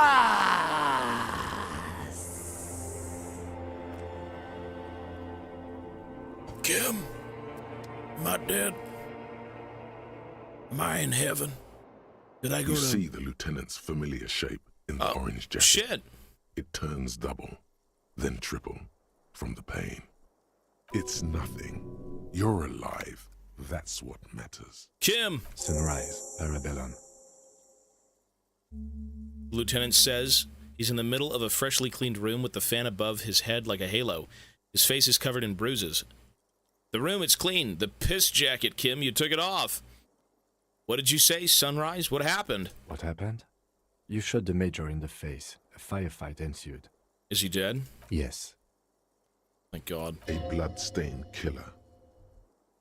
I'm a killer. You're an officer of the RCM. Yeah? As retaliation, the rifleman tried shooting you. He hit the cuirass. I heard it go off. I was looking for a clear line of sight to him. Thank God I had that thing worn. Thank God. He sounds a tiny bit sorry. He did not find it before you got hit. I shot and wounded him, while Glenn took a bullet in the spine. It was meant for me. He did not survive. There's a pause. Titus, Fat Angus, and Theo charged. Angus and Theo did not make it. They both died before they made it to intensive care. Titus survives. So do Alain and the musician. I forget his name. Eugene? Yes. He's still alive too. You were bleeding out by then. I think you said something about your wife, and you warned me. I was able to disarm one of them, the Pole, before she got a jump on me. Thank you. I killed her. And that's what happened. A bitter smell fills the room. That's what happened. So you also killed. He nods. I thought you only smoked one a day. This is the one. And they're all dead, all three? Of the contractors? The Pole was the last to die. Everard had their bodies returned to Connell for a funeral. The company is yet to retaliate. Why? Because we deterred them? Or Joyce did? Maybe the harbor in full lockdown is too costly a target. Or maybe... He breathes in the fumes. Maybe they are simply taking their time and will attack soon. I don't know. How many casualties on the Union side total? 4. Glenn, Theo, Angus, the fat one. He took a lot of bullets. And Elizabeth too. Elizabeth Beaufort was her name. She died? The gardener. She didn't make it? No, she bled out before Everard's surgeon could help her. Everett sent his personal doctor, but a costly loss for the Union. She was being trained for leadership. What if I would have presented the theory better to their leader? She never had a chance. She should not have been there in the first place. There was no way to convince them. Stop this line of thought now. You're too broken for ghosts. And that's... all. An absolute disaster. It's a total shit show, Kim. Not all that bad, all things considered. I don't see how it could have gone any better. It's a total shit show. Yes, officer. 6 people are dead. It's not a success. 6 people are dead. 7. Plus 1. Ruby. Oh. But what's done is done. The violence is cordoned off. The mercenary tribunal is neutralized. The worst scenario has not materialized yet. It gets worse? And we are still alive. Both of us. He did not expect you both to survive once you stepped between those two armies. His smoking, his hunched back. You have it worse, but he took a real beating. That cigarette has medicinal purposes. Ouch. It's not ouch time yet. You just got the Dramamine pill an hour ago. Wait until it wears off. Dramamine? Then it's not that bad. Neither surgical nor organ damage bad, but still under the counter bad. The room's clean. Mr. Gart cleaned it. It took him an entire day. How long have I been out? 2 days, in and out. You've been up enough to take Dramamine and curse. And drink water. Piss jacket, Kim, you took it off. Yes. The joke wasn't funny anymore. I took it off. Where did you say, or what did you say, sunrise? Sunrise parabellum. Sunrise, prepare for war. It's an old revolutionary saying. My gun, it's engraved on it. It served you well. Is it war today? The gates of the harbor are boarded up. The streets are a little more empty. Apocalyptic violence is yet to erupt, I am relieved to say. He looks out the window. I think we may have held it off, for now. Barely. That's horrible. What the fuck? I don't want to work with Kuno. I think we may have held it off for now. He unzips his bomber jacket barely. Good. We hold it off? I say, ouch. That's right. Ouch, indeed. Reasonably bad. You were shot in the left quadriceps. That's your thigh. It appears no major arteries were nicked. The bullet was removed and a bacterial infection treated with mercurochrome. The bruising in your shoulder is negligible. The armor took the brunt of the fire. Can I walk? We will see. Has anyone from my station been to see me? No. A man and a woman sit in the front seat of an armored motor carriage. The woman is driving. The man lights a cigarette. Jean Vicmer is his name. The asphalt vanishes under the wheels of the machine. Ahead, harbor cranes rise to the sky. Back to that shithole, he says. Really? I called your station after the fight. The injury was logged in. They told me they've sent officers to join you on the site. You haven't seen any, have you? I'm sure they're worried about you.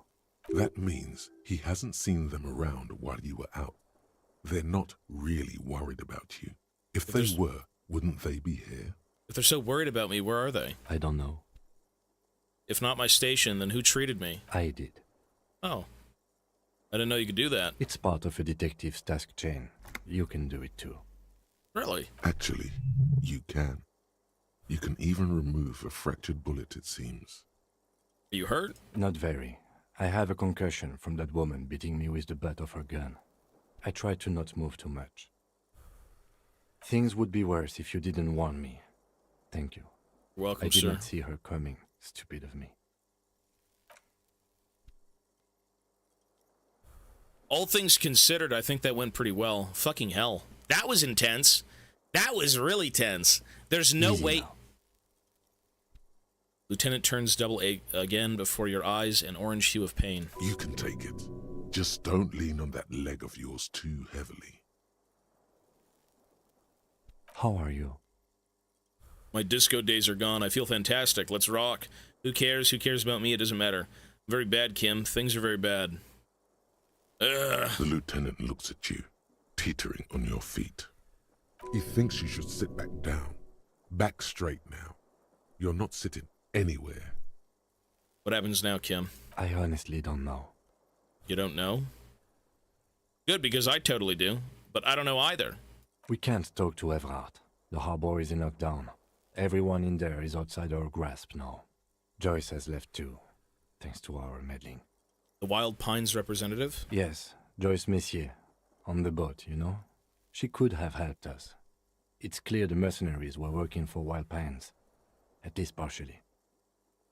He looks out the window. It's a little late to elicit her support now.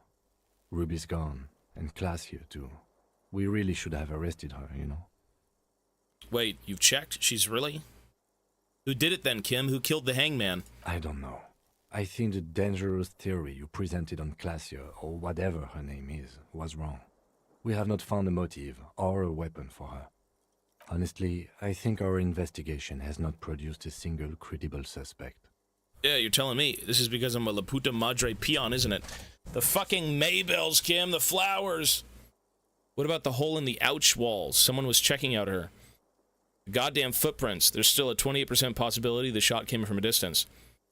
There are all these old bunkers and weapon caches. Revolutionary era. You know what I think about solving crimes? Puta Madre peon, isn't it? Don't be narcissistic. Half the cops in Revachol West are his peonies. Even if you are, it is not a decisive factor in this case. The flowers! What? They were on the roof. I did not catch them. Fucking butterfingers. Every piece of garbage in the city is not connected to the case. You don't have to catch everything. He's wrong. Okay. Mm-hmm. What about the hole in the wall? I don't know. That's been there for years. What about the footprints? Yes. God cursed the footprints. Not solving the case for us. 28% possibility the shooter came from a distance. We should go upstairs, rethink the ballistics in situ. I agree with this. What else? There are these old bunkers and weapon caches, Revolutionary era. We could find thousands more if we wanted. All of Revachol is full of them. But they seemed so mysterious. I can't believe they're fucking useless. No need to be melodramatic. You know what I think about solving crimes? He arches his brow. The ceiling fan patiently spins overhead. Actually, I want to talk about crime some more before I tell you what I think about the hardness. Solving crimes is hard. Yeah! It's almost impossible. Nothing's impossible. It's hard, though. It really is very hard. That concussion must be making him dizzy. You're not ready to give up, are you? No. Are Good. you ready to limp? I'm ready. Good. Where do you want to limp to? We should check Mrs. Katerine Alga's room upstairs. Let's just aimlessly wander until a clue presents itself. Let's go upstairs. Why not? Let's do it. Oh, right in the hotel room. Lovely. Another look at the window, perhaps? The one he was shot through. I don't know. I can't think of anything better. Jesus. All right, folks. I have to go have dinner. That was fucking intense. I can't cope. That was cool. That was cool. This game is a good game. I think if you've played this game entirely, you'll agree that this game is good. This is a good game. All right, folks, let's pause. I'm going to go have dinner, and I will be back. All right? So we'll be back around 7:20? I'll say 7:30. Around 7:30. There we go. It's the best game out there. Well, Red Dead would like to have a chat with that case, but this game is very good. We'll see. I'm not going to say anything. I won't say anything as to how I feel about the game outside of it's good and I like it. So I will be back. 7:30, folks. I'll see you then. Peace, peace. On my way out, I will run some ads. And when I come back, I'm not sure... Well, let me ask you this. How longer do you think we have with this game? How much longer do you think we have? Like, is it one more day? You think 2 to 3 hours? Okay, we'll finish it tonight. How's that sound? 6 to 10 hours? 2 to 3? 3 hours? 1 to 3 is crazy. We'll try and finish it tonight then, okay? Which means I'll probably get a coffee. And we can try and stay up a little bit longer. So yeah, when I come back, we'll continue, folks. I will see you at about 7:30ish, and take care. See you soon. Hear me?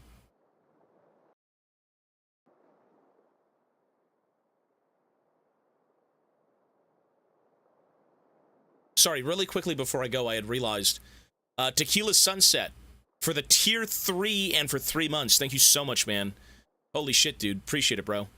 Fucking tier 3! I must have missed it. Thank you. And Titius Wittius with a tier 1. Thank you as well. And also Titius Wittius, he said, when's the Fent party?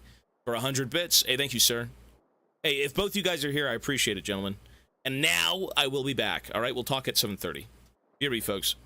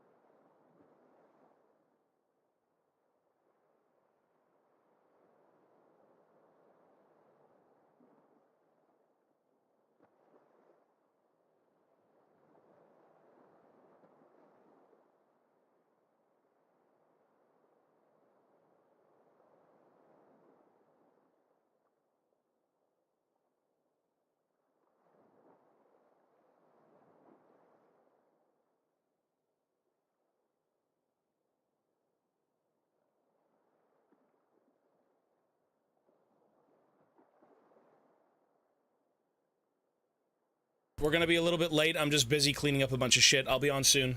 BRB.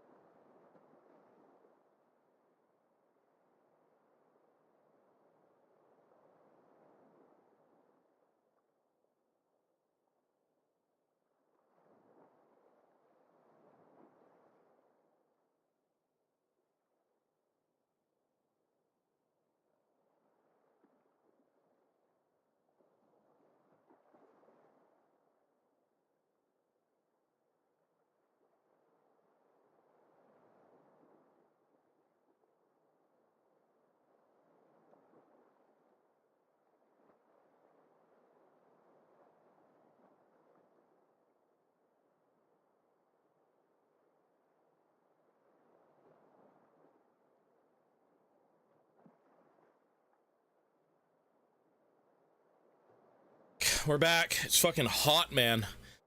Janatti, thank you, buddy, for the 21. Holy shit, we're here. Sorry, folks. We're here. Fucking nightmare, man. Holy shit, so much crap to do.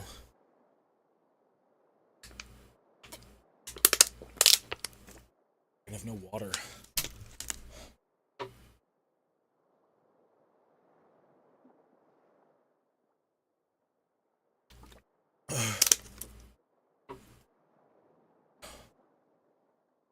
I don't think we'll finish the game tonight. I was hoping to, but no.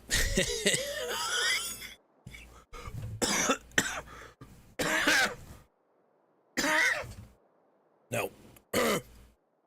Hi, Mochi. I'm okay, little buddy.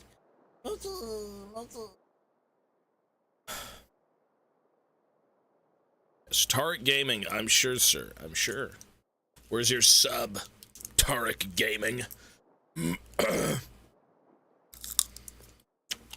Holy shit, man. That's no.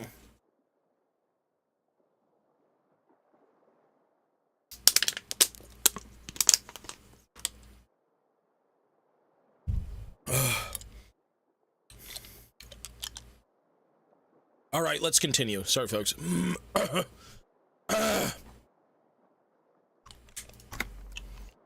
Well, that was a long night, Kim. What the hell, man? Oh, the window's fixed.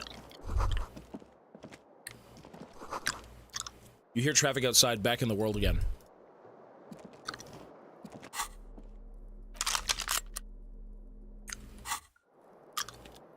We still didn't solve the case. You see gleaming white enamel, no bottles inside. Look, the door is open. You could walk right into Kim's room. Oh, really? Really?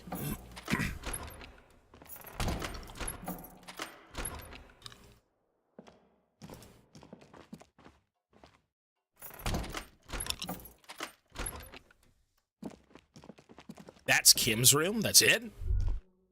Really? Medicinal supplies on the cupboard. Mixture of chrome, a scalpel, antibiotics. The alarm is set for 6:50 a.m. Oh, I wish. These papers bear the stamp of the RCM. They appear to be fragments of the lieutenant's paperwork, half finished. You make out notes on this and other recent cases. I had Garth open the door to your room. You were running a low bacterial fever the first night. Thank you for keeping this thing alive a little longer. I'm such a burden, I should just fuck off. I saw apocalyptic visions of the darkness behind darkness behind darkness. Thank you for keeping this thing alive a little longer. It would have been easy were it not for my concussion. We both got lucky, considering the odds we faced. That was crazy. Last night was fucked, man. That was indeed pretty fucked up. I'm not gonna lie, that was fucked. That was a pretty hectic...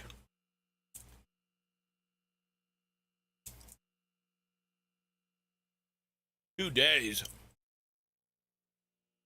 Wasn't last night.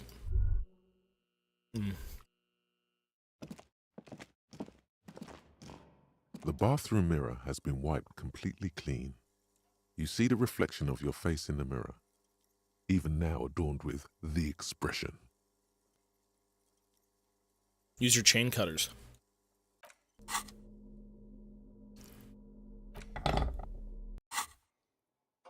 The bathroom mirror has been wiped completely clean. You see the reflection of your face in the mirror, even now adorned with the expression. Stop the faucet from fogging up the mirror. The faucet is quite terribly mangled, but you just might be able to twist its parts into place.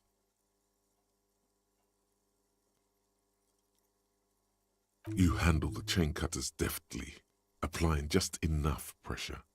The faucet regains a recognizable shape. The steam stops. Told you that you needed those chain cutters.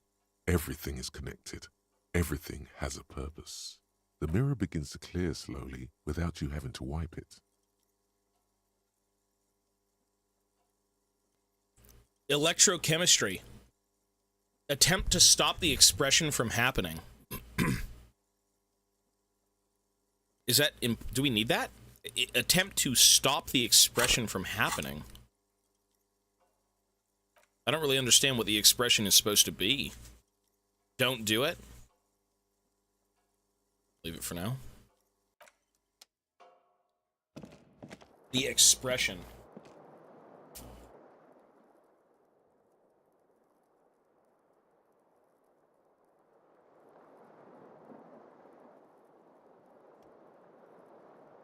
Stop it, it's depressing. It's a little... Oh, you're talking about my face? Well, we'll take a look. The Stereo 8 player has been reunited with its right speaker. Slang!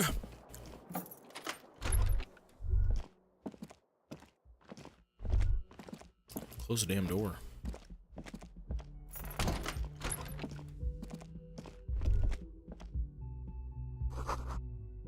We've played Variety for 3 days. Why do you just like... Why do you lie in chat when I'm looking at chat? What? Average Twitch chatter lies in front of the streamer's face. Lovely. Thank you. Average Twitch viewer.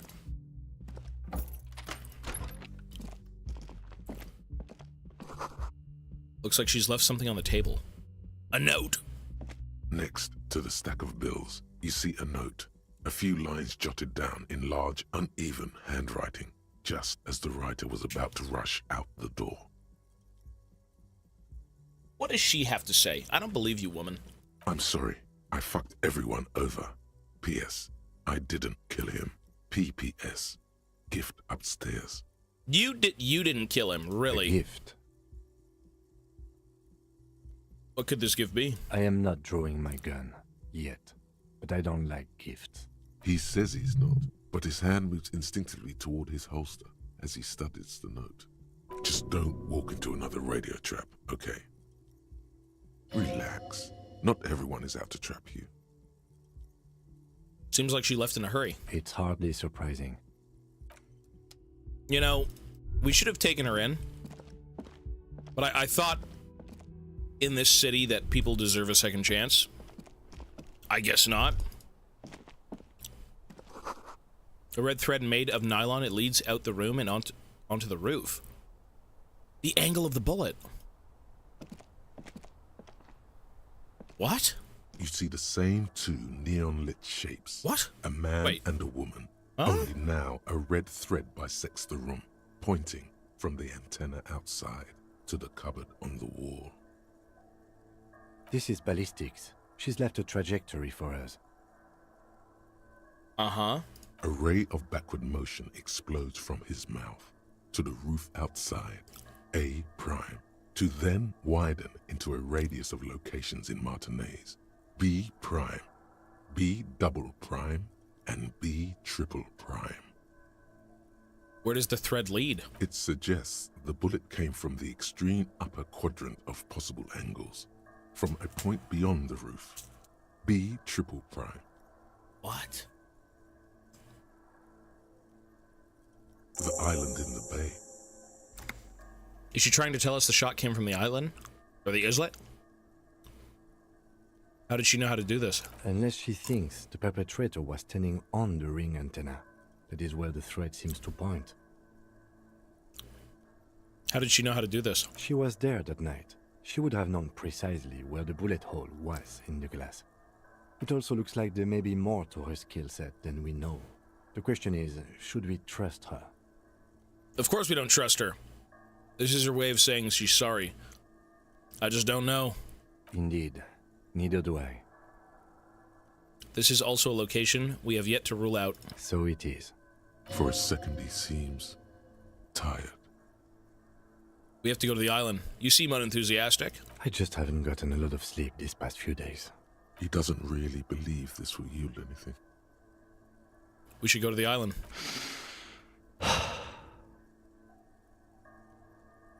Kim, let's go to the fucking island. I'm going to the island. Are you in? Of course, of course. I'm in. He takes a second to gather himself and says... How do we get there? Joyce Messier had a sloop, but she's gone. Lillian, the net picker, she's tarring her boat. Ah, yes, of course. The village. Let's go. Maybe. Look at that. The thread is tied to the antenna. Do you really think it came from that? No fucking way. What? Holy shit, it's Kuno. He lived? Hang on.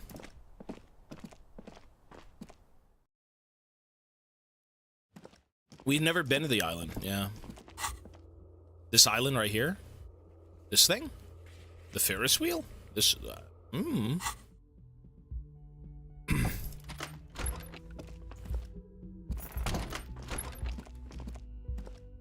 Kuno didn't fucking do it. Dart. Oh, you're up. It's good to see you back on your feet. Did you like your room? I cleaned it for you. I did, thank you. Big improvement. You're welcome. I thought it would be nice for you to wake up in a clean place after you, let's be fair, defended this establishment and its clientele from gunfire. I did the best I could. I give credit where credit is due, and that, sir, was a nice shot. I was watching until you hit him. Crawled inside then. Bullets started flying. Anyway. He really wants you to realize that he was also on the balcony looking by. In the danger zone, so to say. I wish you a quick recovery. Also, you and your partner are staying here free now. This establishment supports cops. The stay is free, the drinks are not. It just felt I needed to specify that. All right, sir. Where did everyone go? Oh, you know, people don't tend to stick around after shootouts. Turns out they're not good for business. What happened to the man in the sunglasses? I don't remember everyone who comes here, and many people wear sunglasses inside lately. Must be a fad. Okay, so I have to mention, when it happened, you were right there outside on the balcony. Yeah, I was, yeah. That's because I'm a badass. Really? It really took courage. Don't pick at him. Just nod stoically. I guess you are a badass. Yeah, I don't know.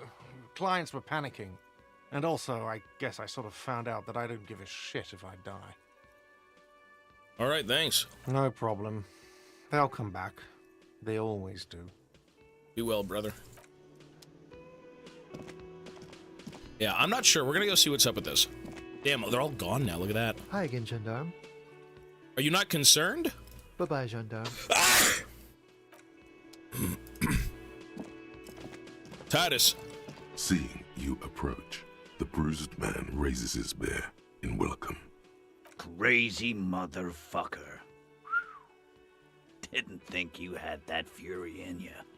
But I guess I've misjudged a lot of people lately. That was one hell of a shot. Hell of a shot. The fucks did not expect that.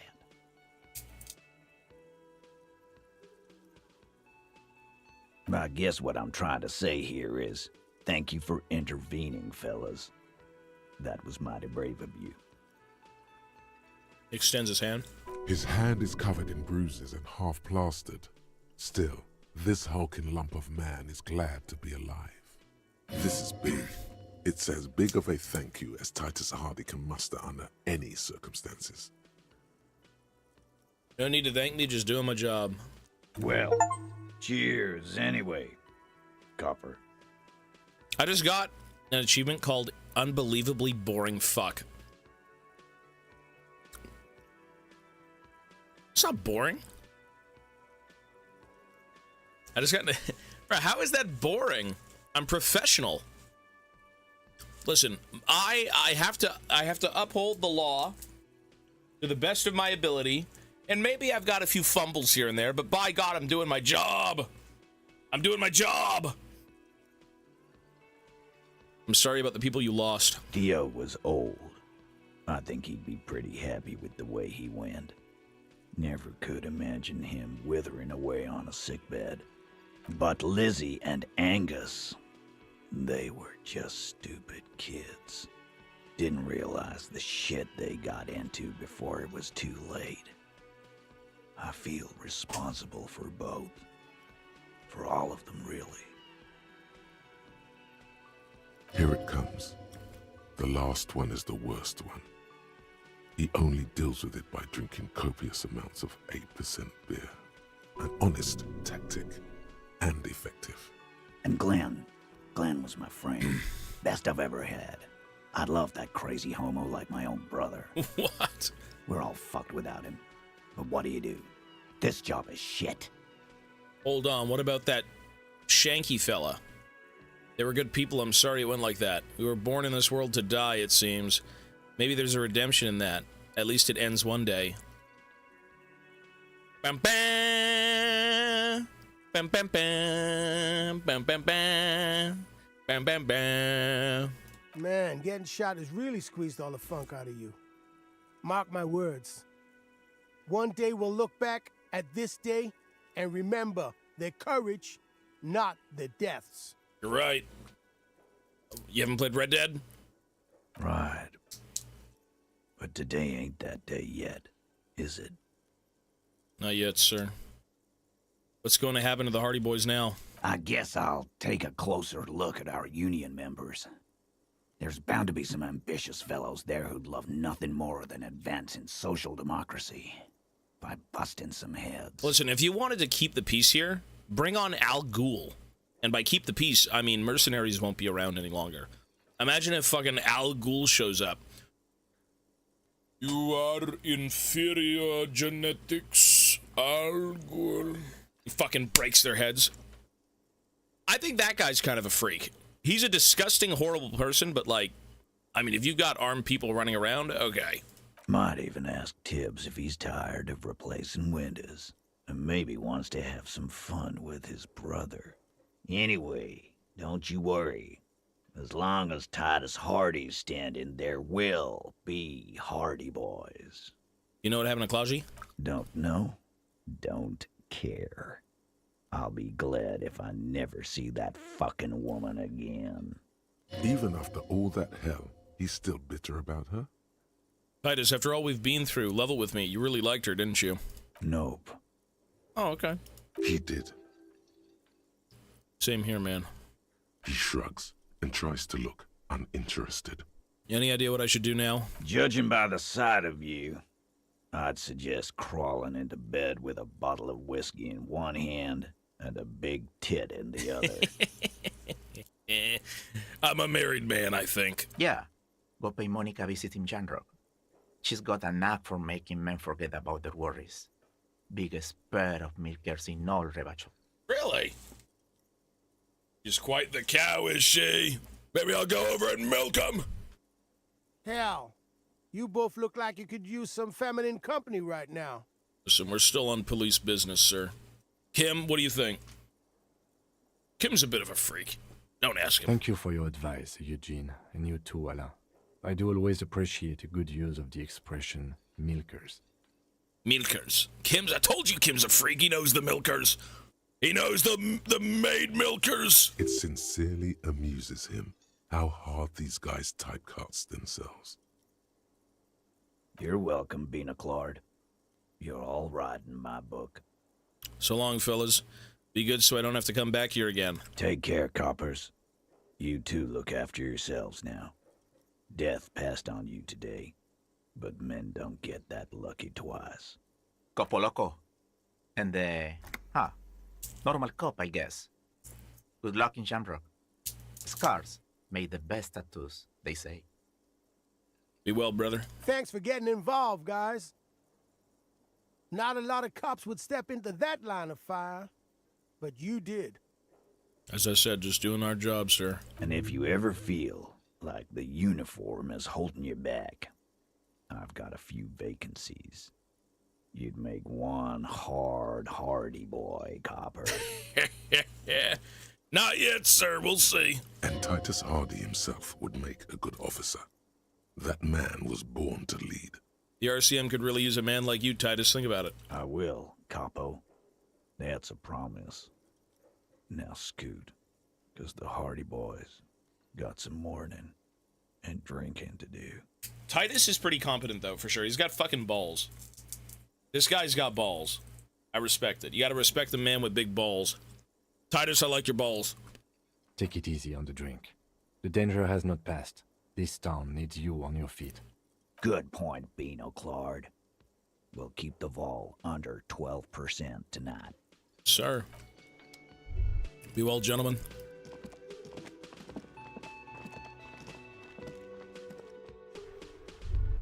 What the hell is this?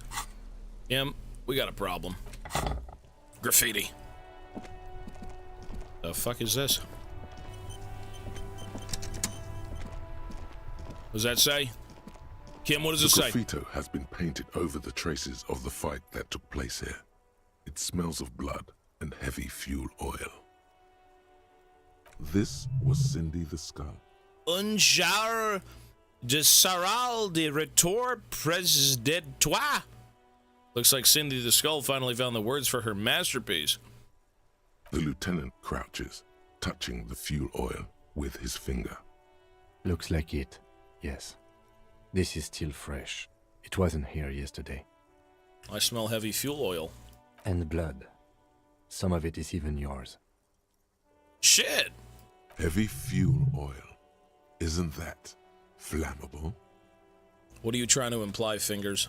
You could buy some smokes, light up a ciggy and throw it in there. You know, just to see what happens. No, that's stupid. See? No, come on. The graffito has been... No. No.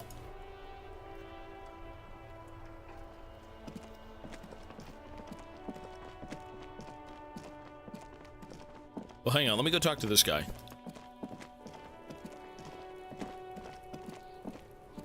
Kuno. Everyone says you started crying in the middle of a firefight and then bled like a pig. I guess that was cool. Who's saying that? People, they say you'd kind of died for a moment, that you let your shit out already, but then came back. So I guess that's what's cool now. Just don't think because you got half your dick shot off and you're an invalid now, Kuno's gonna treat you different. Kuno doesn't reward weakness. It's business as usual with Kuno. Kuno's cold like that. Feels good for some reason. Alright. Watch out, pig. It's a dangerous world out there. But Kuno's got his eyes on you. What's that supposed to mean? Who knows? He gestures repeatedly. Who knows?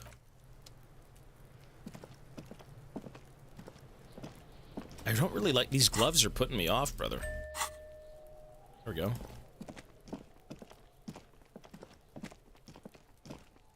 This kid's ugly as fuck. Okay, relax. Relax, he's just British.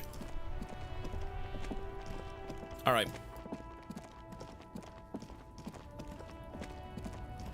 Everyone should be gone now, right? Look at that. Yeah, everything's boarded up.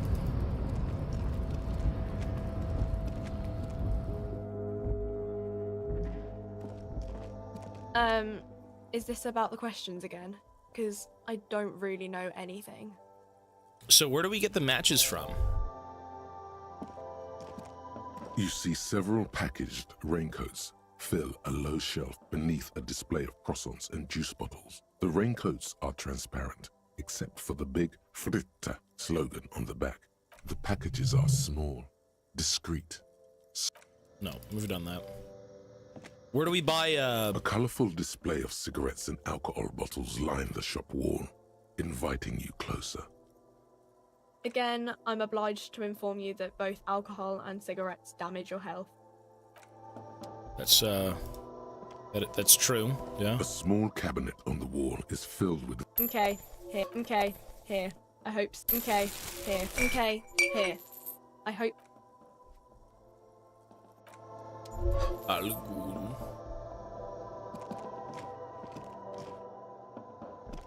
Wait, so I have to buy cigarettes? Really? A colorful display of cigarettes and alcohol bottles line the shop wall, inviting you closer. Again, I'm obliged to inform you that both alcohol and cigarettes damage your health. Here you go, mister. I don't really want to burn it, though, honestly. Well, I'm a cop. I'm not vandalizing the fucking city. Like, I'm a bad man, but I'm not that mentally ill. Boring cop confirmed. Hey, say what you want, man. I'm happy with my playthrough. I like my character. Just because you're presented with something in a roleplay game doesn't mean you have to do it, right? I mean, that's pretty fucked up, Kim. I don't want to go burning the place down, though. We got shit to do. One sec. Go to the island. Light the graffito on fire with a burning cigarette. What it says on the can. Really? Kim, what do you think? Are we cleaning the graffiti? What the fuck does it even mean? Un jour je serai de retour près de toi?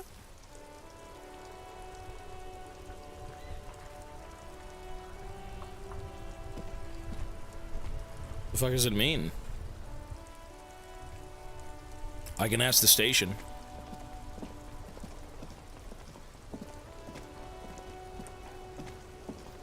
Inside, you see a set of steering levers, a radio microphone. This is Precinct 57. How may I assist you? Precinct, we've been attacked. I repeat, Lieutenant Kim Kitsuragi and... Something is wrong. Only static hisses through the speaker. Hello? No reply. Only the mindless drone of static crawling through the air. It's been this way for a while now. My guess is the Union is listening in on our conversations and jamming outward communications to protect themselves from Crenel. It only happens when someone mentions the attack. The rest is unaffected. Our best bet is to carry on like nothing happened. That is, if we don't want us cut off the grid completely. Isn't that dangerous? No more dangerous than stepping between 3 armed mercenaries and 8 Union men, I hope. I don't like it either, but that's the way it is. The street seems safe enough to me. If anything, taking out the mercs made things calmer. For now. That's true. You can try calling again. Just don't mention the tribunal. And remember, they are listening in. They're shutting you up. Silencing you. Don't fucking drop your guard. Everything sounds okay. No drumbeat of total war yet. Warhammer? If anything, everything sounds too okay. In the cabin, you see a set of steering levers, a radio on a... You know, it is quite calm here. The rain's gonna wash this away, though, really? Should we really light this up?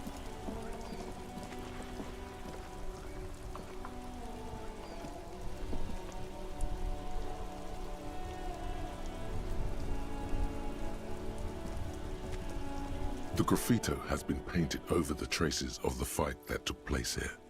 It smells of blood and heavy fuel oil. This was Cindy the Scar. Let's do it, Kim. The fuel oil catches fire immediately with a low hiss. A bright orange flash across the surface of the lettering. Rain turns to vapor above the burning message. Disco Elysium. Black smoke. You've been policed, Martinez. God, I'm on my way. Say nothing, stare grimly into the flames. Disco Elysium. The lieutenant has taken a small step back. He looks at your face illuminated by the flames and nods silently. Then the fire falters. Let's go to that island. Slowly, the flames subside, the fuel burning out. The air still smells of mazout and springtime. Alright, sure. That was really weird and not worth it, but alright. Mon Dieu! You set it on fire.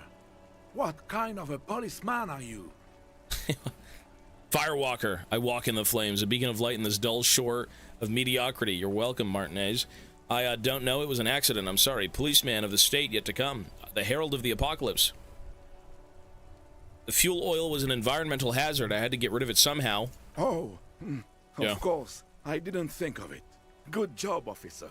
And now the water's gonna wash it away, sir. Just one thing at a time, you know? There you go. Look at that.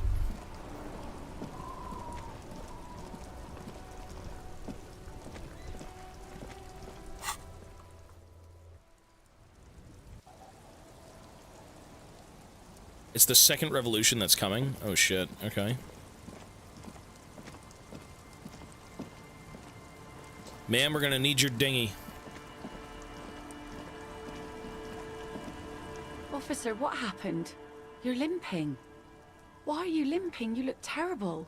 She sounds almost disappointed with you, reprimanding you for falling and hurting your knee. You seem angry. Why? Look at you. You can barely walk. I got shot in the foot. It was pretty bad. Ass, you would have liked it. Is this from the shooting in town? You would have liked it. We heard gunshots. Not that we don't hear gunshots all the time, but they were closer than usual. There was an exchange of fire on Rue de Saint-Guylaine. It's nothing to be worried about, madame. You should see the other guys. 2 dead, 1 in hospital. So you're a killer? Oh. That's good, I guess. I didn't mean that. Better than being dead. Scoff in a masculine manner. I'm not a killer, I'm a cop. Hi. I guess you are. I understand that's how it goes. I have a question for you. Of course. Can I help you with something? You want to go on a date with a drunk? No. We need to get to that island. That won't be a problem. It's wind still and the tar just dried. We've got 2 days of relative sunshine ahead. Can we borrow your boat? 2 days of sunshine? I just got a bacterial infection. I'm sad to hear that. Take care of that with Ether, will you? Don't get too many RCM men round here. That's cool. You boasting your bacterial infection like that. It's cool. What's on the island? Oh, they didn't do voice acting for this. Nothing, just ruins. Used to be some kind of fortification there before the war. For the communards, an anti-aircraft gun, I think. Bombed to bits in the landing. I haven't been there myself, always steered clear of it. Hasn't been there herself. Who has then? You said you haven't been there before, but who has then, if not you? My husband used to drink there. Him and his drinking buddies. Always seemed like a bad place to drink to me. People died there during the landing, you know. My mother told me. This must be one of the many fortifications that was used in the dying days of the revolution against coalition forces before they took this city. The kids sometimes go there too. I know they do, on rafts. I tell them not to, but they bring back old bullet casings and such. Which kids? The twins. God forbid they bring the girl along on some rickety barge. Can we maybe ask your twins about that place before we go? Would that be alright? Be my guest. They've a strange way of talking. See if you can get anything useful out of them. I seldom do.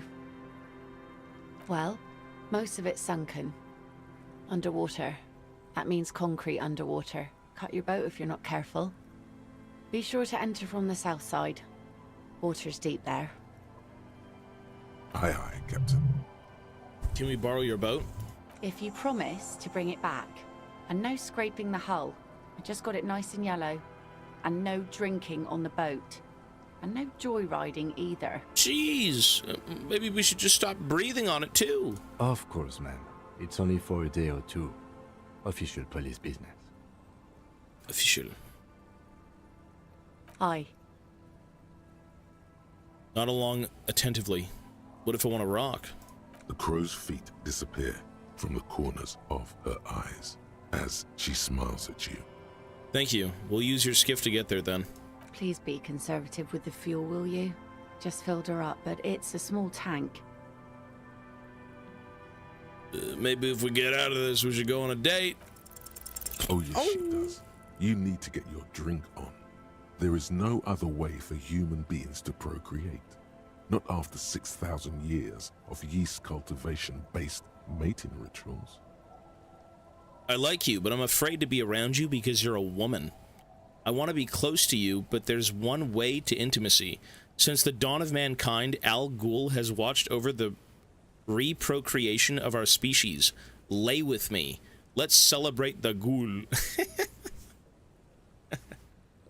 Alcohol makes closeness possible. Let's connect. Alcohol? Connect? Oh. I'm not sure I'm following you. A drunk date. You like it? That's a good impression. You really cracked me up, officer. Now, how can I help you? She doesn't even understand you asked her out. Perhaps you're too sober to pull it off right now. Be seeing you, ma'am. Try again later. We're just having jokes. There ain't nothing going on. We got business to attend to.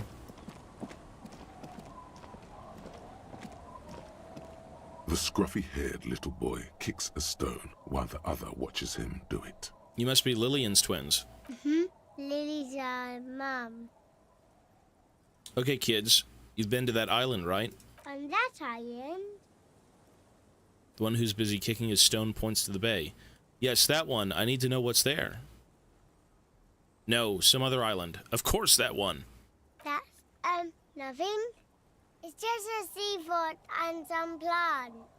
You can take a raft there. It's great. And we make a fire. We make a fire. Mm-hmm. Gather the sticks for the fire. And bullets. Or not real bullets, empty bullets. What then? They're lights. The fire guy comes and asks us to put the fire out. They must mean a human being on that island. Someone lives on... cut off. Someone lives on the island? No. Yes. Huh? Let's go with yes.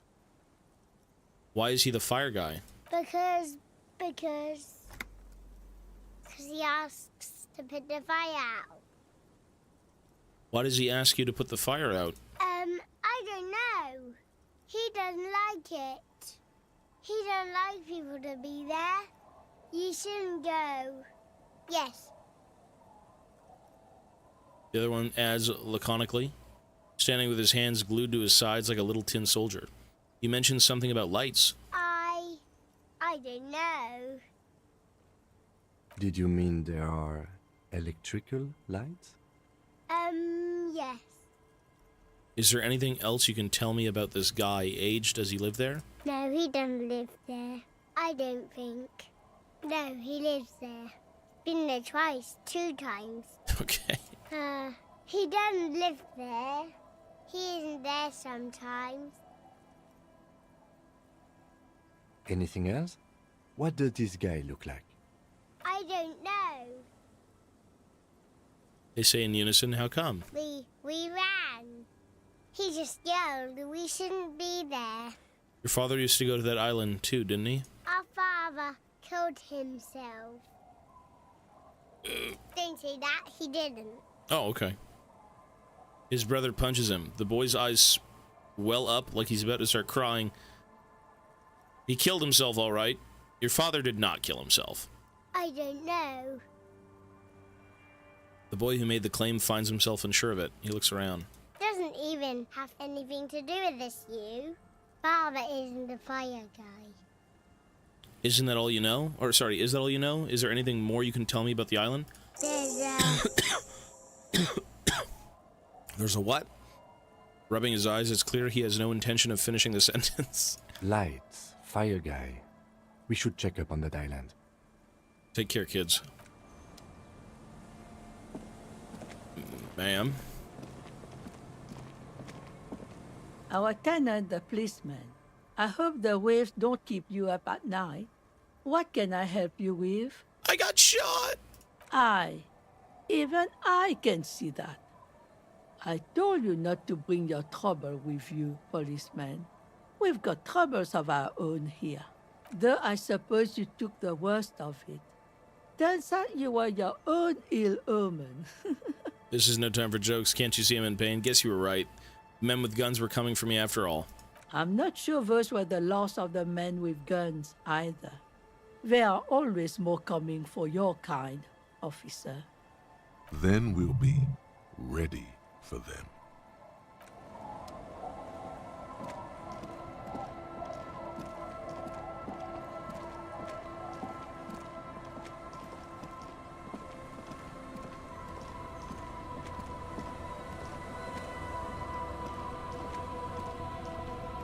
Alright, I think we should end here, folks, before we go to the island. I think, tomorrow we should be able to, finalize Disco Elysium. I don't think it's worth going through it tonight, to be honest. I'm gonna be way too tired by the time it's done. So I think we're just gonna save. Yeah, I don't think it's worth it, man. You can come back to it tomorrow. So that is going to be it for Disco Elysium, folks. What a great game. In terms of a rating, great game? I don't know yet. YouTube, we are not having sex with Kim. 0.75 game.